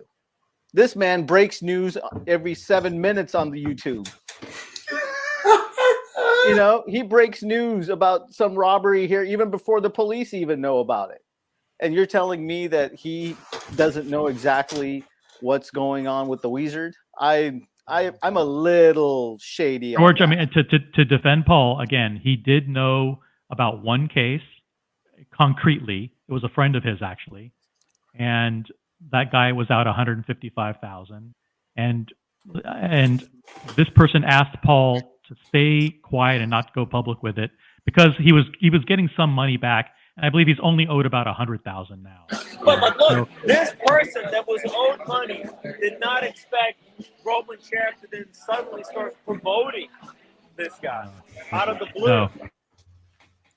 See, go ahead, OC. Go ahead. No, and just one more thing. I do know some of the things that Paul did behind the scenes, and I believe Paul went to Roman and he said his piece, and Roman said his piece. And like Paul said, if this were up to him, I'm sure that all those people would have their money paid back by now. But it's not up to him, and so I believe Paul was an honest broker. He communicated the messages to Roman. He tried to convince Roman to do the right thing. At the end of the day, you know, you can't force somebody to do something that they don't want to do. And Roman does not. At the end of the day, Roman refused to do the right thing. Okay. Let me just surmise what Paul said. He said he had a friend who was owed $155,000, and he didn't want to out him or anything like that. And his friend did not want to be named or gone. That is, you know, let me tell you something, OC. If I had lost that kind of money, it would be all over the news and headlines, to be honest with you. Because the problem is this, is that if he owes me $155,000, you're thinking now it's probably a huge Ponzi scheme that this man is running. Correct? And to say that, oh, he's going to pay me back, I find that really hard to believe. It's just not human nature to say, oh, he's going to slow pay me $1,000 a month for 155 years or whatever. You know, I just find that very ridiculous, to be honest with you. And I just don't believe that. You know, it just doesn't seem right. In fact, George, I have a theory where I actually believe this is just the smoke. And when there's smoke, there's fire. I believe that this individual might be just one of many. That's right. Yeah. Because if you remember, when Oshin was on the stream, he spoke about how Nico Leonard used to, you know, do shady things back in the day, etc., etc. And I think, listen, I mean, if Rose, like, that, it's just so brazen. It was so brazen. Like, yeah. We were talking. This is just the money that we know that the Wizard owes. That's what he's claiming. And if the Wizard says he owes 400,000 or he scammed 400,000, you can double it. The real number is triple that. We know that. No doubt about it. No doubt about it. If he says he owes 8 people, we know that's really 21 people. Yeah. Or 25 people. And you know, the thing about all this, OC, is that like I said, I just find it hard to believe that Mr. Thorpe couldn't come online and say something to the public about, hey, Why you is? know, But be why would you careful. put that on him? Why would you put that on No, him? I'm not, because you know why? Because he's like the cop of the YouTube. It seems like to me, he seems like he's always on whenever there's anything bad or going on. He's always on there, and it just seems like totally disingenuous to me that he knew something was going on, and yet he couldn't have like a little info commercial that he always does about know who your dealers are or something like that. Nothing. Kept quiet under the guise of protecting his friend. You know what I think is going That's to be what I very find kind of interesting. interesting.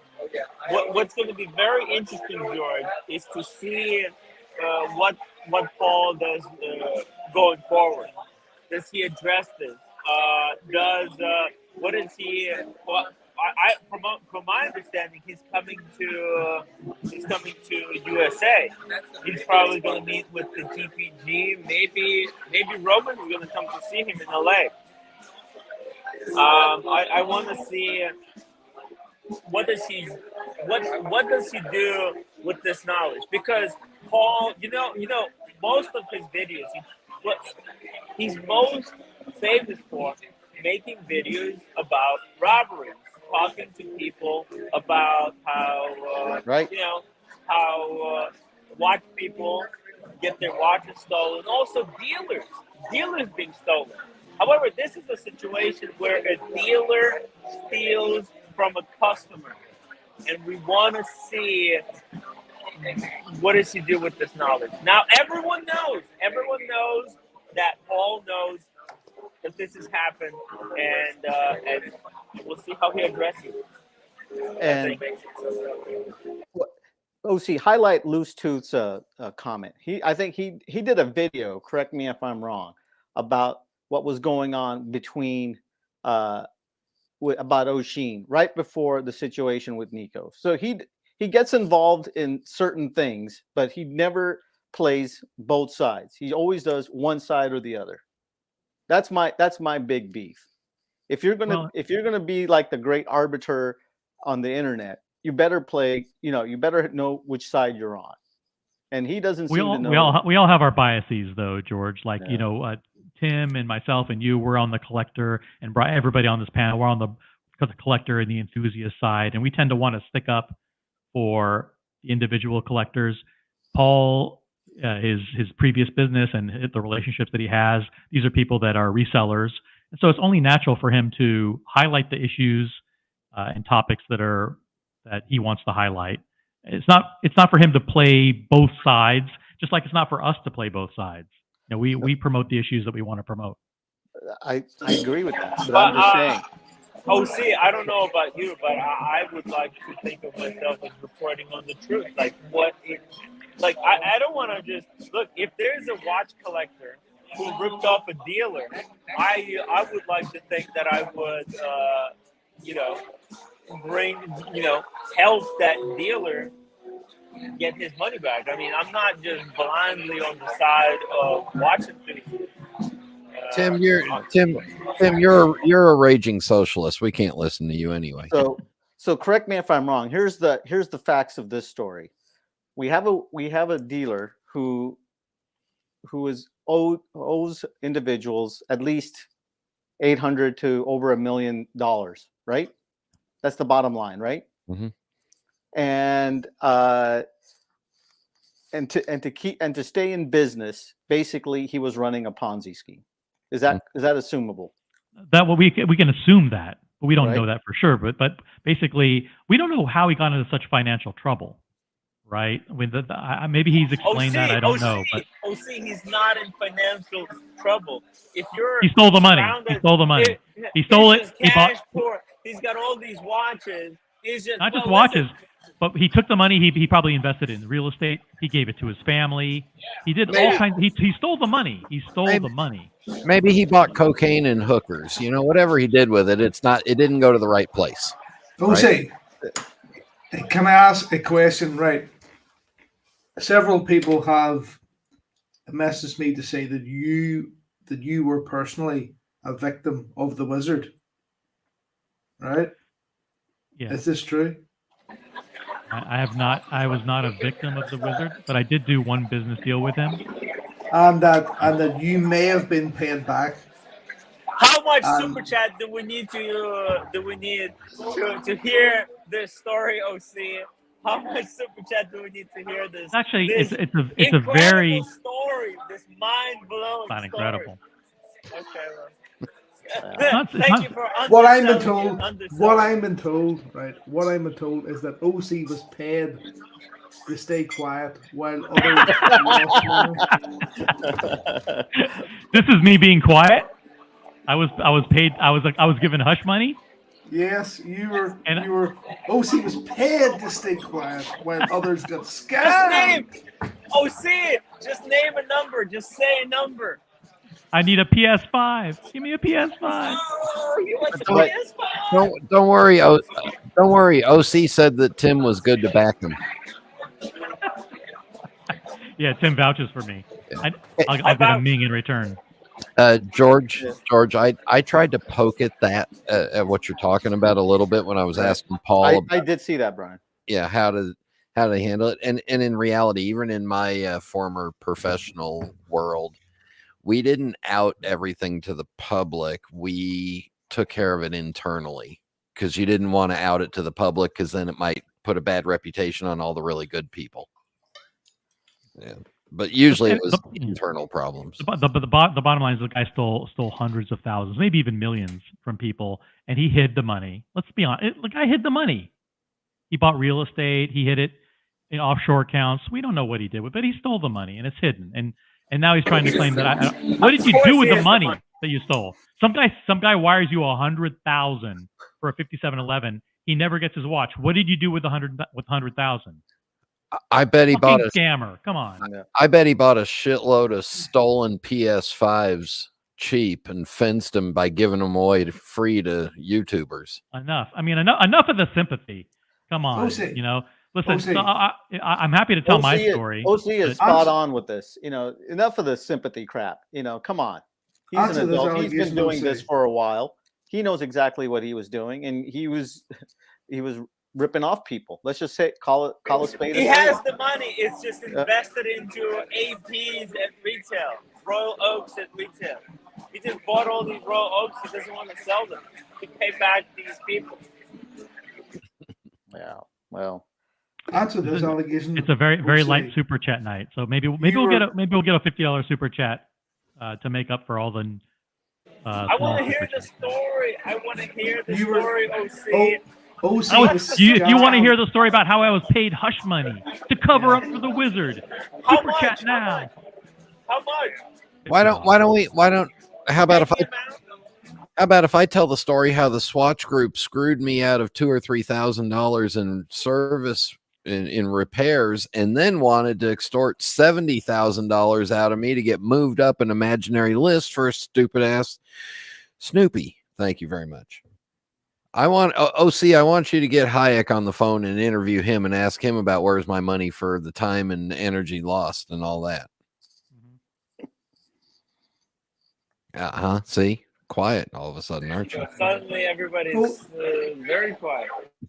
You see, people are texting me to say that OC was scammed by the wizard, that OC got his money back, and that OC only spoke about all the other victims after he had got his money back.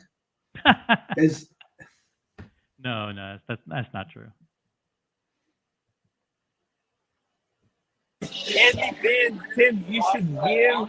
I think he's saying I should give him my PS5 as his was stolen. And I'm actually letting my brother borrow the PlayStation. I don't want it in my house. I'm actually giving it to my brother. It's just bad karma. It's bad karma. Sorry, Andy. If you messaged me like 2 weeks before, I would have given it to you. Is the wizard still in business, or is he out of this business? He's still in business, still scamming people along. Yeah. Wow. Right. Yeah. But it's amazing. It's amazing how he made an appearance on YouTube all of a sudden today. It was amazing. The timing was unbelievable. I was just about to mention that as well. You know how both of these guys showed up at the same time.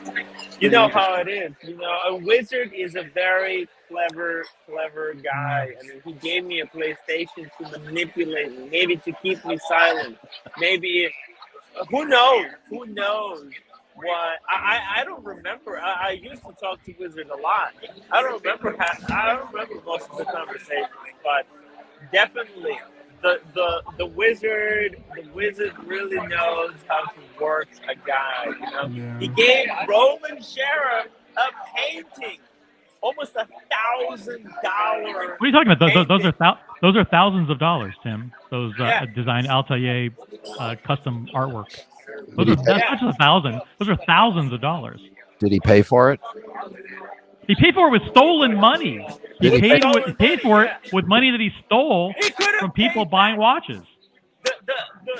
That painting that Roman has accepted, he should give it to the person it's blood money. It's blood money. Stolen. I don't know if it's blood money. Blood money. I'll say it. Blood money. I wouldn't say blood money, but it's so close. It's so close. Tim, it's the same as that truckload of PS5s that he got that he didn't pay for with blood money. Yeah. All I can say is David SW. David SW. Never had. I would vouch never had a problem with David that. SW. Yeah. Never had problem. Never had problem. David SW. DavidSW.com. Never had Jose problem. Fernandez. From David SW. Remember, David H. I remember Wizard mentioning taking quite a bit of opioid pain medication due to health issues. That's what he says, but can you really believe it? I mean, a scammer will use any tactic necessary to get away with the scam. They'll say the family is sick. They'll do whatever is necessary. I wouldn't believe a word. You can't borrow hundreds of thousands of dollars and then say, I don't have it anymore. Are you kidding me?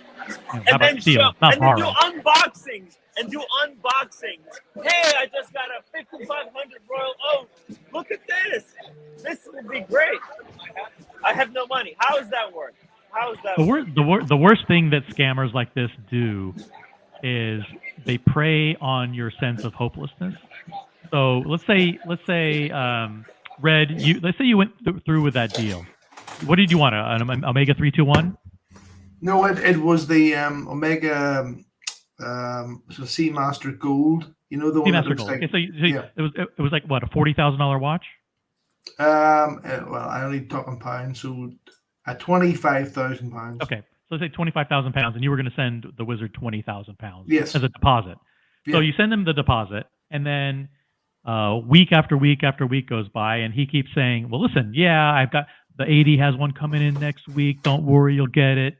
And then, sorry, it didn't come in, but don't worry, I'm working with another AD in Hong Kong, and it'll take a couple of months, but I'll get it. And so month after month after month goes by, and then he finally says, listen, it's going to take a little bit longer. The supply chain issues, the ADs aren't getting any watches, and you're like, wait a minute, I paid you $20,000. Can I get my money back? And he goes, well, listen, it's coming. Tell you what, can I pay you back by giving you a couple other watches in return? I'll pay you back your $20,000, but with a couple other watches that I have in stock. And you're like, okay, I guess so. So you're like, I'll take like a Breitling Navitimer and maybe a Speedmaster or something, and maybe it'll make up for it. Because at this point, you realize this guy's got my money. He hasn't paid me back for months and months and months. He could literally just say no, and I wouldn't have any chance of getting anything back, right? So you're like, okay, I guess I'll take and he ships you a Navitimer that he says is worth $10,000, but it's fucking beat up and old, and it's only worth $5,000, right? And you're like, oh, fuck. He thinks this is worth $10,000. This is like a $10,000 credit against the $20,000 that I paid, and this thing's worth like $5,000. I mean, I just got fucked. but at least it's something. You know, it's like imagine how you feel like being put in that position of being out your cash and being fucked over, getting used watches as payback. Watches that he's scamming from other people, right? Saying taking them on consignment or whatever, or just going out and sourcing like these cheap shitter watches to pay back people that he owes hundreds of thousands to. It's like it's ridiculous. Yeah. Nathaniel Cannon, thank you so much for the $50 super chat. Unbelievable. Hey guys, miss you.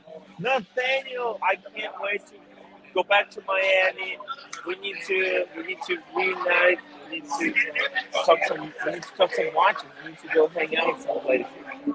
Nathaniel, thank you so much for your incredible generosity. We really, really appreciate it. These streams would not be possible without your guys' support.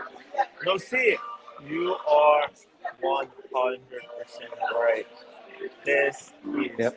Props to OC. He's the one who broke it. You got to give the man credit. All right, so this is $50 for the hush money story. Red, you can question me on it.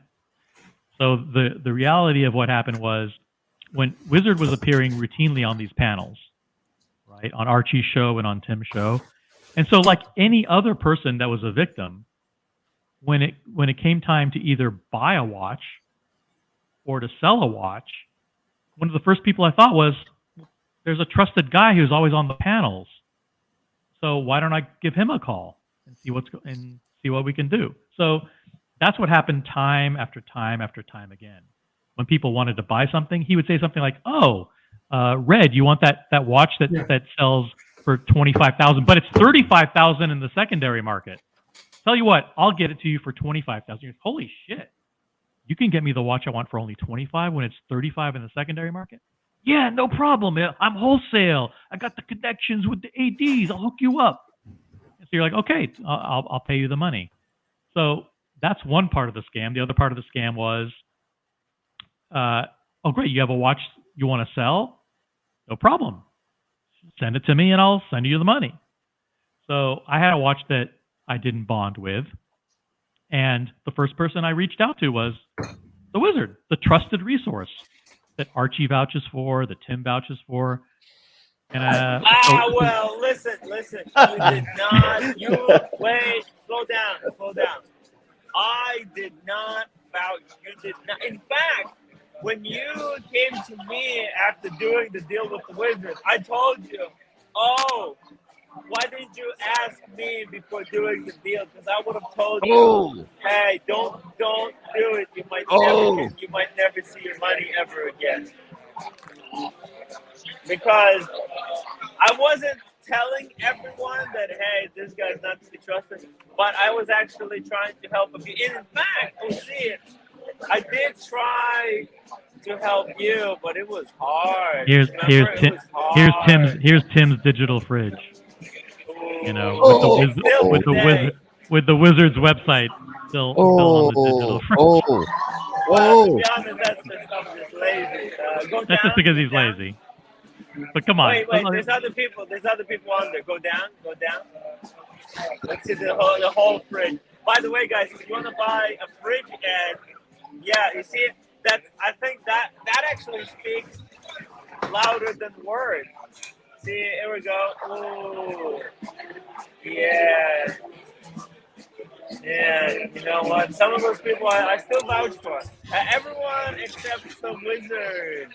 That's live. That's on my website. Anyway, it doesn't matter. It's not a big deal. Wait, Tim, is that advertising or is that a list of people that hate you? Yeah. No. He paid me $50 to put that ad on the fridge. The Wizard is a Tim Wright trusted dealer. Trusted dealer. I didn't know that.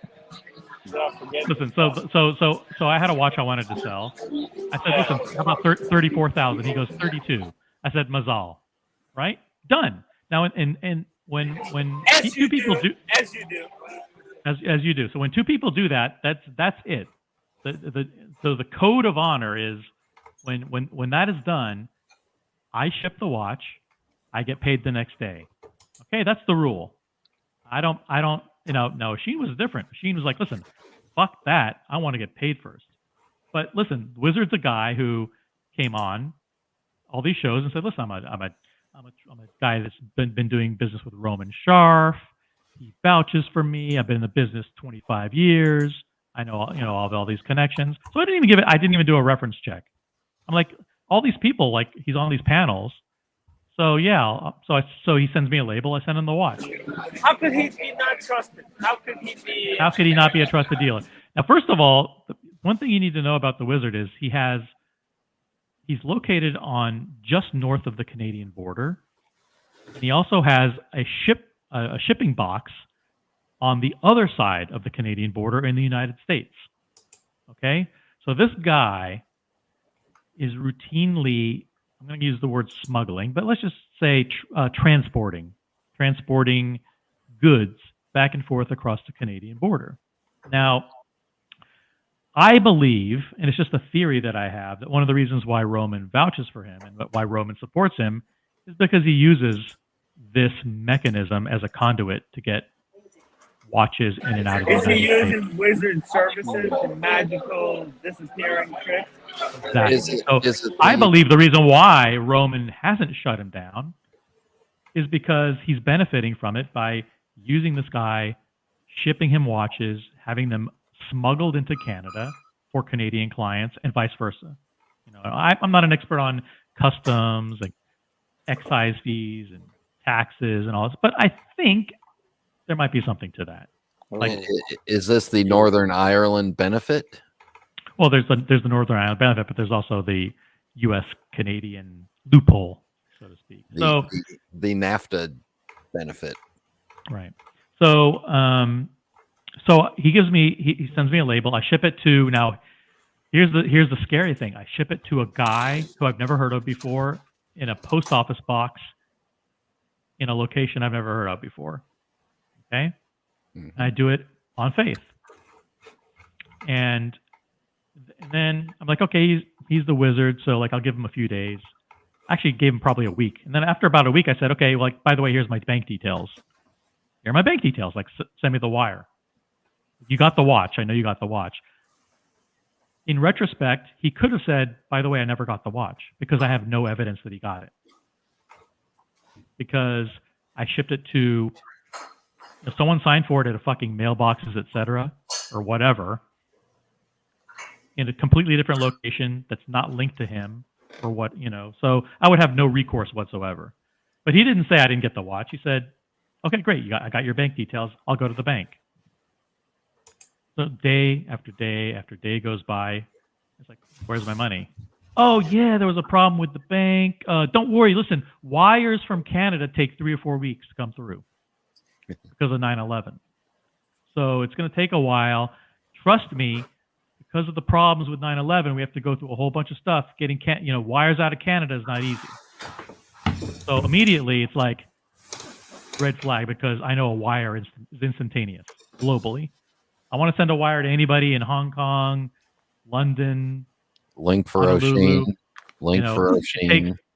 It takes Link for O'Sheen. Yeah, he knows the link. Wow. So that's like another red flag, right? Like, it's going to take 3 to 4 weeks for his wire to come through. So then I start applying more and more pressure, because I feel like I've been scammed. What do you mean it takes 3 weeks to send a wire? Then he, send me your bank details. I'm going to the bank this Friday. This Friday turns into, I couldn't make it. I had to visit my sister-in-law, which moves to the next week. Anyway, it's about 3 weeks goes by. Excuse me. And and by the way, after this, he gives me a phony transfer number, like a phony wire transfer number. Like, just, he's, oh yeah, I went to the bank. I took care of it. You should have your wire soon. And he sends me like a phony wire transfer number that's just a made up, 9-digit number. So just made up. Just made up a number. So like, let's just say that by the time I got to the 3rd week, I started applying a lot of pressure.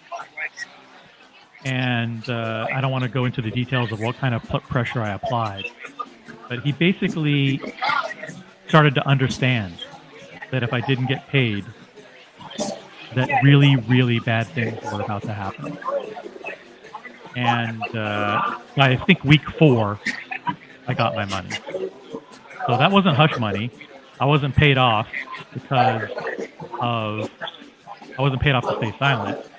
Now, what happened was after by the time I was in the middle of this, I told Tim, by the way, do you know anybody who's done deals with the Wizard? He's like, yeah, why? I said, well, it's because I'm in the middle of one. He's like, well, wait a minute. Why did you do that? I said, because he's your fucking trusted guy that you have on the panel, the fucking watch dealer from Canada. He's like, no, man, don't do that. Like, too late. You got the money from other victims. That's what they're saying. You got the money from other victims. How is that possible? That's how Ponzi schemes work, right? That's how Ponzi schemes work, Yeah. Right. I got my money. I was lucky I got my money. Yeah. I could have easily not gotten money back. Hey, OC, I have a question for you. So this guy has a business in Canada, but didn't you find it kind of interesting that you were shipping it to somewhere in the United States? That happens a lot. Happens a lot. He actually he promoted that a lot. He says, "Listen, the reason why I'm able to get good prices on things and to do things for people is I have a place in Messina, New York, which is I thought it was an actual place where either a family member or somebody lived. Maybe it is. I don't know. It turns out to be a fucking mailboxes, etc., or whatever, one of those shipping stores." And just right across the border where he drives to it and then smuggles the stuff back into Canada. But so I didn't think it was odd because he promoted that. He often said on the shows, no, it's not a problem because I ship it to New York. Wow. Yeah. So guys, I got to go because the wife wants dinner or something. I don't know, food or something stupid like that. But I make me the center screen there for a minute because I want to show you. I made an important discovery today about somebody on our panel currently who's related to somebody else on another panel, and I just thought it was coincidental that they're they got the same camera framing, they got the same look on their faces, although my camera's not showing it. But yeah, Mike, Red, you may have a cousin here in the U.S. Yeah, Red's got talent. That's a long stretch, Brian. That's a long stretch, even for you. So it is. Tim, I'll text that to you so you can add that to your refrigerator. Thank you. Please send it to me. I like that. Any questions about my story, by the way? I got to go. See everybody later. All right. See you. Good night, Brian. Bye, Brian. Anybody? Bye, Brian. If anybody in the chat has any questions. But thank you, Nathaniel. By the way, what happened is after I got paid, and actually even before that, Tim knew people that were also dealing with the Wizard and were also complaining.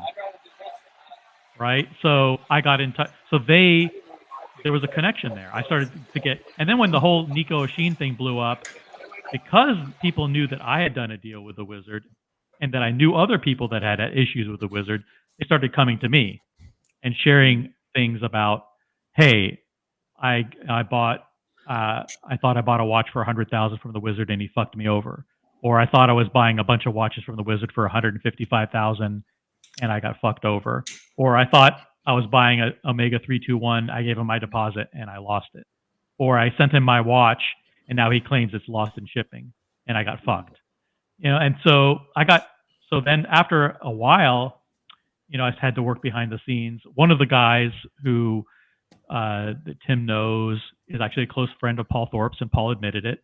And so I was working a lot with Paul behind the scenes on how we could get the money back. People are asking me, right, why did you not go public when you got paid the money back? Why did you not go public when you got the money paid back? Public about my experience? Public, yes. Because at that point, I knew of at least one person who had been screwed over for $155,000 and a couple other small deals, and I, as you recall, when you told me that you that you made a deal with the Wizard, right? I told you like, oh fuck, here we go again. And I got really worried. I introduced you to the $150,000 situation. Correct. Because I was trying to reconcile that. And when you got scammed, I told you about other people that got scammed meantime, and that's when we started working on kind of, trying to get people money back, their money back.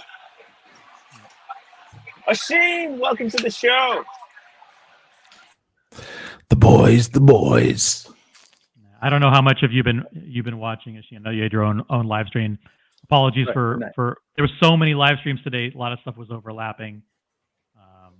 No, I put it on. I finished mine. I had to make dinner because I always fucking overshoot and I can't make dinner and I have to get online on an empty stomach and then I make dinner after. So I just finished my dinner. I decided to make some turkey leg. I don't know why the fuck I did that. But it was really good, but it took forever. But I was playing you guys in the background. It was interesting. Well, this is the culmination of a lot of things. I mean, Paul handled it. Did his best to deal with it. I don't know if he thought that if he knew that he would be bombarded with all these wizard questions. He may not have known over the past couple of days that this was an issue that was percolating, that had kind of rebubbled or resurfaced and was simmering over in the watch community. And he probably came on in the first place because of the chat we all had the other night, correct? No? I think he came on. Yeah, he came on. I think because Tim went on Paul's show, and then you brought it up a night or two ago about the reaction to it, and I believe he did. He might have watched that, and he wanted to provide an opportunity for Tim's audience to come with the hard hitting questions against him. Sure. You know, and he's good with that. Like in to Paul's credit, he likes to face the fire, face the music, rather than let things simmer. It's one of his better qualities. I share that quality, so I admire it in a person when I see it. I'm gonna go grab some dinner. Good night, everyone. Good night, George. Good night, Good night, George. Great to see you. George, thank you so much for hopping on. We really appreciate you. Kimbo, always packing for you, buddy. Yes. Take care. Okay. Good night. Bye-bye. Sheen, obviously the two things that Paul brought up are the two things that we discussed tonight. Number one, are there any wizard related details that you haven't discussed or that you want to talk about that you haven't come clean with before? Or if you don't want to share, that's totally fine. Or if you've already talked about it a Now's not zillion times. the time to hold back. Now's the time to reveal everything. Because holding back is definitely what I do. You ever met me? Listen, I don't know. Like, you have to jog my memory because I've, as you all know, I very quickly got distracted by Nico's behavior, and most importantly, in the long term, the reaction of my apparent friends to that behavior, and then their judgment after that. I don't care if Nico's a lowlife. I don't care if Wizard's a lowlife. There were a couple of people who I thought were my friends, and they proved that they weren't. So that was my main distraction. But maybe I need to think about like what Wizard was up to. I think I said it to you already. He's a very manipulative guy. I think he saw me as like, you know, he tried to move in on my vanity, you know, like this guy thinks he's a rock and roller, you know, so he'd say things like, hey, rock star, you know, he'd reach out to me like that and say all these things, and they were very syrupy, and I'd be like, oh, yeah, well, you know, but I just kind of brushed them off. And then, of course, he sent me that bottle of whiskey for my birthday, but my birthday had been like a month or 6 weeks previous to that, so it was very, very late. And I thought, that's nice, but it's so weird that it's so late, like, you know, and it just smelt a little odd, but I thought maybe, you know, he's an elderly gentleman, and I thought, well, okay, maybe this is his way of. Later, of course, looking back, it was part of his strategy to kind of soften his victim before he dug the knife in, right? That's how he does it. And of course, we've seen it now. Everything came out. You know, I was watching a thing today, guys. Here I go with my stories. There was a brilliant thing on Instagram today of some house. I don't know where the hell it was, what country it was. But these firemen are over in a house. They all got called in because there's a tail of a snake sticking out of a roof of the ceiling of a house, like a ceiling right here, a tail of a snake sticking out, and they're trying to pull it out with a little hook thing, and the family are screaming and stuff. There's a fucking snake in the roof, so they start bashing the ceiling, which is clearly very weak, made of very weak plaster. They start bashing it. These firemen, they're bashing it, and they poke holes in it. And eventually, one of the bashes, the whole thing gives way, and a fucking huge anaconda falls out. In fact, two. There's Red. Hey, Red. Two fall out, like enormous. And like everybody, all the comments are like, I'd leave the fucking house and burn it down, like after seeing that. I think what happened with me, even though it was tough to go through, I don't have any regrets because I think it knocked the lid off a fucking huge snake or several. It was a little thing that dripped through. And maybe had I not been a personality here on this fucking YouTube stuff, it would have gone under, can you imagine all the people who have never been able to tell anyone their story and are still owed money to Wizard or whatever, and have still suffered, who never got to be vocal about it. This time they fucked with the wrong guy because he has a voice and he's able to talk to you guys. And on top of that, and there's all the people who just want to hate me because they hate me for whatever fucking reason it is. So they all came out going, and it all dragged a lot of attention, a lot of air and oxygen into this whole story that just didn't suit them. We knocked the lid off a horrible thing. And I think now a lot of people will start to understand even more why I came to your defense. A lot of people were like so skeptical. They're like, oh, he owes money. But they had no idea of the circumstance that you were in because of what you were in that predicament because the way the Wizard has set you up to be. Yeah, man. And this has been recounted several times, like the chronology of what happened. Some people still don't understand that. Yeah, they still don't get it. They still think, listen, Nico gave you, you sold watches to Nico. Nico paid you the money, but you never shipped the watches, and you owed Nico back the money, and you never paid it. That's how they kind of simplify it. That's how they remember it, and that's how the guys in the WhatsApp groups think of it too, because they were told.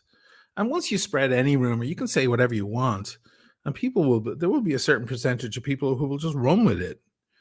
You know what I mean? So, and they did, and I saw the damage he did. Don't get me wrong, guys. When I faced all this fire, I knew it was going to take time. I'm still taking my time. I'm like a fucking glacier. I move very slowly and very strongly, and eventually the land will get covered, but it will take time. I'm not even halfway there yet. I'm still owed my pound of flesh from all these lousy sons of bitches, and I'm coming. You watch me. This is no joke that we're still talking about it. It is the cartel. Yeah, but it's the cartel. It's still a vital subject. My case is just one of the examples brought to light. Red, I respect you, man. But we're not just talking about my thing a year later. We're talking about the thing that's ongoing. You can talk about the cartel. You can talk about this guy who's owed money to a lot of people, Wizard. It's all coming out now from OC. Just because I'm bringing up my example and my experience doesn't mean we're still talking about it. You know what I mean? I'm sorry, man, but this is still relevant information with all due respect. Red, I love you, man, but come on. This is still going to be precedent. This is still going to come up. And as OC said, now he's like, can you remember any other details? The only details I can remember is that, there was a lot of, I went to the bank and I spoke to them and it's taking time. And, I've tried this and I've tried it. There's a lot of just pushing you off, which seems to be a thing they did. And I believe that when it came to Nico and it came to everybody else involved, they thought I was doing the same thing. You know, they thought, well, he's just giving us the runaround. But let me tell you something, guys. You know, when you owe someone money, you don't pay back 85% of it and then run away. You don't do that. If you want to run away with someone's money, you run away with all their money or most of their money. And, you know, in my case, I was nearly there. I was on the final furlong, as they say in horse racing. I was on the last lap. And that's when little baby kicked his fucking feet in the air. And the problem, of course, then, you know, was that my apparent friends didn't say, hey, dude, fucking relax. For them, Paul said it earlier, his bottom line is cash, money. Who needs to be paid? That's his bottom line. It's not loyalty. It's not friendship. It's not understanding. It's not anything. It's money.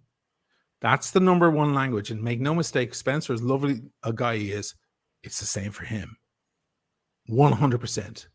The money talks. But they're in business. That's their business. So their business is fucking over people and harassing. Are they in the business of harassing people and brutalizing people? No, but no. That's their business. Is that what you're trying to say? I sort of feel as if we're going Red, over. You can stand in my crosshairs if you like, man. I don't want you to, but you can go right ahead and do it if you want.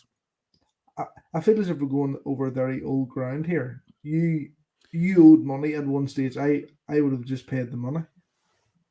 Oh my God, it's so fucking simplified. It's yeah, but it's Mother Red, of Jesus Christ, Red. I love you, man. He paid Red. He paid the 49,000 of the money. He just had to pay 9,000 more. But just pay the money. Just pay the money. Just pay the money. I'm sorry, Red, but Jesus Christ, dude. It's such an oversimplified way. Of course, pay the money back. That was never the issue. Listen to me, guys. What do you think? O'Sheen wasn't going to pay the money, Red? Come on. Exactly. Like you don't pay a 42. You don't get down to 9 if you want to rip someone off. Listen. O'Sheen is a stubborn. How fucking son. stupid Wait, hold on a do you second. need O'Sheen, to hold on. be? O'Sheen, you're a real stubborn son of a bitch. And when Nico said, "Listen, you owe me money, pay back," it made you want to slow pay even more. Right? What made me, I mean, first of all, there was two things at place. When I first spoke to Nico, I didn't think that Nico was a bad dude. I was on very good terms with Nico. I thought that it was Wizard who was the mastermind.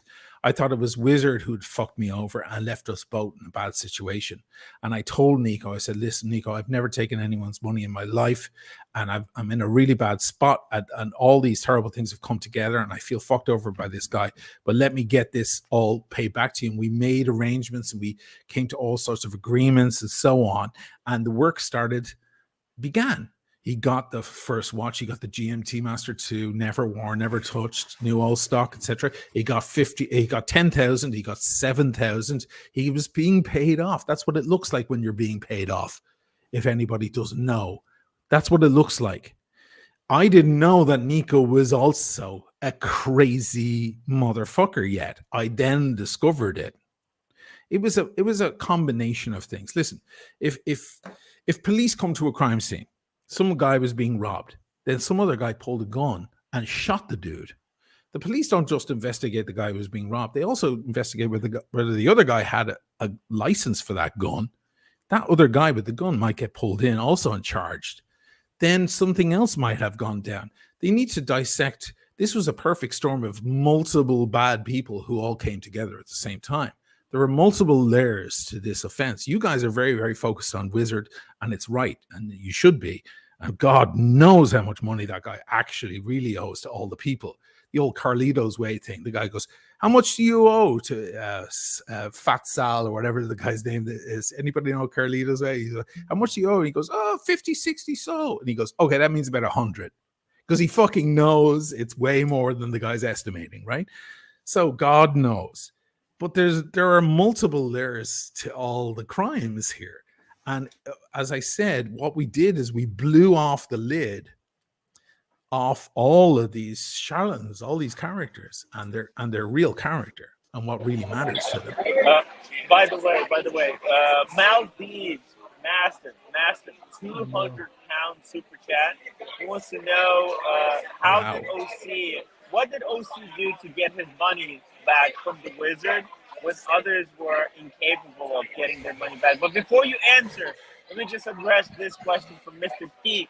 Mr. P is a longtime supporter of the channel. He says, Tim, people are saying you're culpable in this for giving Wizard airtime.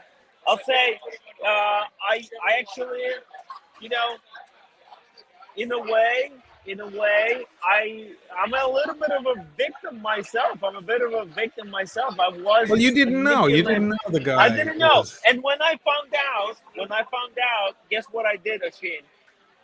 I stopped platforming the guy. And when people came to me and asked me, hey, should I do a deal with this guy? I said, no. In fact, OC, what happened when you messaged me? Like, did you do the deal with the Wizard? Did you contact me prior? You didn't, right? Because you didn't know, you didn't realize it. But what happened? Can you tell them? What did I tell you when you contacted me? when you found out, you're like, hey, oh shit, you shouldn't, you shouldn't have done that. But yeah, well, the thing is, nobody calls Archie or Tim Wright and says, hey, the guy that you have on the panel, that's that great guest, who's the dealer, who's always talking all that great stuff, should I deal with him? It's implied. I was told because at that time, OC, I was trying to work out a deal. I was trying to get the money back. I didn't realize, and I thought, well, look, I stopped platforming. Personally, I have stopped platforming and stopped vouching for the guy. Actually, I just deleted the whole refrigerator webpage. OC, can you double check to make sure? I didn't realize it. See, it's a disaster. Yeah, crazy. It's a disaster. It's gone. Okay, good. Thank God. But Tim, in your defense, you're kind of the guy who reports on all of these people. You had Paul on tonight, and you let him have his say. You've had Nico on before. You've let him have his say. You're kind of in the middle, and that's to your credit, I think. But you didn't know. None of us knew what Wizard was up to, and none of us knew how deep this shit goes.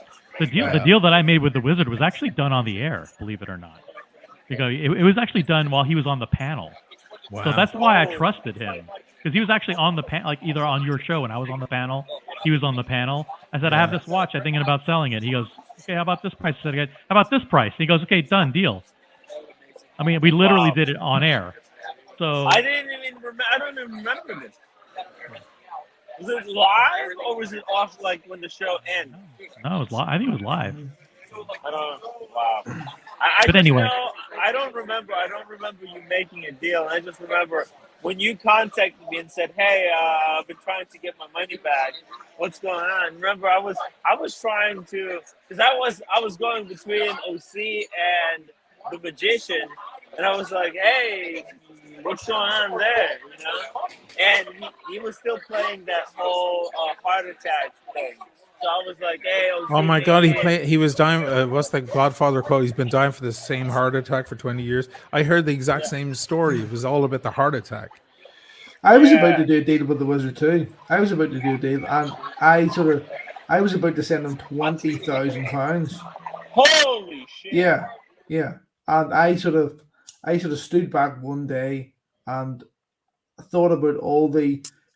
Do you remember when he used to talk about all the property deals that he was involved in and how much and how many things?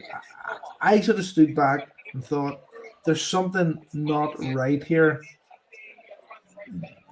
This guy doesn't need to do these deals. This guy has wealth beyond these sort of deals that he needs to do.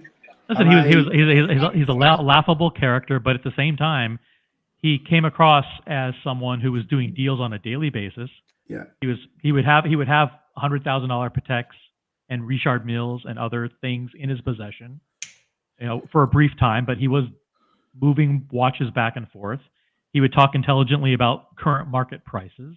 Yeah, and he always said that, listen, I've been in the business 40 years. I'm backed by Roman. I do business with Roman Scharf. So it's like, who wouldn't believe that? Well, I didn't. Just hold on.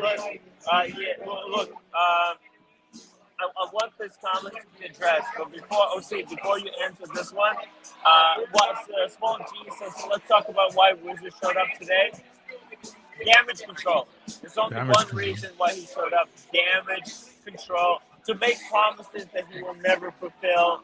Oh, I'm gonna pay everyone back. Oh, I don't know what excuses he made, but if he was allowed to make any excuses by anyone, they just promote. These scams will keep happening. Keep happening.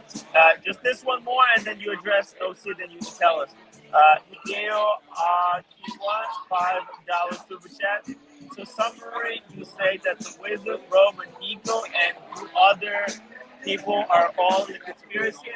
Well, we're saying that there is a relationship, and those are the guys who are supposed to be responsible for each other, but they're not being.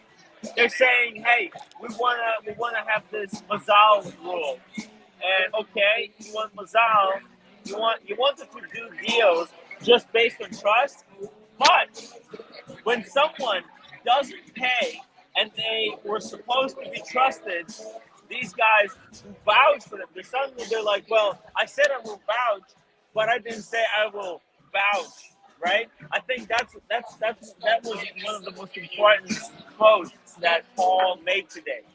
What, Ashim, did you listen to that? I mean, Paul said there is vouch, and then there is vouch. Vouch, yeah. There's two types of vouchers.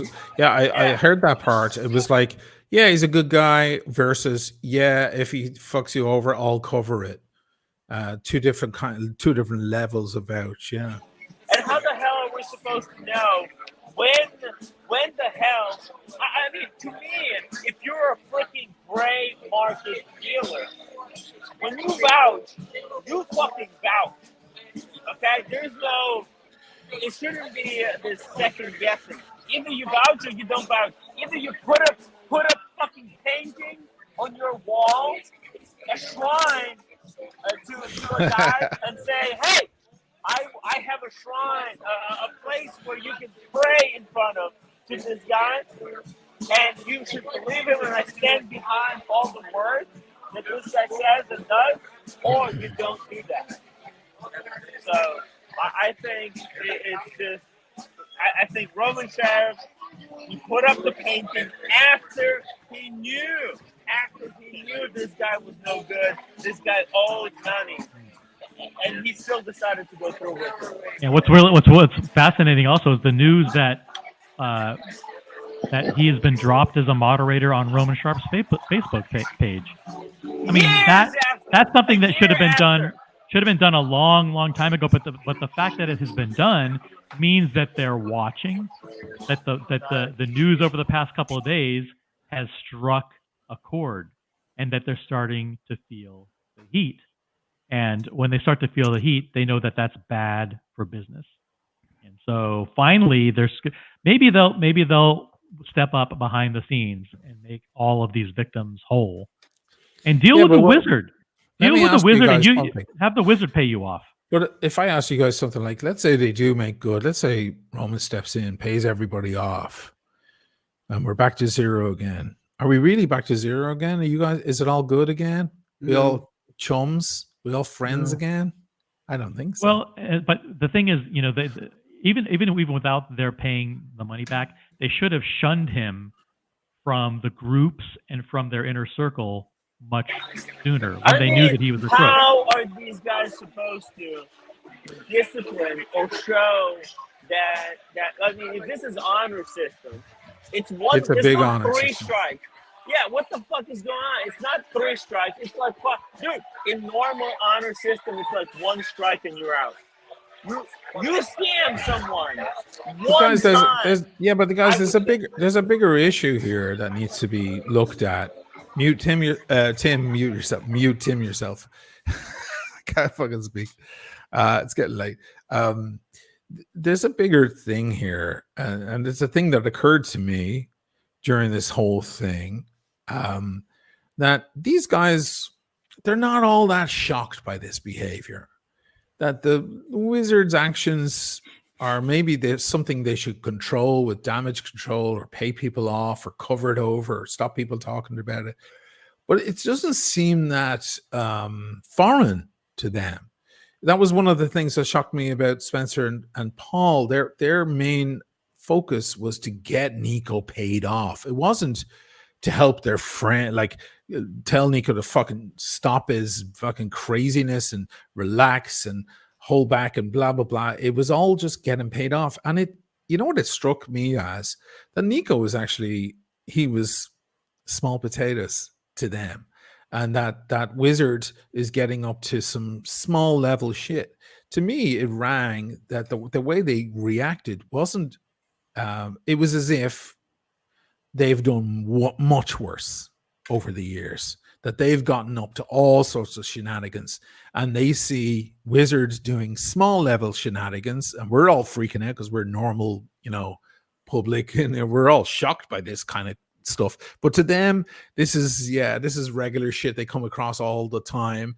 Nico's harassing and calling and all of that shit is regular shit, and it's peanuts next to the shit that they've done. That's what I read out of this. They're gonna put up with whatever Nico has to throw at them because we've got 1 million subscribers. Let's be honest with you. Oh yeah. I mean, that was very much part of Paul's backing down and Spencer. Nico is gonna be right as long as he has more subscribers than all of them. Oh yeah, and they figured I was done. That's why Spencer got nasty at the last minute in the end, because me and Spencer were cool, and I explained to him I was having mega bank issues, and he was nearly paid off anyway. Earlier, Paul said it was his AP. I'm like, that's cool. It was 45 grand, and I paid, what was it, 33 off, and it's still his watch. That's cool. Interesting way of looking at it. But in the end, they all thought I was finished. They were like, the word on the street was Oshin's done. He's finished. He's They weren't just trying to get their money back. They were trying to get their money back and to destroy your reputation. Oh, well, they were happy to see the reputation go to shit. Else a lesson. Yeah, it was just like, well, he's done.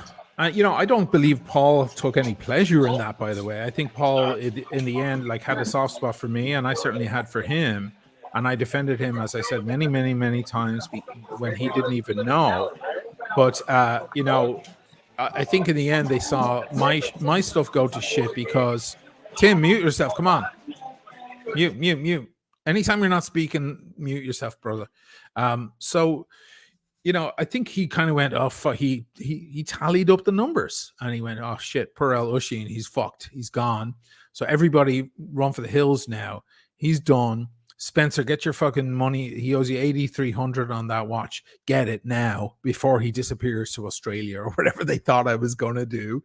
And, it was a big rally like that.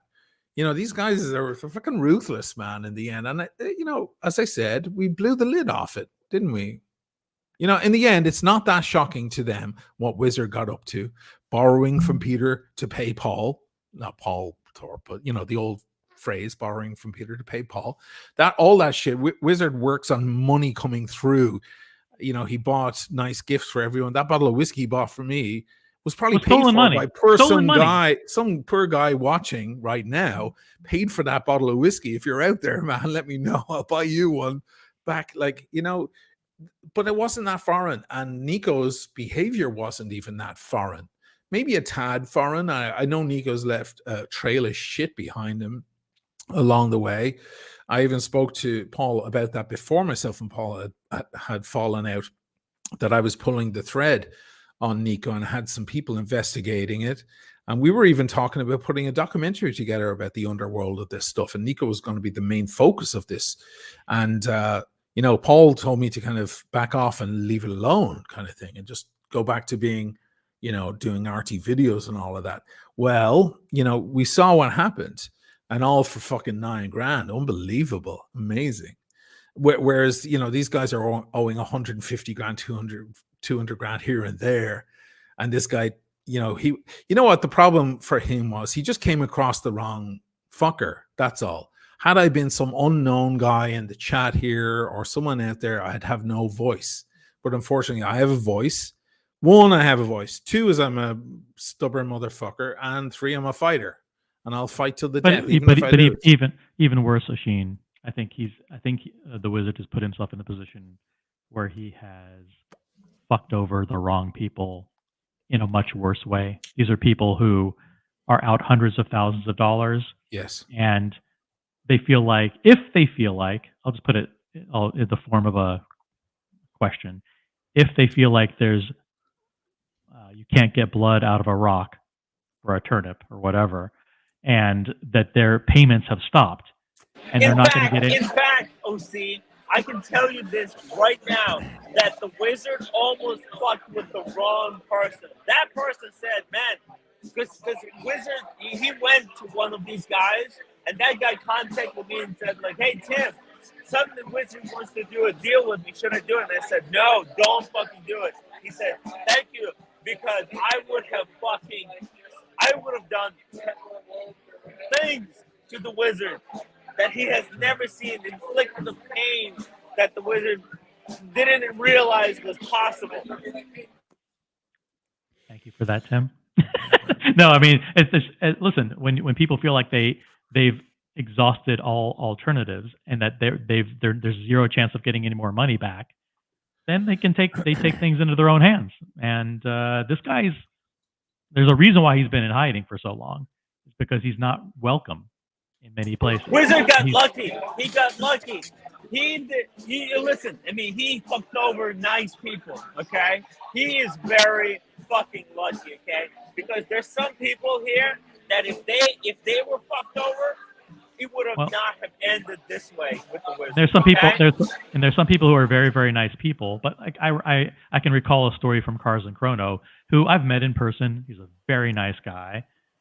People from the show know him.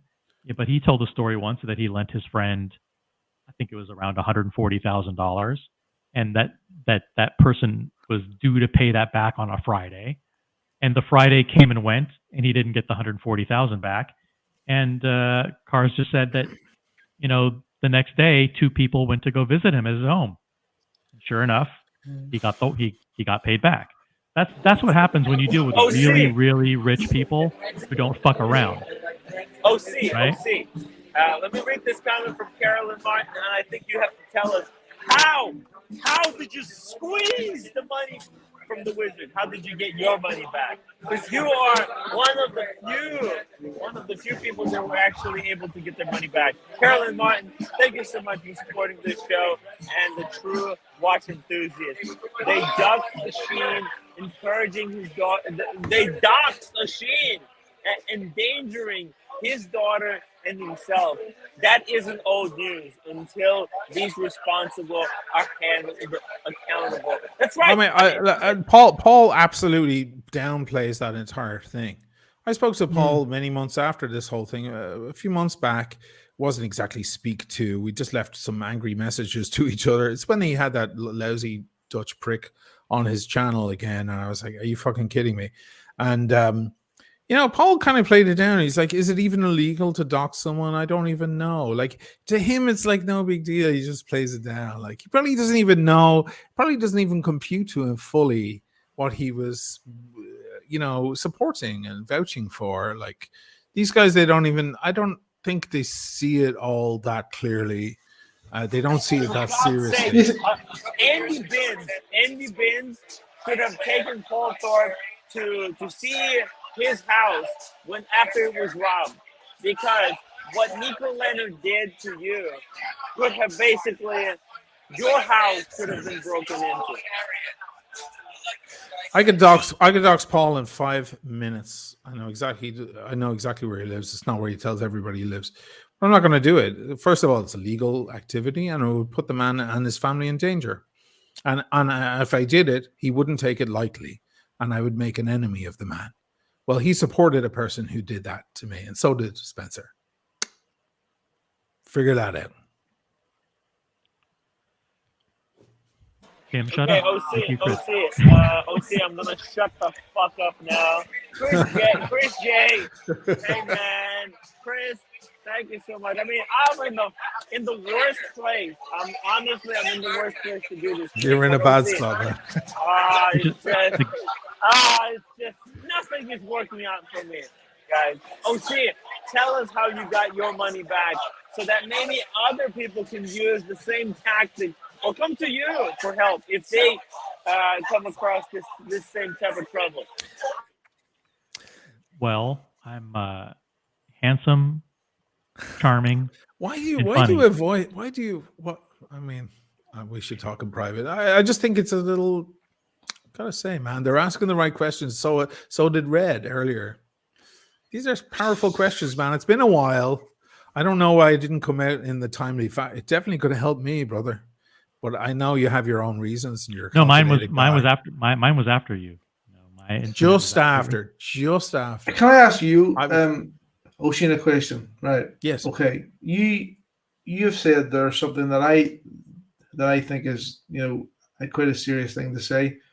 Do you think then that you said that Spencer and Paul basically viewed what the Wizard was doing as, they've seen it before, they've maybe done it? Is that what you're saying? I'm saying that that's what was it like a standard- implies. I've no evidence, if that's what you're asking. I'm just saying that if, like, let me bring up the thing about the snake in the roof. If a snake fell out of your roof and I went, it's just a snake, you'd be like, shit, where does Oisin live? Does he see a lot of snakes? Is that a normal thing? You mightn't have any evidence for it, but all the things point toward it because I was the only one in the room not screaming at the snake falling out of the roof. That's what I'm trying to say. Yeah. I'm trying to So say you that to basically said, them. yeah. It was like, Yeah, it was just, it was another day in the watch business to yeah. them. Whereas to me, it was very You see, terrifying. It was very You see, worrying. I find and also- that a very worrying thing. I find that I'm not saying that you're wrong, but I find that, as a viewer of Paul's and indeed Spencer's, I find that a very worrying statement. I really do. That they would see that as pretty standard like behavior. Well, then they shouldn't have reacted that way. You're going to blame it on me for identifying a phenomenon? No. Okay. I'm not blaming that on you. I know I'm not blaming that on you. But you're pointing it. Okay. So maybe I misunderstood. No, Are you trying no, to say that I'm stepping out of line by implying that it was normal? No. Okay. I see. Sorry. I just find that the I'm sorry. theory is. I find that the theory to me is because because I view those two people, in a certain regard. I find your theory quite shocking. I'm not saying that your theory is wrong. I'm Right. not saying that it's right. I'm not saying that it's, I just find that theory quite shocking that they would consider that behavior from the Wizard to be, that's just the way it is. Yeah, well, we'll sit there and find it shocking because that's what it is. All I'm doing is presenting everything I saw in front of me. I'm not amplifying anything for dramatic purposes or anything. I'm just stating clearly what happened. Come to your own conclusions. I just wanna. I'm trying to. Okay. From Fatland by Ben, Nico didn't just dox a scene. He exaggerated how much a scene owed. He lied about how much a scene owed and how quickly he was repaying it. So he didn't just say, "Oh, by the way, guys, don't do deals with this guy. He currently owes me money. When he pays me back, I'm gonna let everybody know." But he's like, he made it out to look malicious. It's a little bit different. Well, yeah, he had to exaggerate it because otherwise everyone in the WhatsApp groups would have said, "No big deal. No big deal. What the hell is your problem? He's nearly there. He's nearly paid you off." You know what I mean? But the kids, why he wanted his money back so bad? Because the prices of watches were skyrocketing. He wanted to make the deals on your dime. Yeah. I mean, yeah. Whatever his reasons. I heard from other people that this is his way. Tim, mute yourself. Come on, man. You gotta do it fast, man, because we literally can't hear a fucking thing we're doing. It's not news at all. The guy has been booted out of all the forums in Holland years ago because of his behavior like that. Georgia Mandani did the same thing for the same exact reason. That's why she kicked him out. The guy is a fucking megalomaniac. I've been saying this for a year. The guy is out there loose. and he has a big channel. That's no testament to his character at all. There's a lot of people in the chat who hate me, but I still have a relatively big, much smaller channel, but relatively big.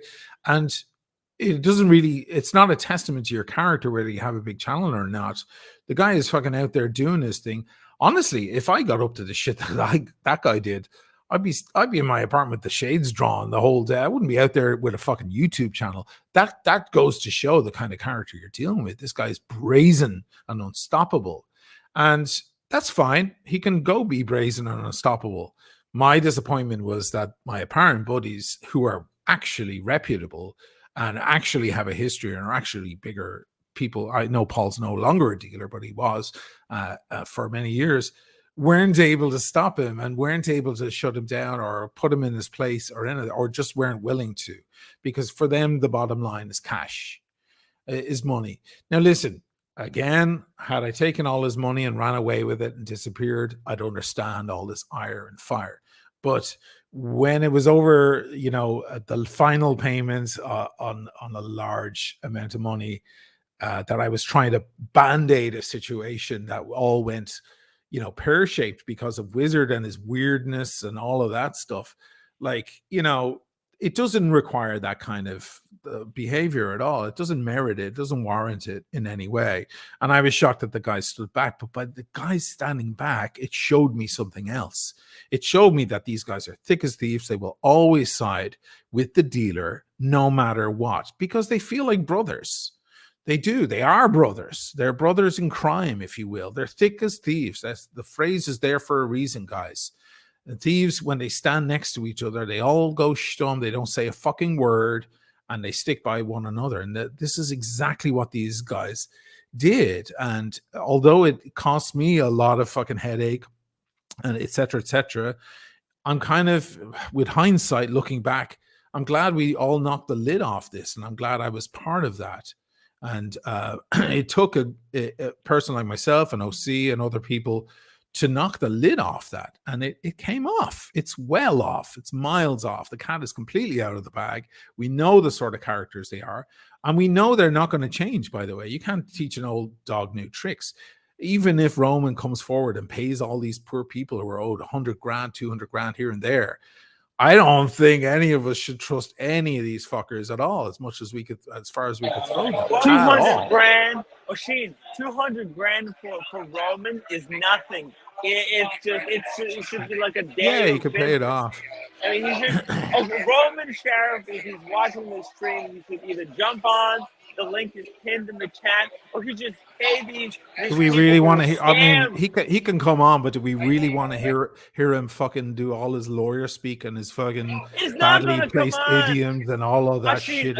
Talk his way around this shit like he's talking his way around some fake watch or some fake Ray-Bans. Do we really give a shit? Guys, you need to know when there's a snake in the room. When there's a snake in the room, you fucking get rid of the snake. That's all you do. Don't let him have his fucking moment to speak, because all he's going to do is lawyer you up and finagle you until until you're so fucking confused you have no idea what the truth is anymore.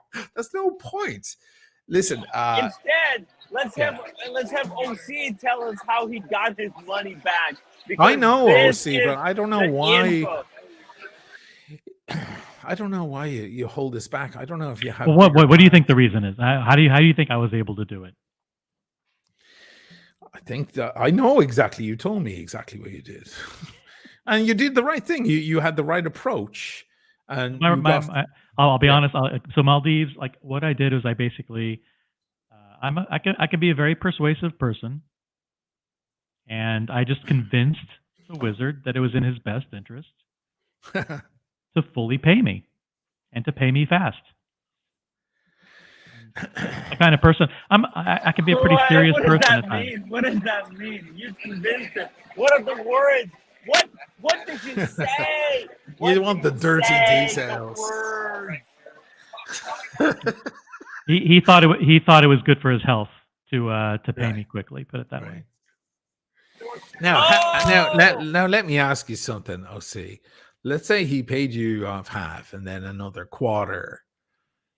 would you have been so aggressive about that final payment, or would you have seen his effort to pay you off as an effort to pay you off? Would you have been like, would you have been a tad more calm rather than him leaving you in the dark for so long and not paying you a dime? Isn't there a difference between those two things? Yeah, I didn't want to get caught in the slow pace situation where I was Yeah. where I agreed to installments. So from the very beginning, I said it's all or nothing. I made it Okay. very clear that if I didn't get every single penny, that it would be like he owed me everything. So if he owed me one penny, he owed me everything. Was basically the message.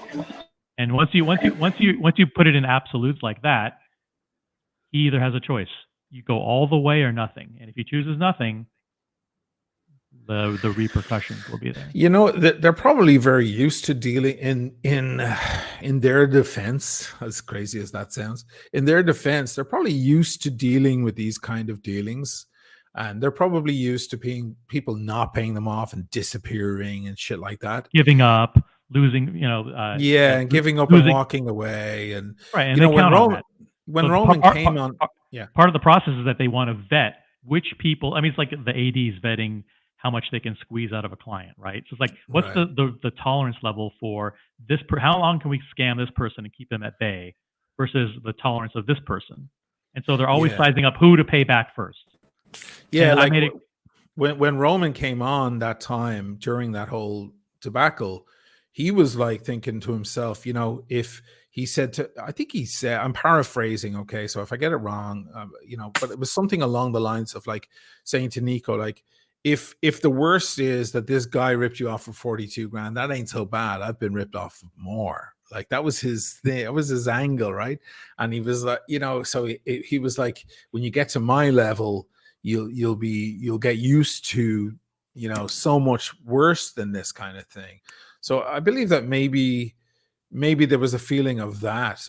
I don't know how on earth you could think that, because again, it's because they do get scammed for far more.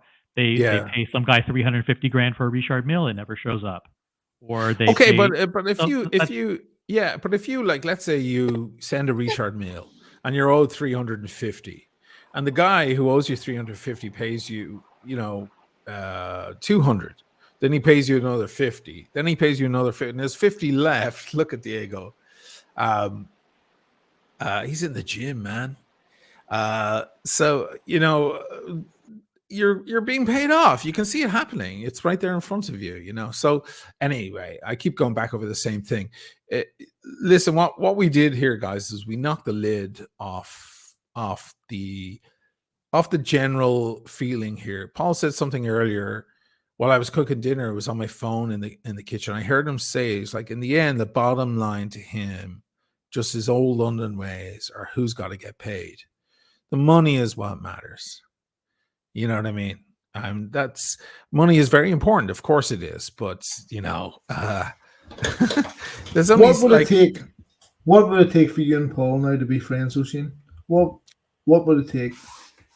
Well, I mean, I'm not going to accept any apology. The man has said umpteen times that he owes me no apology. So if any apology were to come, I would know it would be disingenuous at this point. Huh? Is somebody talking? Can you mute the dude? I mean, I'll piss off if things get freaky and weird. I'll just go. So, you know, I'm not going to really accept any apology. I don't think he believes that he owes me an apology. So that's out. That's completely out. I don't know. I don't know what amends the guy can make. I mean, what price can you put on all of this stuff? This is pretty wild stuff. Yeah. I mean, for Nico, it's hopeless, obviously. But, you know, I don't know where we can get. I don't know how much explaining you could do out of this. And again, I think even the question, like, what would it take to make amends, is undermining the gravity of everything that went down. You wouldn't walk up to a person who had been assaulted, or you wouldn't walk up to, I don't know, here I go with my analogies again, but, you there's certain people you wouldn't walk up to and say, "What would if it take?" If someone for you burns to down your house, right, that one exactly, yeah. works pretty good. What would it take? It's like, I don't know if there's any sort of amends you can make. All I know is that now I know the characters I'm dealing with, and let everybody be warned that this is them, and I don't think they're going to change at all. I think they'd like this problem to go away. I think if I forgave Paul and everything and we became chums again, that he'd be delighted, because now that will dissolve. But I think I have a duty to tell people about this stuff and not let it dissolve, because I think it is a larger issue, and I just exposed one small part of it. That's all. I think it's interesting how that you are also involved in this wizard thing. It shows how deep this all these gray market deals go. No, but what Wizard was doing was he was using your platform and Archie's platform to identify targets. So Asheen was someone who was coming on Archie's show all the time back then. So if he hears through the grapevine that Asheen is thinking about selling a couple of watches, wait, quick, let's reach out to Asheen. He knows who I am. He will know that I'm a good resource. He knows that Roman backs me up, and it'll be an easy mark. The Wizard at one stage even came on the Tain Ticker show and went into the back room to try and identify targets. Yeah, I have no doubt. Roman's vouching for the Wizard goes a long way, because I heard from a guy. Do you remember? It was a few months back, and I reached out to you, OC, to let you know about it. Some guy reached out to me and said, "Hi, I'm a big fan of your channel." It was completely separate to everything. I'm a big fan of your channel and so on, and I'm in a bit of a bind here with a situation with a certain dealer, and I bought a watch or a solo watch. I can't remember what it was exactly, and I said, "Okay, well, who was it?" And he said, "It was the Wizard. He appears on the streams with you." And I said, "Well, never with me. Maybe I was on the same stream with Archie or something like that." And I said, "Let me ask you this. Why?" I said, "First of all, I'm very sorry to hear that piece of information." But I said, "Second of all, why did you think that he was so trustworthy?" And he said, "Because of a bigger guy, Roman, vouched for him." And I said, "Listen, I'm sorry to say this. You're in a tough situation, but I'll do what I can to help." And I sent the word out. So the Roman backing, it travels. And that's Roman a big thing for him. Roman backed him after. I can back what I can say 100% unequivocally is that he backed him, and OC can also back me on this one. Roman backed him while knowing that this guy owed $150,000 at least. Yeah. Roman backed Nico that time, not really knowing the full details of everything that went down. And when Nico still owed Roman something like 40 or 50 grand. I know that from behind the scenes myself. So Roman will back anyone who has more subscribers than him, it seems. Yeah, he'll do that, and he'll do it for the case for the dealers. The last thing they want is for everybody to start distrusting the dealers. But everybody needs to wake up. Like if someone tells you they're untrustworthy, believe them. If someone tells you they're a shark, believe them. Don't give them the benefit of the doubt, despite what they say and what they do. Believe them. This guy is on. I see TikToks constantly and Instagram shit constantly of Roman there doing deals with all these shady characters at some fucking fair. What do you think? You want to go to a guy like that and buy a watch? Believe him. Look at what he's doing. Look at the kind of characters he's dealing with on a daily basis, the sort of deals he's doing constantly, and just take him, on face value. Give him at least that credit. I thought, Shane, I thought that these dealers, they convinced me for a short time that their word means something. They're like, "Oh, no, Asheen, we have a code. There's a code of honor among dealers. but it seems that this code is worth as much as the code among thieves. It's precisely the yeah. code among thieves, Yeah. and really their code isn't that hard to figure out. It's CASH, cash. That's their code. That's what they go on. That's that. Thank you. We're going to catch up on a few super chats. For exhibition only, $5 super chat. Seems the only recourse left for those owed money is to lawyer up and file a claim in court. Only way to find out if the magician has any assets left. Good luck with that. They're gonna spend a lot of money on legal fees, and you're not gonna get blood out of a rock because he's already moved all the money offshore. He's already hid it. He's already transferred it to his relatives. It's fucking gone. I mean, if you want to make moves against these guys, you make real moves. I mean, you make real moves against Roman's business. You go after the people with deep pockets. You go after the people who have money. You don't go after the people who scammed you. You go after the people who vouch for them. America 5524G $2 super chat. The real. What does the magician have over the Australian? I don't know. We haven't been watching. They have common interests. They have common interests. The scam. They want the scams to continue.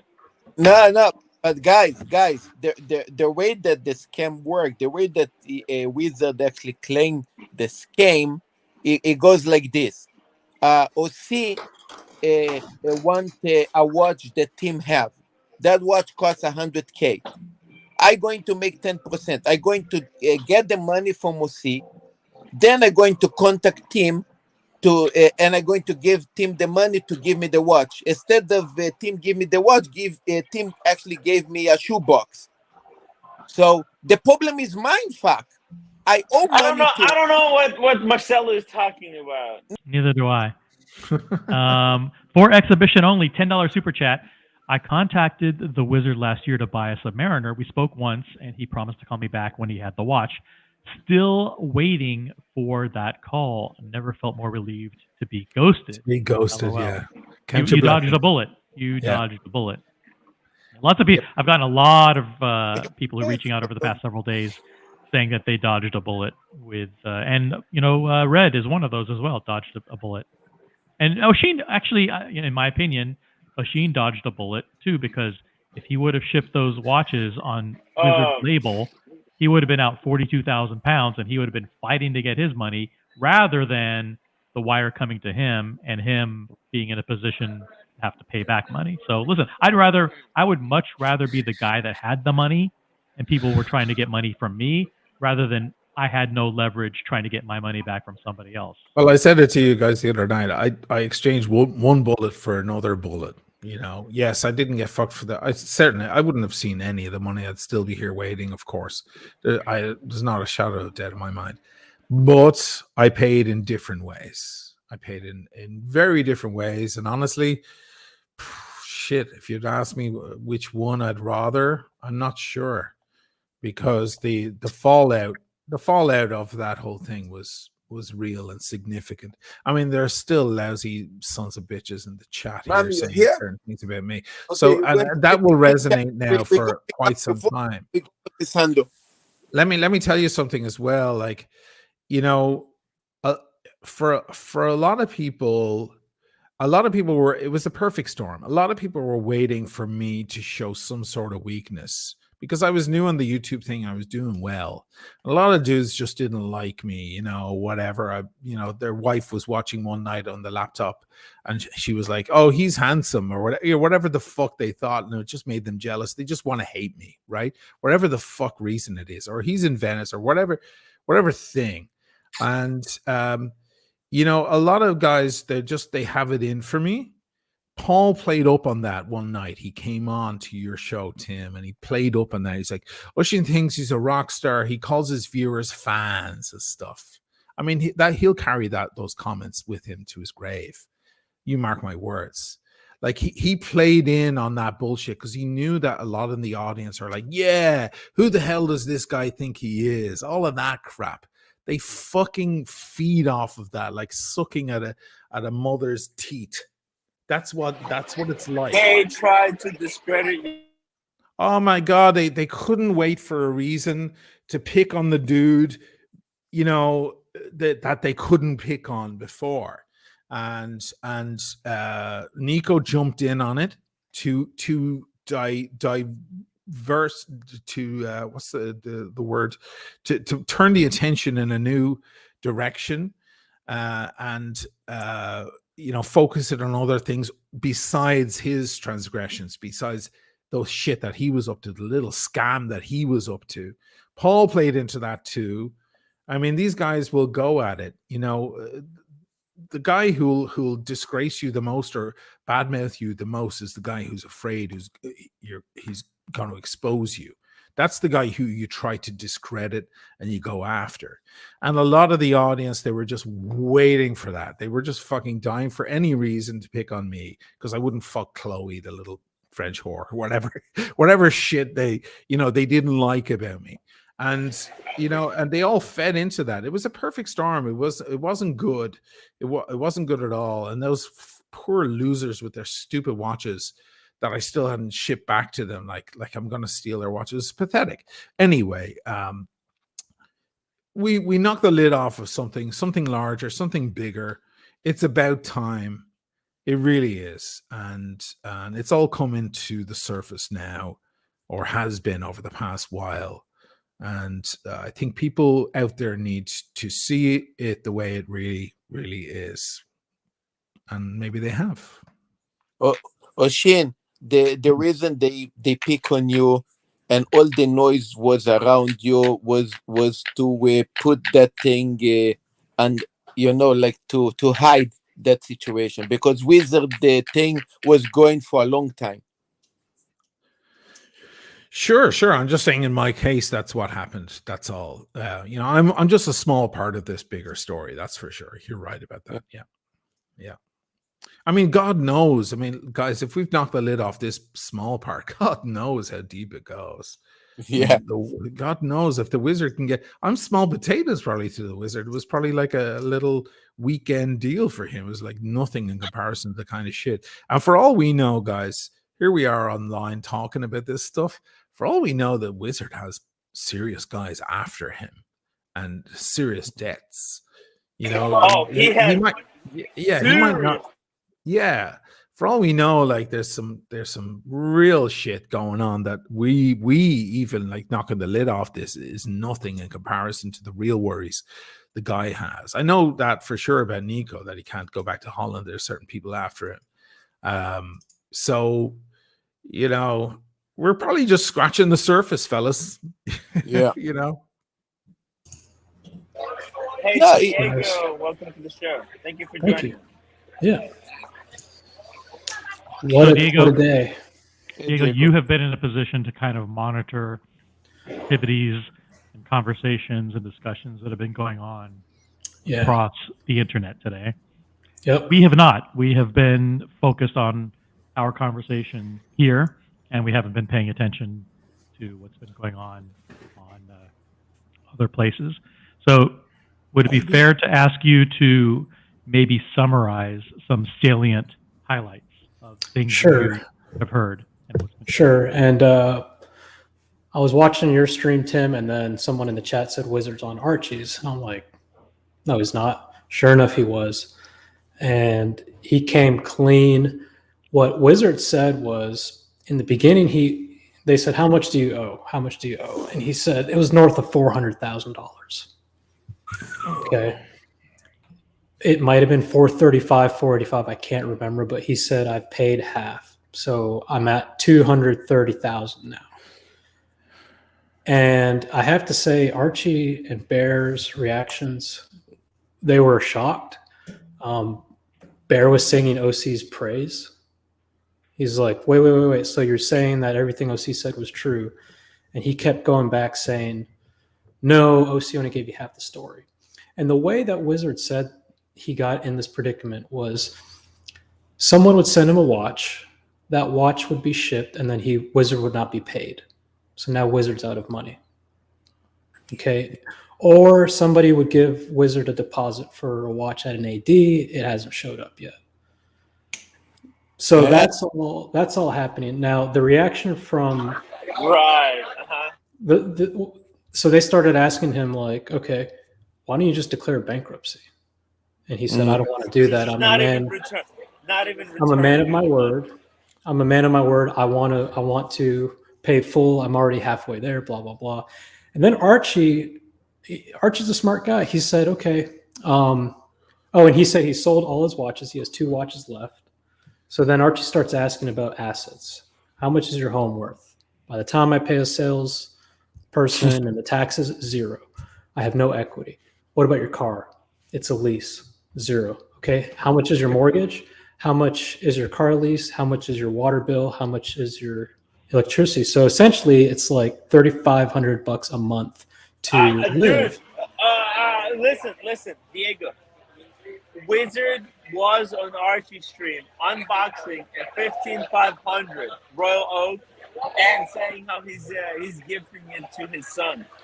Right, I mean, and I'll get to come on, that. this I'll get guy's to that. full of shit. No, this is bullshit. They said I'm a millionaire. I have a Porsche. I have a Ferrari. Yeah, I I'll have get a to that. house in Dubai. I have a house in England or whatever. You have a house everywhere. The fucking cunt. And so then Shalom, my friend. So Archie's like, okay, so you have 0 assets left. You owe $3,500 a month just to live. How are you getting the money to live? What's your salary? He said 65,000.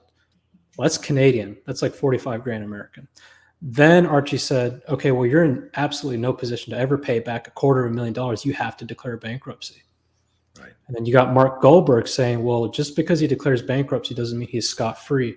When you declare bankruptcy on that large of an amount, there's potentially criminal investigations on why you owe that much. It's not, you can't just get scot-free. If they don't find any criminal behavior, then yeah, okay, you're off scot-free essentially. They were asking him, why don't you get rid of the house, move into an apartment? Oh, because I could only afford a studio. I don't want to do that. Move in with your son. I can't do that. Move in with your girlfriend. I can't do that. I'm not going to do that. He doesn't have to do any of it. He doesn't have to do any of it. The sentiment, what I found the most. Listen, Diego. The fact. Okay, Tim, you're in a bad audio. Let Diego continue. Thanks. I'm almost done. What I found fascinating. He's going outside. Look at him. The fact that he was allowed to spew this fucking bullshit lies, how he can't fucking pay. Get the fuck out of here. Okay, guys, viewers, type one if you think that Wizard has $1 million stacked away. And send $100 super chat to get rid of Marcelo, please, for the rest of the stream. Sorry, we're not letting Diego talk. Sorry. Yeah, Diego. I'm almost done. And then what I found fascinating was the people started super chatting. Wizard owes me 33 grand. I've only been paid 4. Wizard owes me 63. I've only been paid 500. Shit like that. And so Archie's like adding up all these numbers, and he's like, the numbers don't fucking make sense. Like the numbers you're telling us don't make sense. It's way more than that. Right. And it's just they were baffled. That's all I can say. They were baffled. They were shocked. Bear was baffled, somewhat apologetic to kind of shitting on OC for saying what he said. Oh, in fact, Winbag Ben wants me to ask what I super chatted or say what I super chatted. I said, why were you doing dealings? Why were you offering to buy watches off a Sheen when you were already in significant debt? And then I also said, I kind of miss you, Bear and Archie. So that's what he's getting at. But yeah, it's a stream worth watching. Oh, that's very disappointing. Yeah. I know. Hey, man, you can't. You know they would have shit on me if I didn't say it. You know they would have shit on me if I didn't say something. So, but it's a stream worth watching. This stream has been amazing. That stream was very eye-opening. That guy is a huge liar. Yeah, he's a huge liar, but he's playing the victim.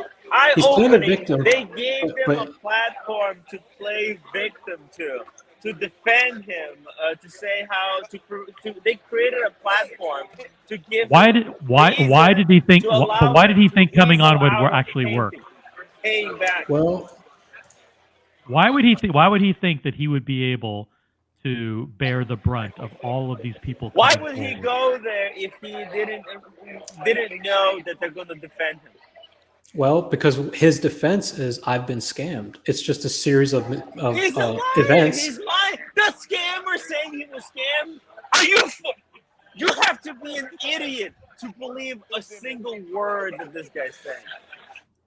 Thank you for that, Tim. I have his whole super chat or his whole WhatsApp here somewhere. I can look for it. I should put like a drum beat behind it. It's fucking amazing. It's like lyrics to a song. He said that if he did declare bankruptcy. Oh, and I've got some more. So Tim, don't interrupt this one. This one's juicy. After this, he said, if I declare bankruptcy, I have all the proof that I was a victim, but I want to make whole. I want to pay everybody back. Now, Bear was saying, hold on a second. You use Roman's name all the time. Our viewers trusted you because you dropped his name, because you were in Tim's chat, the community chat, JJ's chat, and you said, oh, I did a deal with, I don't know, John Doe, who's a community member. So you used that trust. You name dropped Roman. Bear was getting texts from random people like, no, yeah, like this is what happened. Bear said, whatever happened to this whole Mazal thing? You know, Roman vouched for you. Why doesn't Roman pay the money? And Wizard was like, oh, that's not how it works. Just because he vouched for me doesn't mean. And Bear's like, no, that's exactly how it fucking works. In Moda, if we you heard make it from a deal, Paul tonight. If you do a deal on Moda and you don't get paid, they get kicked out. And I can't remember the guy's name, Vadim will pay you. Okay, that's how it works. Actually, the last person to vouch for that person is responsible for paying the 100% of the amount. Wow. Of Okay. what's owed. And so what Bear suggested, you know, Wizard kept saying, "Oh, no. He's not responsible for paying. He just vouched for me. That doesn't mean that he's responsible for paying." And 100% means that he's responsible for paying. It's exactly what it means. When you say I vouch for that person, it means I back you with my money. You have my word. And so whatever this guy does, I back up. That's so what Bear said was, you don't want to declare bankruptcy. There's no way you're going to be able to get this fucking money. Why don't you get the money from Roman and then pay these pay these people 100%? And now you owe one guy. SLC Watch Collector super chatted $200 saying, "Where's my money, or where's my 5711? $96,500." And Bear says, "How much have you paid SLC Watch Collector?" "Oh, nothing. He's next. He's next. Once I pay this other guy off, he's next." Can you imagine if you were owed $96,500 and the guy is telling you, "I'll start paying you in increments once I finish paying off this other $120,000, $140,000, and I'm on a $65,000 Canadian a year salary, and I have $3,500 bills every month." You're not getting your money. It's bullshit. He's just lying. He's lying because he got this money. It's not like he bought the 5711 with the money that SOC Watch Collector gave him, and that watch suddenly dropped in value by $20,000, and now suddenly he can't pay. He doesn't have. He only has 60 of the 90,000 that he owes SOC Watch Collector. I mean, that's just bullshit. It's worth a watch. I want to understand. 9 months ago, he said, "I have $2 million in watch collection. My can't hear you, brother. I know. I turned it down a little. I'll turn it up. I have a Porsche. I have a Ferrari. I have a BMW. My cars. I own them. I have a house in Canada. I have a house in England. I have a house in Dubai. My houses. I mean, where is all this stuff? Suddenly, oh, I'm a sick person. I don't have money. I'm weak. Please forgive me." Fuck you. I mean, what the hell is that come from? George Varghese, Salt Lake, SLC Watch Collector is a real nice guy. This sucks for him. We're screwed out of his money and his want. I mean, by the looks of it, the Wizard used the money to buy $15,500 for his son, and now he says, "Whoa, the money's gone. I don't know what I can do." Hey, They get asked the money him. back.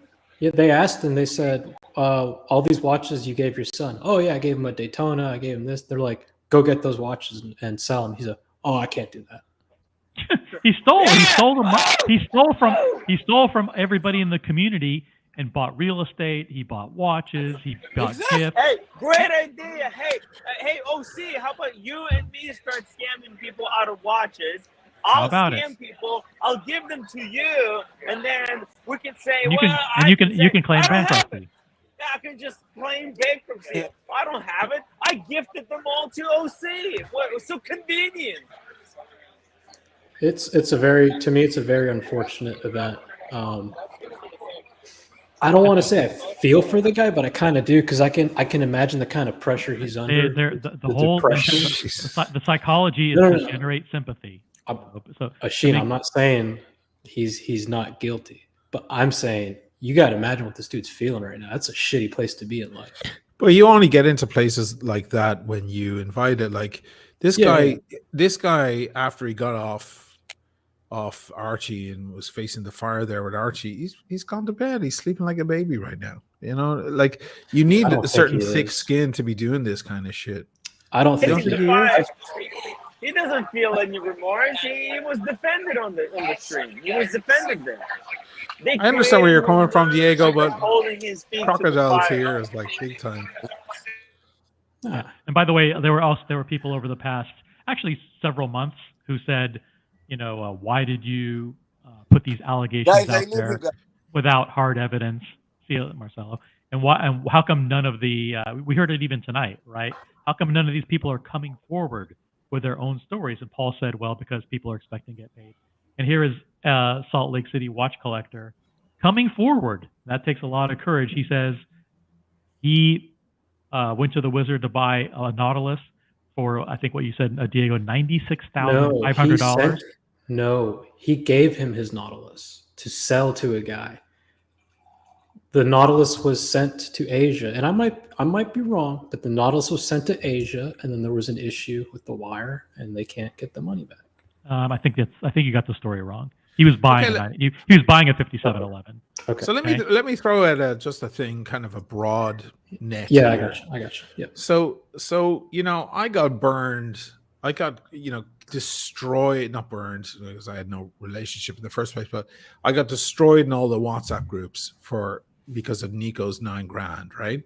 I got like my face was all over the place. My name was everywhere, right? Why has this Stefano guy, that's his real name, Stefano, right? Or at least that's what he says, the Wizard. Why hasn't he been fucking destroyed by all these guys too? By Nico himself? If Nico feels that he was also duped, that he got roped into a thing and myself and him went at each other's necks when it was actually somebody else who was the mastermind, that would be OC's angle on it, I would say. And, you know, Paul is like stepping away and I just tried to do my best. Why haven't all these guys fucking burnt? Why isn't the Wizard's face all over these WhatsApp groups that I'm in? I will tell you why. People didn't come forward until today. And if they heard any kind of rumbling, they may have approached Stefano and said, hey, what's the deal? Word on the street is you owe a lot of money. And his response is, I'm making good. I've already paid $200,000. It's happening. And the response is probably, okay. Like, you know, a lot of people don't ruffle any feathers because they're afraid they won't get they'll be a casualty of the whole ship being scuttled, by the whole ship going down. They're afraid they won't get their own 30 grand or their 20 grand or whatever they're owed. So they want to wait for that to come. That happened with that chap who reached out to me. I was like, listen, man, I can go fucking public on this for you if you like, because this is horrible and I already have a history here and I can let all the guys know. And he said, please hold off until I get paid back. He was just so terrified of losing, I think it was 20 grand, 25 grand or something. He was so terrified of losing it that he was like, okay, do that, yes, but wait till I get a lot of my money back before you do that, because I'm just terrified that if you do go public on it, that everybody just runs for the hills and then they're gone and then it's all bets are off the table then, you know. So a lot of that fear, and these guys have to know that. They've been in the business years. They know how to play that fear too. This guy won't say anything because he needs his money. So he's not going to say anything to anyone because he's terrified that we'll cut him off before he gets his money back. So that's got to be an extra little weapon they've got. I'm just describing the weapons they've got in their arsenal, guys, because we're up against a big beast here. Like we're we're ratting on a big whale. We're little sharks swimming around a very big whale here. There's Let me elaborate on the super chat too. This was something else I forgot. MDW $2 says Tim Wizard said he received boxes of salt and from Asia. So Wizard kind of early on in the stream, he's like, here's one of the guys that screwed me. And he pulled out his phone and he's like, this is his photo and here's another photo. And here's the label that he sent me. And then this is what I got. The first box was it was sea salt. The next box was a bottle of ragu. It's just lies. It's just total lies. But lies. We know that he doesn't. He would never send money first. He wouldn't send money first. Exactly. Exactly. How the hell is it SLC watch collectors' fault? Another example. How is that your fault that you're not going to get paid for the watch you sold the Wizard because he got a box of salt? Hey. Yeah. Another example. Another thing that they asked him, they said, "Wizard, where's the insurance?" Yeah. You ship a $30,000 watch, you get that thing insured. Exactly. Where's your insurance? You're a businessman, right? It's just there was something else I was going to say. I'll say it when I remember. Harry, thank you for the $5 super chat. Really appreciate it. MDW $2 super chat. Tim, okay, yep, thank you for that. Yeah, Asheen, I mean, I give you huge props. When he said, all right, deal, send the watches. Now, let me ask you a question. You were to send the watches to him, right? Not Nico. So when I super chatted. No, originally it was to him. Okay, when I super chatted, why were you buying watches from Asheen when you were in this serious debt? And we're talking $400,000. He's going to lie and say, oh, they were for Nico. They were for Nico. His response was, I wasn't buying watches. They were going to Nico. I was just doing a favor. I was a middleman. I wasn't getting any watches. I believed him at the time. Back then I believed him. But he told you, okay, send the watches to me. No, he eventually, in the end, I had to send the watches to Nico. But in the beginning, I had to mark them as his, what's the name of his business again? Just in Time or something like that? JIT. I had to mark them as JIT. I went to my shipper who deals with me all the time, and he goes, and I put JIT as the name, and he looked, my shipper who knows me, like we're mates, and he looks at me, he goes, what are you doing? Like, why don't you just put your name on the slip? And I was like, I can't. The guy told me to put another name. He's like, what are you getting yourself into here, dude? You're in over your head. I'm like, I think I really am. I'm not supposed to reveal who I am. So, like, I think Nico thought they were coming from the Wizard. Right. And I had to hide who I was. In fact, I pulled up the conversation. I found it here. I'm just looking for the relevant bits of it here. My question, though, is initially when you said, I've got these 3 watches or 4, and you guys agreed to a price, right? Yes. Mazal, did he ask you to ship the watches to either Canada or New York? Because I believe what the plan was he gets the watches and then he finds a buyer, or he waits for the market to go up and then he gives you your money, if he ever does. I didn't think we got that far. I have to go back through it, but he agreed on the money. He agreed on the price. He agreed on I didn't want to sell 3 watches. I wanted to sell 1. I had like 15 or 16 I wasn't even wearing, and I was happy to sell 1. I was in a better financial situation then, and I was happy to sell 1. Then he goes, sold for 3. And I was like, 3? Shit, I don't want to sell 3. He wanted my Mark 1 Sea Dweller, and I was like, oh, fuck, I got to sell that too? Okay. Well, and I just kind of went, okay, fine. I'll just go with it. Fine, I could use the money. Fine. But we didn't. Then I just waited, and I waited. And I kept writing to him. I have all the documentation here. I have everything, the entire history. I waited, and I was like, so? And he was like, oh, it's coming soon. It's coming soon. And it was just a fob off for weeks and weeks and weeks. and it just kept going on and on, and it really injured me, and that's why I had to sell 2 of them. Yeah, out of desperation. Well, I The give you guys who bought props. one of them is probably watching right now. I give you props for saying I'm not shipping until I get my money. What the fuck you talking about? Well, yeah, I mean, look, I cut my teeth with this shit in New York City. I've dealt with, bigger assholes than these guys for years. I wasn't born yesterday with this stuff. Honestly, those guys, I used to think half of them were crooks. Coming across these cheap half-ass crooks is awful. Like, they wouldn't have lasted 5 minutes in the computer thing in New York, man. And we came across some odd characters every now and then, and they were shoved out of the whole system pretty damn lively. But in the end, then it all spinned and it all turned at the last minute. It was all about Nico's bank issues.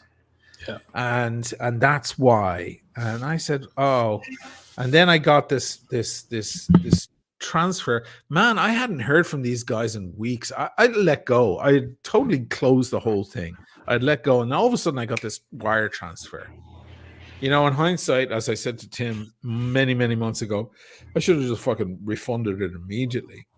And just, oh, sorry, goodbye, go away. Yeah. Unfortunately, I tried to band-aid it, and it blew up in my face, and the rest is history. So, but yes, he wanted me.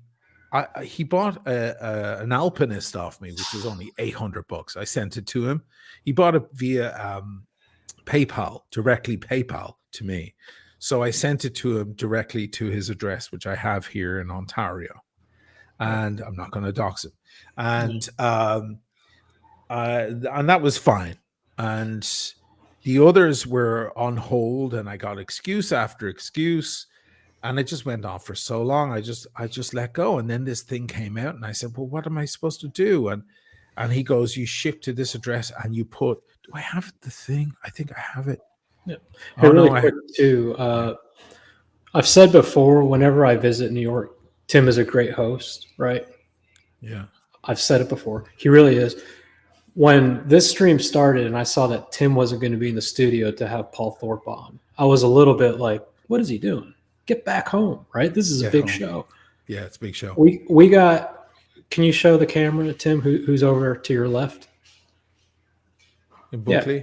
So we got Rich over here from San Francisco in town in New York. And even though Tim had this big guest on his show, he sacrificed being in the studio, all that stuff to show this guy a good time. So that's good. That's good. You can't say Tim isn't a good guy. And he did that by ignoring Rich for 4 hours while he was on the live stream. They're gonna have a good time. Anyway. No, but the thing is, one thing you don't understand about Tim, well, most people do understand, his nights don't even begin until 10 o'clock at night. Yeah, my night doesn't. I don't get off work until 10, so they don't realize that we're gonna hang out late into the midnight. Late into the midnight. Well, no, like I said, you had to do it. Yeah, I didn't realize it. Listen, it is what it is, man. Hey, has Rich reached out to Tatiana or whatever her name was? Then the fun begins. Tatiana, we need to reconnect you with Tatiana. I have her number, but then I got her number actually. I texted her, but she fucking ghosted me. Well, you have to try again. Maybe like some crazy Russian. We're going to Brooklyn. We're going back to the same supermarket to get back with her. Okay? Did you find it? In the morning. Yeah. Waiting for a girl to walk around by herself. You said you were looking for some text. Yeah, I got them all here. I'm just going through them. It's jogging my memory. It's been a year, guys. Oh, the other thing that they said was the people that have been affected. This was Mark Goldberg. I don't know if Mark Goldberg has any kind of legal background, but he said, regardless of if people get their money back, they can, if they start the proceedings, a judge will order a we're going to figure out all the assets you have. I can't remember the legal jargon, but they will legally force Stefano to, or they'll find all the assets. Does he have a home in Hong Kong? Does he have a bank account that he hasn't disclosed? And so that way, he definitely that way, if it's they won't be able to find it because it'll be under other people's names. Right. But that was something that I found very interesting. I'm learning. Rob Morrison, $10 super chat. bankruptcy lawyer here. He's made a lot of fraudulent transfers that in the United States would be crimes and grounds to deny him a bankruptcy discharge. Canada, probably similar, may be a reason why he's not filing. He's not going to. Bankruptcy is file. bullshit. He's not gonna Bankruptcy is file. bullshit because he clearly has the money he can pay back right now. He just doesn't want to. He just doesn't want to. Because he doesn't have to. He can go on the show where people are going to cuddle him and say and give him opportunity to say he can't pay back. He doesn't have. He spent it all. Bullshit. Seriously. Yeah. I mean, listen, this is we haven't reached the end, but it's the beginning of the end.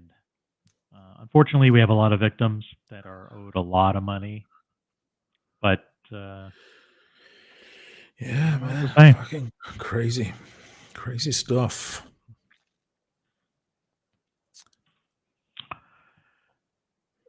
I don't know. Do we want to transfer to a Gonzo stream or what? Should we take a break and come back? Look at this. Explorer 1 and the Explorer 2. The black dial is getting so much more popular now. Finally, people are warming up. 2 Explorer 2, sorry. Yeah. Great Casey watching. Jones, Brooklyn, $2 super chat. Tim Wright is hitting hard. The hardest hitting journalist he is. Well, he's the only one. Jay Gray Sweater, question for Diego. Would you say the Bear soft cocked the Wiz tonight? No. Of course. We can't hear you, Diego. But Diego, Diego doesn't even understand how he did it. The Bear was thoroughly disappointed, and Stefano kept saying, "Bear, you were the only one that backed me up during this whole thing." And he's like, "Hold on, I backed you up under false pretense here. I backed you up like thinking that OC was lying about the whole thing." He's like, "What you did was like unforgivable." Yeah, he's lying that he thought that OC was lying because there was really no reason for OC to lie. He's playing you, Diego. He's playing you. There was very Daniel, aka D Dog Strickland, $2 super chat. Turns out the Wizard was more of a buzzard. Asheen, did you see the new watch I got the other day? No, I didn't, man. All right. I want to show you. I think you'll appreciate this a lot. Let's see. Wow. Okay. And by the way, sorry. I've been a fucking dick to you a lot in the chats lately.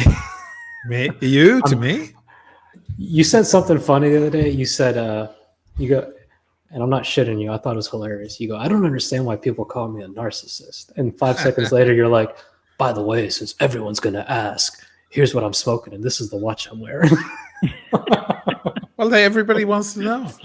They keep going, and I know, but they I don't want to talk about what I'm smoking, but everybody the entire chat will be like, "What are you smoking? What are you smoking? What are you smoking?" All right, you're gonna really appreciate this. So you see what that is? Oh yes, I do. Do you know what watch that is? Well, I mean, of course I do, but from the reference. But what year? What is it? A V serial, an M serial? What is it?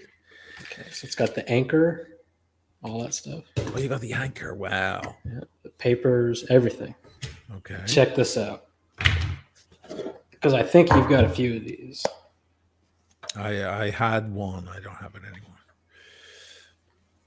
No holes case.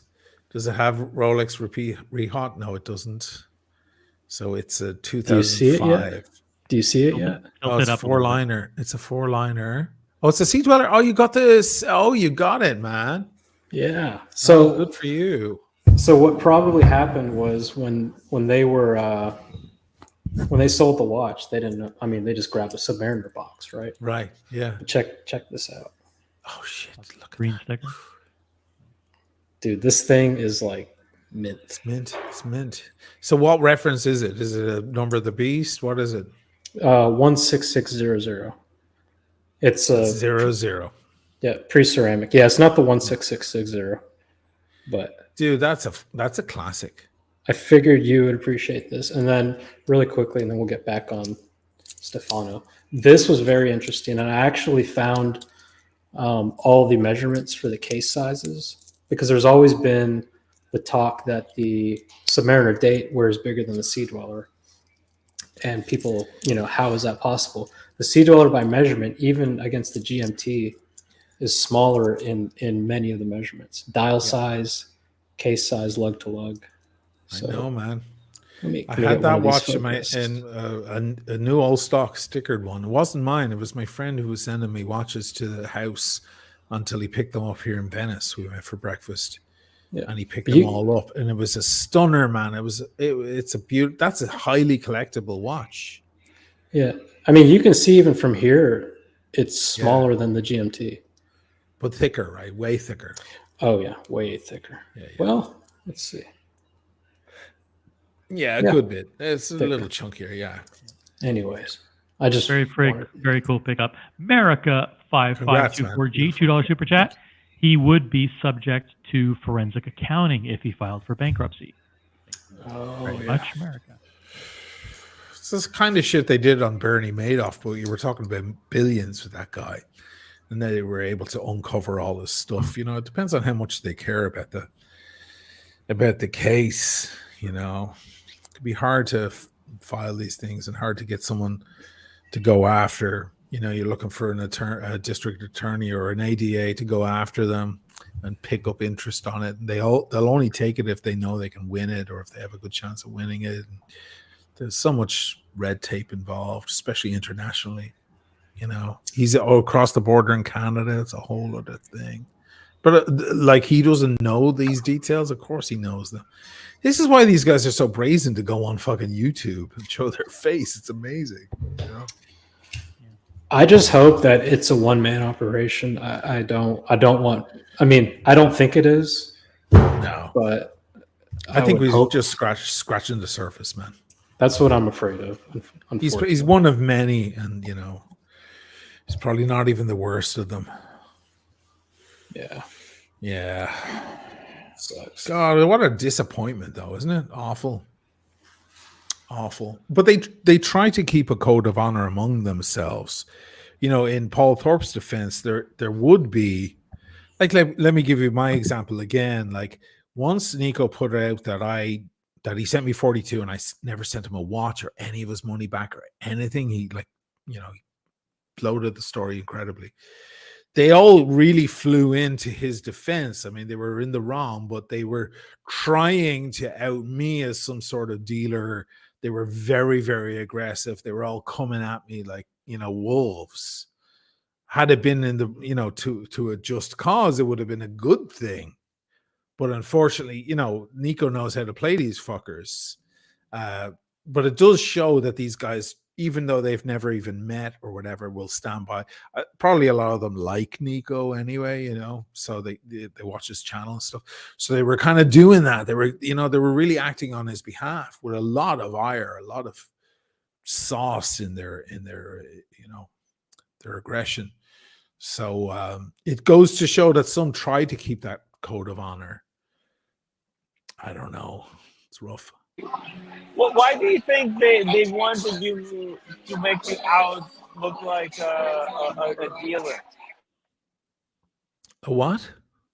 The label? You're talking about the label? Yeah, why? The shipping label? Why did they try to label you as a watch dealer? Oh, that. Oh, because he told everyone. He told everyone that I was a dealer. Sure, Paul was spreading that shit too. Oh, she wants to be a watch dealer. Like, no, I also don't want to be a fucking child molester either. This is on my list. Things I don't want to be. I would never want to be a watch dealer. He spread it throughout these dealer forums and so on because he knew they would go after me, and they did. And if I was one of them and I heard that somebody gave 42 grand and never saw anything back, no watches, no nothing, I'd be angry too, So he knew how to drum up their ire, He knew how to do that. He did the smart thing. The guy's a fucking scumbag, no doubt. But what are you going to do? Now, that's another thing, I should call to people's attention. I already knew this guy tried to fuck me. I already knew he was a psychopath and a maniac and all of these things, and I still paid him. I was still paying him all his money through the entire thing because I don't steal people's money. That's not my thing. They were the first messages I left him. I have everything in audio as well. It's like I've never done that in my life. And I learned that shit in the streets of New York with all my buddies doing our thing. And you just don't do that kind of stuff. And so I was like, I got to pay him off. Here's a detail I've never told you guys. If you want something juicy for the evening. I'm thirsty. There was thirsty. During that whole thing, because my banks got shut, I got everything shut down here, because the Italians were like, what the fuck, who are you, what are you doing? I was like, I'm into watches, like I love watches, but like I'm in over my head, guys. And I had a meeting at the bank and everything, and they were like, listen, you got to shut these accounts down because you're going to get in trouble with the authorities here. And I narrowly escaped that, and I thank the guy, I'm not going to say his name, but he's the manager at that main branch. And we had a good chat. And he's like, I'm going to do you a favor. I'm going to let you shut them down because that looks way better than if I shut them down. Because if I shut them down, you're still on the hook. You shut them down now and just stop this activity. And I said, okay, but I'm going to be left high and dry. I can't even fucking pay for my groceries anymore. I'm going to be left in the shit.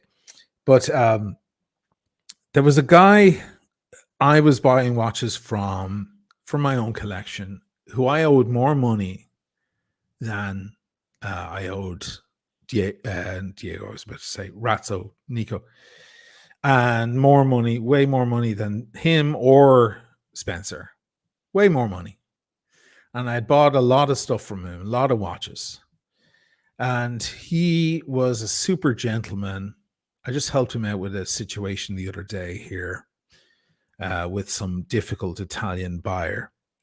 And he was the best ever. He was like, I just fixed this thing for him the other day and turned a terrible, terrible customer into an absolute friend. I silver-tongued the guy. I totally calmed him down and reassured him everything was good. And it all worked out great. The guy, eventually the watch got to him and it was problems with UPS delivery and everything.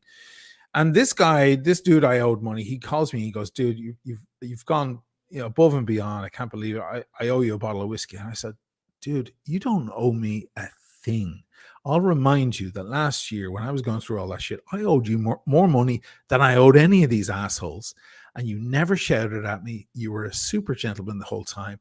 You waited it out and you got paid. Now, in the end, when I paid him off, I finally got all my bank shit together and everything. I paid him. I sent him more money. I sent him extra. I'm not going to say how much. But he was like, oh, I got this transfer. I was like, that's for being a stand-up guy. That's for fucking waiting it out and understanding that I was in a tough spot. Now I'm out of the tough spot. That's what you get. Because you were fucking stand-up. You were great. You were understanding, you were a gentleman through the whole thing. Comparing this guy and the other guys, the British guys, were bad-mouthing this dude because they had heard about this guy and he's in a country that, is associated with bad deals. And, they were trying to cut him down, yet he never sent me any fake watch. He never sent me anything with any issues. And he was a stand-up dude and he waited for, and payment came. I sent him extra money. I was like, that's that, if you want, you can cut it off the next watch I get off you, knock a little off, whatever. We're good to go. But thank you for being a gentleman through the whole thing. He was exemplary through the entire thing. The other fellas, my God, especially that guy. I have to say in the end, I have to say that Nico he dragged those other guys into shit. And, if me and Paul never speak again, Paul can blame Nico. He can blame himself for siding with him, yes. But for being dragged down by this scumbag, by this asshole, and yes, by default, also Wizard being the genius, the mastermind behind the whole thing by default. Sure, I have no problem if I never speak to him either, ever again. But man, this wild animal raged his way through their store and smashed everything in their store, and they fucking just let him because he's a dealer, and they went up against me, who I'm not a dealer. So it's such a shame to see that happen. Terrible. But yeah, the other guys stand up amazing, and in the end, he came out on top, and he needed my help. recently for this other deal that went sour here in Italy. He can't speak Italian. And I called the dude and I represented him and everything, because good favors are paid back, Anyway. Yep. There it is. Hey, Buckley. There's Buckley. Unmute. All right, guys, I got to go. I will see you later. Bye. Take it easy, brother. Hey, Buckley, what's going on, brother? You're on mute. He's on mute. We were on mute. Let me just read this super chat really quickly here from America 5524G, $2. For Harry, this stream is the best Rolex CPO commercial ever. Ever. Seriously. Good point. This is a good point. You asked me why people will buy a Panda Daytona for $50,000, because you know what? At least when you buy that Panda Daytona for $50,000, you'll get the Daytona. Yeah, you'll pay, but you'll have your watch. With the gray market, it's not necessarily guaranteed. Okay, if you're not getting your watch first, there's no guarantee you'll have your watch after you make the payment. Yep. That's the sad truth. And I need to jump, Tim, but I want to send a note to Kent Daigle, George Varghese, all the mods. Can you please be on high alert, which means pay attention to the chat, because we have some very vicious trolls in the chat.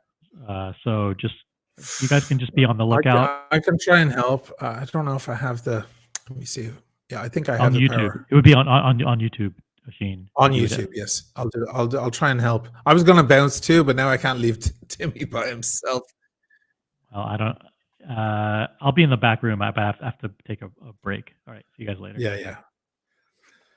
Buckley's ready. Buckley's ready to leave. But Sheen, John D, a really good viewer from the chat, has bought us beers. Can you believe it? Nice. Yeah. I'm drinking now, dude. I mean, and he John D. He's a really, really nice guy. I met up with him here at the Watch Time New York. Remember?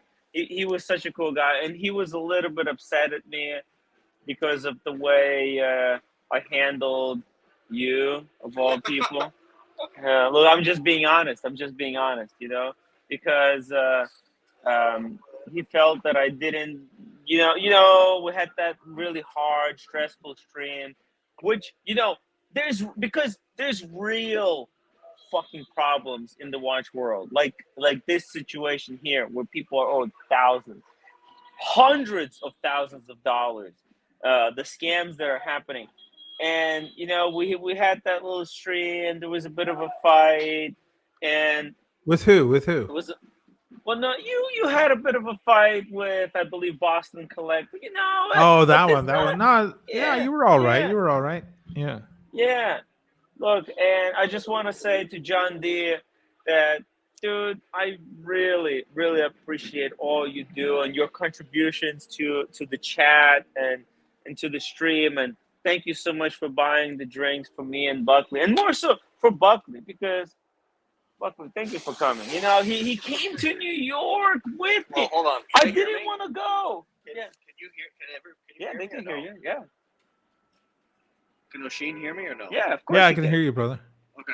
So I have no idea what happened tonight. I've been drinking with 4 or 5 people at this table. Some Good of the for you. coolest people. I have no idea the drama that's going on. You saved me today. But I look forward to listening to it later. Buckley, you don't understand. You saved me today, because Buckley was taking care of the guests that I was supposed to be hosting, while I was taking care of this insane stream today. I have no idea. I have no idea what's going on right now. Buckley, you're the best, man. I didn't feel like coming to the city today. If it wasn't for Buckley, I wouldn't go. And we went to Cellini. We saw some incredible watches. Sheen, there's seriously, I highly recommend you go back. Just go back to the previous live stream I had just before this one and take a look at the Maurice Grossman Buddha line and dial watches. Oh Okay, my God! I will, man. I will. 39,000 US. Oh, the Nice. Chapek. And then the Chapek. Chapek. Buckley wants a Chapek. Oh yeah. Beauvais. Oh, Beauvais. No, You Buckley remember? needs this. Buckley needs this. Oh, Yeah. yeah. That's what he was. That's what he was. I know Buckley, he we was need that. to. You need an AP and you need a proper dress watch. I mean, he's With the super arms, he's got into. big arms. He needs a big Yeah, he's beast. got. You know that Chapek. What was it? 42. It was 43. 43. What the? Ooh. It's a 43 Nice. guilloche blue enamel dials working set for 20,000. I mean, everyone is obsessed with Entertique. Entertique is just kind of a flavor of the month. It's a lot of people who couldn't get the AP wanted to get the Entertique from Chapek, but the true Chapek enthusiasts, they got their dress watch. Incredible. Awesome, Scalloped side. Oh. Wait, so was O'Sheen on with Paul? No, he was right after. Okay, right Yeah. First Paul came on, and then Asheen. I was with Paul for like 30 minutes. Yeah. Oh, yeah. That's it. After that, I have no idea. Yeah. It's good that Paul is now on the hook. How he like. I don't know how much of this information Paul knew, and I don't remember because I was trying to. Because Paul is in UK, so he's not really. If I can make a statement here, Yeah. I have to rewatch the stream. Yeah. But from what I gather, I know Paul's trying to say, "Hey, listen, what's Roman's business is Roman's business." But Paul Thorpe's channel is about fixing the crime that goes on in the watch community. Exactly. The crime. So, Paul, put your money where your mouth is and get the wizard off the street. That's all I know. Maybe I have to watch the stream back and I'll eat my own words, but that's all I know for now. From my understanding, Wizard was allowed to go on a different stream and Whose stream? With the competitor stream, and was just basically allowed to make up all kinds of bullshit lies that he can't pay for it, all kinds of excuses. You shouldn't have been doing it in the first place. Go fuck yourself. Right. Exactly. Right. I mean, Timmy, what am I gonna do? I gotta bounce. It's getting late here. What am I gonna leave you by yourself? We're gonna wrap it up. No. We're gonna wrap it up. What I'm gonna do is. I'm sorry, man. I'm sorry. No. It's okay, O'Sheen. I really appreciate you coming on the stream tonight. Yeah, man. To kind of create a contrast to what Paul Thorpe was saying, because Paul was doing he's closer to one side, you're closer to our side. Yeah. You were a victim of the wizard. Yeah, You know what probably. happened? You know what Yeah. used to happen in New York? You know what happened when you stole money and you couldn't pay it back in New York? You died. You died. Some of my relatives are in prison because they killed people for that. So I don't fathom this. Canada. That's why he works from Canada. Oh, he's Canadian? Yeah, he operates in Canada. You know, they got different rules over there. They got rules over there. You know, it's a joke. It's a joke. I'm an insular, O'Sheen. I'm an insular. You're an insular. Don't be so insular. Oh, that was good stream. Can you believe it that people were taking offense at that? You know, not that this is the real stuff. Oh yeah, that's a spam account. Right. You know, that's a spam account. He gets deleted afterwards, and I don't know. He's addicted to doing that stuff. You know. Yeah. Yeah. Interesting. I feel like I missed a great stream, and I need to go back and watch 3 hours worth of streaming. You know what? This is today. This is one of the most revealing streams of all time.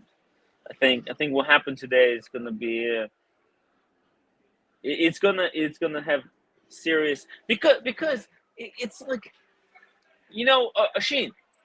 One of the things Yes. that I actually wanted to talk to Roman in private about this stuff, right?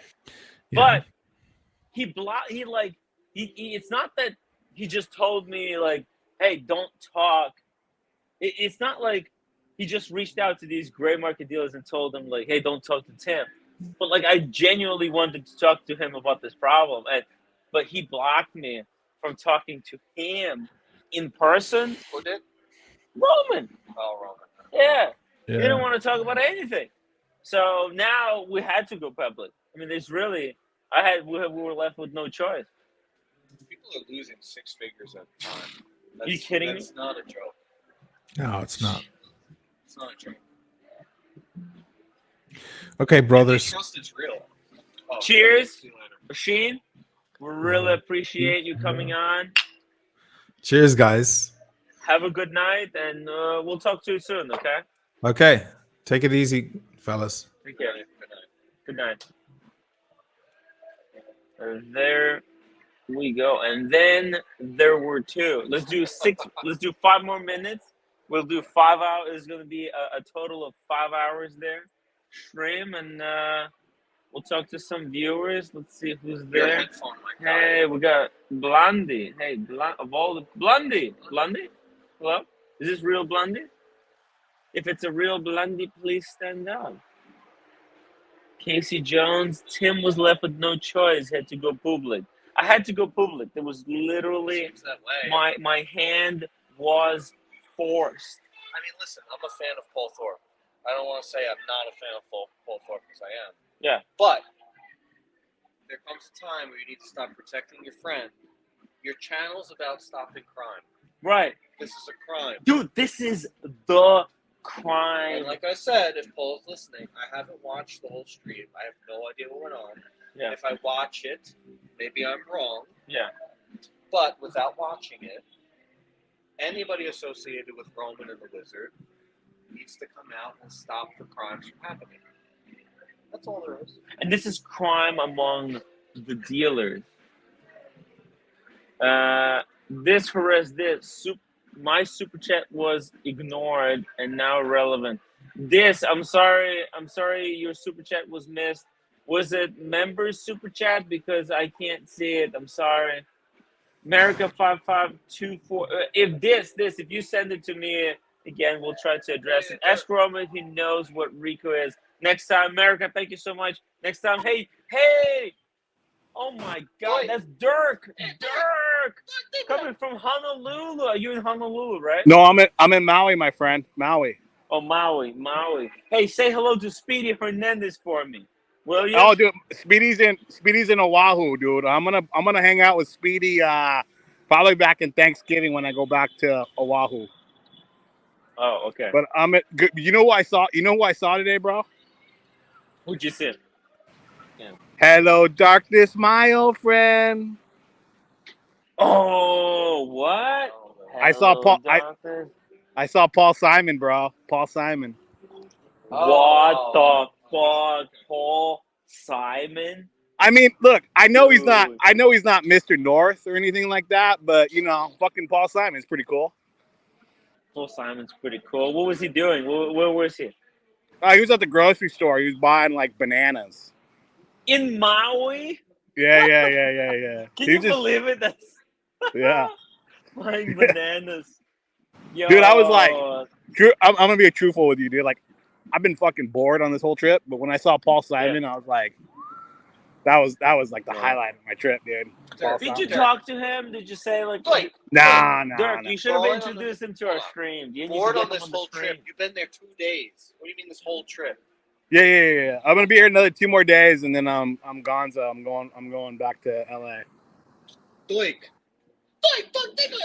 Dirk, are you gonna come to Rodeo Drive on the 25th? Yeah. I'll meet you up there, bro. I'll meet you up there. Please come on the Dirk's 25th. hat today, Me, Red Shovel. Dirk's hat today looks like one of those hats that they wear when they were like counting money in like 42nd Street. You mean like the poker dealers? The poker dealer?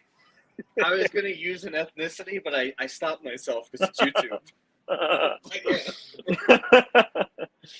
You know, I was backstage for a while, but OC didn't want to let me on, dude. I think he doesn't want. He doesn't want to let. You have the keys. I do have the keys, but I don't have it on my phone, bro. It's only on my computer. No, if you go to StreamYard.com and then you click log in, you can go in. You can actually add yourself. I think maybe he was thinking you didn't want to be added. All right, well, you have the keys. Don't tell OC that, dude, because he's gonna have to explain that to Watch Nick. You know, He's not watching anymore. So, what do you mean? Oh, he's always on. He's always on Watch Nick now, dude. That's his boy. Oh shit! Real OC? Oh yeah, he's always on there now. Good thing OC doesn't. That's why I don't give people wrenches. Okay. Look, bro, I got eyes. I got eyes everywhere, dude.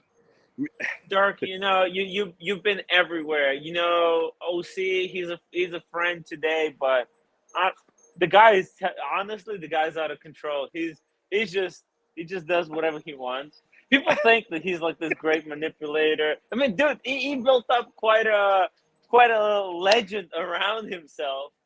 He's unstoppable. I'm afraid. I'm scared of OC. Hey, that was a good interview you did with Paul Thorpe and Tim. I want to send my condolences out to roommate and her daddy passing. Thank you, Dirk. Yeah, it's to the roommate's dad. May he rest in peace. Hold on, I got you, bro. He was a great guy. He raised 5 fucking kids. Can you believe it? Did you talk to him a lot? Raise 1 kid. Did he like you? Did he like you? You know, he was very skeptical. Yeah. He was very skeptical because that's that roommate is his best kid. Oh. Of all the children, she's the only. That's the only good kid. The other ones, they're just assholes. They were fighting over his inheritance.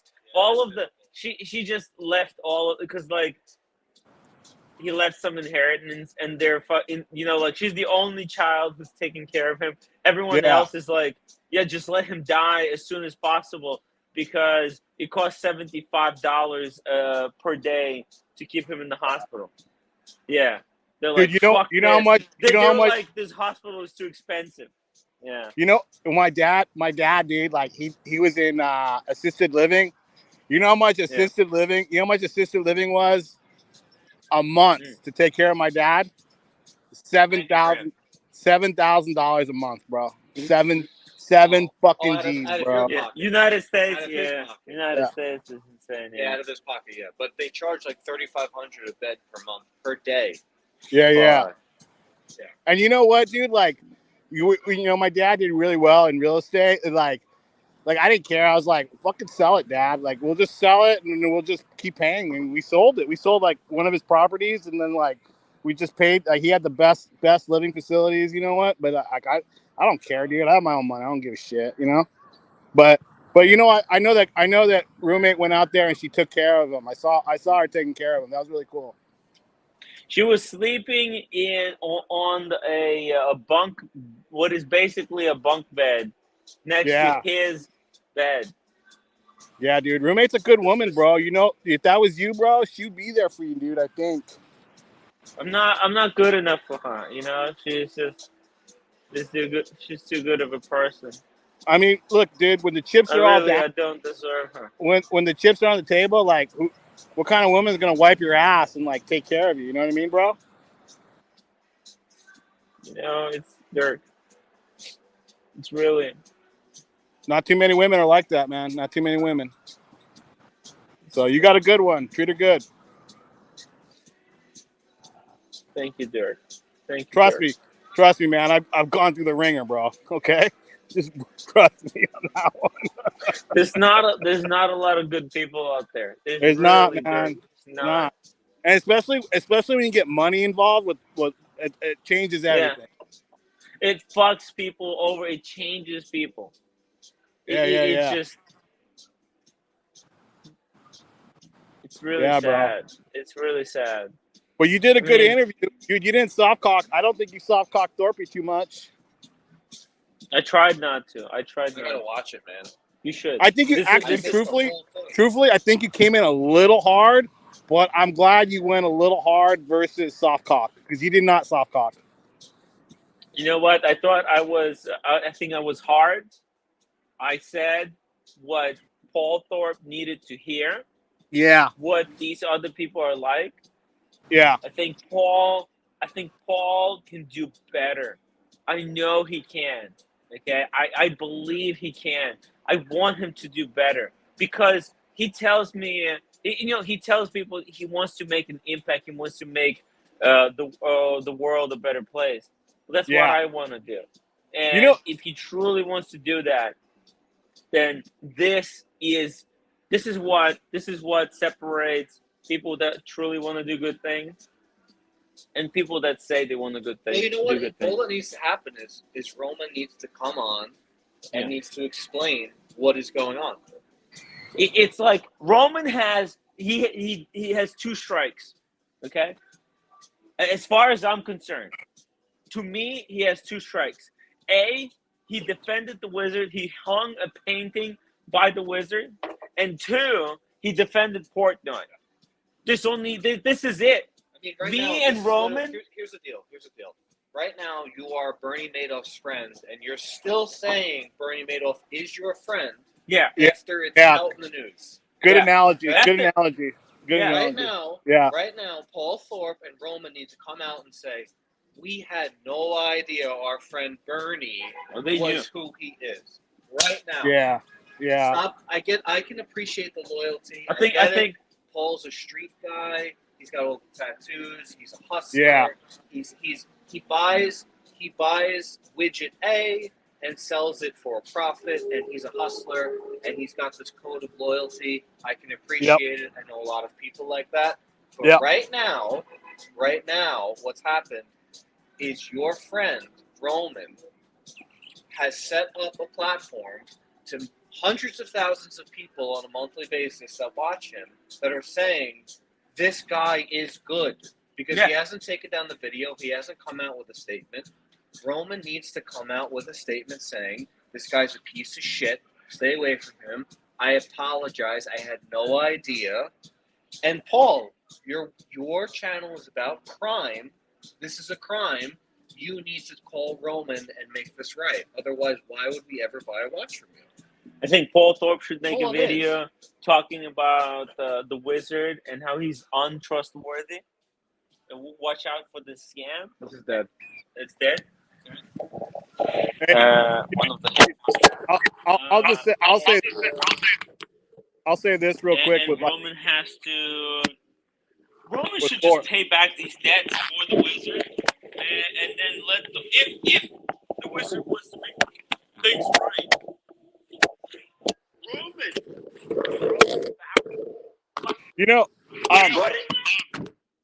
by putting up a fucking painting of the Wizard on his wall is just as good as freaking saying, I vouch for this guy. I will pay back. Well, I mean, I don't know about pay everything, but at least offer a percentage to help him out. Because, think about it, dude. What does Wizard say? He's like 200 grand, 230 grand in debt. If he just put out a $60,000 payment back, that's nothing wrong. I don't believe a word that he's saying. I don't believe that he can't pay it back. I think he can pay it back, and I think that Roman should just pay Wizard's debts, and then Wizard should pay Roman. If they want to still keep dealing in watches, that's the only way to go forward. But doesn't Wizard have a shitload of properties? What he should do is liquidate one of his properties and just pay off his debt. His excuse, but exactly, Dirk. Well, he doesn't want to do it. He doesn't want to do it. He's come on before. He's just I got this, I got that. I make this, I make that. He's full of shit. You know, He's and then full I'm of like, shit, man. what? It's just excuses. The wizard is a master liar. Master liar, okay? Of all the You know? people, he's a master liar, Dirk. I do not believe a word of his lies. Oh no, dude, I Cheers, don't. Yeah, I don't. But cheers you to know what's funny John with D. and Dirk Diggler. you know what I told Thorpe. I left a comment. I can't super chat from my phone, but I left a comment and I said this to Thorpe. I said, you know what? Like a lot of your watch knowledge to me, from what I've seen, has been right on. I go, it's just the company that you choose to associate yourself with makes you look bad, right? Exactly. Sooner or later, you just have to like kind of cut ties and be like, you ever watch that movie Good? You ever watch Goodfellas? You ever watch Goodfellas? When Henry Hill went to the boss, right? And he goes, "Hey, I'm in a bind," and the boss goes, "This is all I can do. $3,500, dude. I have to cut ties with you now. I'm done." And that's that's what Thorpe should do. I'm done. It's just bullshit. It's all. I do not believe a word of what these scammers are saying. Okay, I'm done. I'm done. Yeah. Dirk, thank you so much for hopping on the Hey, stream man. to Thanks for help having us me, out man. here. We really appreciate it. Hey, guys, go. Buckley, make sure you rewatch the stream. I have to rewatch it. Let's see it. Let's see. Wow. Maui. It's been raining cats and dogs today, man. But like, Dirk, you chose the worst time to go there. I know, man. It's my luck, but you can't change the weather. You know, it's better than being at home. Still, Yeah. even the weather. But you know, but hey, man, thanks for having me on. And it was a good stream, bro. It's a good stream, Timbo. You're doing good. Keep up the good work. Thank you. I wish I was today in the studio, but it is what it is. It's just. Where you guys at? What bar you at? Hey, you know what? We're at a German beer hall. Yeah. Ooh, that sounds fun. It is amazing. Dirk, I've been drinking with other people in the community for the last 5 hours. I have no idea what went on tonight. So this is like information overload right now. Hey, you know what's funny? Buckley, I think is like I'm gonna give Buckley the MVP of 2023 so far because like he's got more. We're here, Buckley. I didn't want. I was hoping Buckley will say, "Tim, I really don't want to go today." Hey, I'm gonna try to. Instead, he said, Listen, 130 or 2. No, that's not the way I am.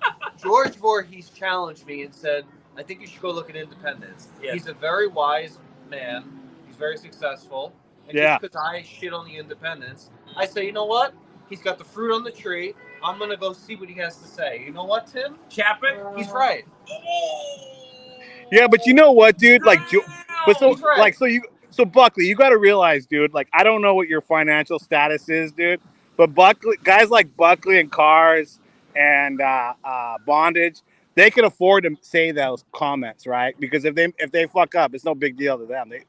They still like to watch, right? Yeah. But like I would say 75% of like Tim's audience, truthfully, like, nah, dude, you can't afford to get. I mean, Careful. yeah. But look, one Chapman is not going to kill you. Look, I'm not going to sit on the channel and talk about watches unless I go in person and actually look at the watches. And George Voorhees said, go look at the watches. So you know what? I said, all right. Oh, there's another one. There's another one that can afford to make mistakes. John. That's what it is. You know, that's what it is. Whoa, Sean, thank you so much for the $50 super chat. A round of drinks for you two gentlemen. Cheers. What about me, Sean? Am I gonna give me a round of drinks? So much, Sean. Dude, Hey, I can't wait to come to LA. LA is gonna be so much fun. Hey, bro, you know it's funny. You're gonna be back right by then. Yes. Yeah, I'll be back. I'll be back on Monday morning. But you know what? Hey, look, I'm back Monday morning. Don't rob my house, all right? But listen, Sean was like, he was telling the story about he went to jury duty, right? And he's like, I went to this restaurant and then I saw these Italian people there in Beverly Hills. And I'm going, after jury duty, I'm like, dude, I go to In-N-Out, you know? He's going to like this 5-star place. Oh, Dirk loves his In-N-Out. Yeah, I love the In-N-Out, bro. loves it. No, dude, Shake Shack's better. Shake Shack's better. Shake Shack. I never had New York. Yeah, that was way good. You coming to LA, right? I'm coming to Vegas. Vegas, sorry, Vegas. You're coming to Vegas, yeah. We'll have In-N-Out in Vegas. That's my ritual. Coming to Vegas and having In-N-Out. It's amazing. I mean, dude, I grew up on In-N-Out. Look at me, right? So, like, I kind of look at In-N-Out as like, Like even Lolex is like, yeah, In-N-Out ain't all that. But like, you give me a Shake Shack, and I'm like, that's good. That's a good goddamn burger. Carolyn Martin even said she'll cover you, Dirk. On where? In-N-Out or Shake Shack? Hell Shake yeah. Shack's expensive, bro. Guys. Shake Shack, you're not getting out for under $20 at Shake Shack. Don't believe it. The moderators don't believe it. I love Carolyn. Dirk, all right, bro. Dirk, you're the best. Thank you so much for helping us wrap up the show, because you were watching everything. You're watching stuff that we weren't watching. God knows I can't watch anything at all. Yeah. And helping Buckley over here. Guys, please hit that upvote button if you haven't yet.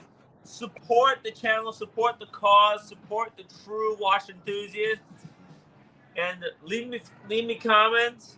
And guys, come to LA. Still got over 200 people on. So we still got 200 people on. I may or may not go Gonzo later. No, I'm actually out of battery. Can you believe it? I lost all You're my gonna go battery. You're gonna go Gonzo later tonight? I know I can't because I'm out of battery. Oh, okay. He's going to Sapphire 60. Yeah, I want to go to I would have went to K-Town, but I'm out of battery. If somebody super chats me to buy a battery, I will, but it's too late. So, dude, you know, just be careful if you go do that. They're gonna clip the shit out of that, bro. Just be careful. Let them clip it. Let them clip it. They're gonna clip it and they're gonna run with that for the next like month. All right. Let them clip it. All right, brother. Dirk, thank you so much. Thanks for having me, guys. Hit that upvote button before you leave, and I'll see you guys tomorrow. We'll see you tomorrow, right? Yeah. Tomorrow. How do I? Oh, by the way, I have an outro. Let's do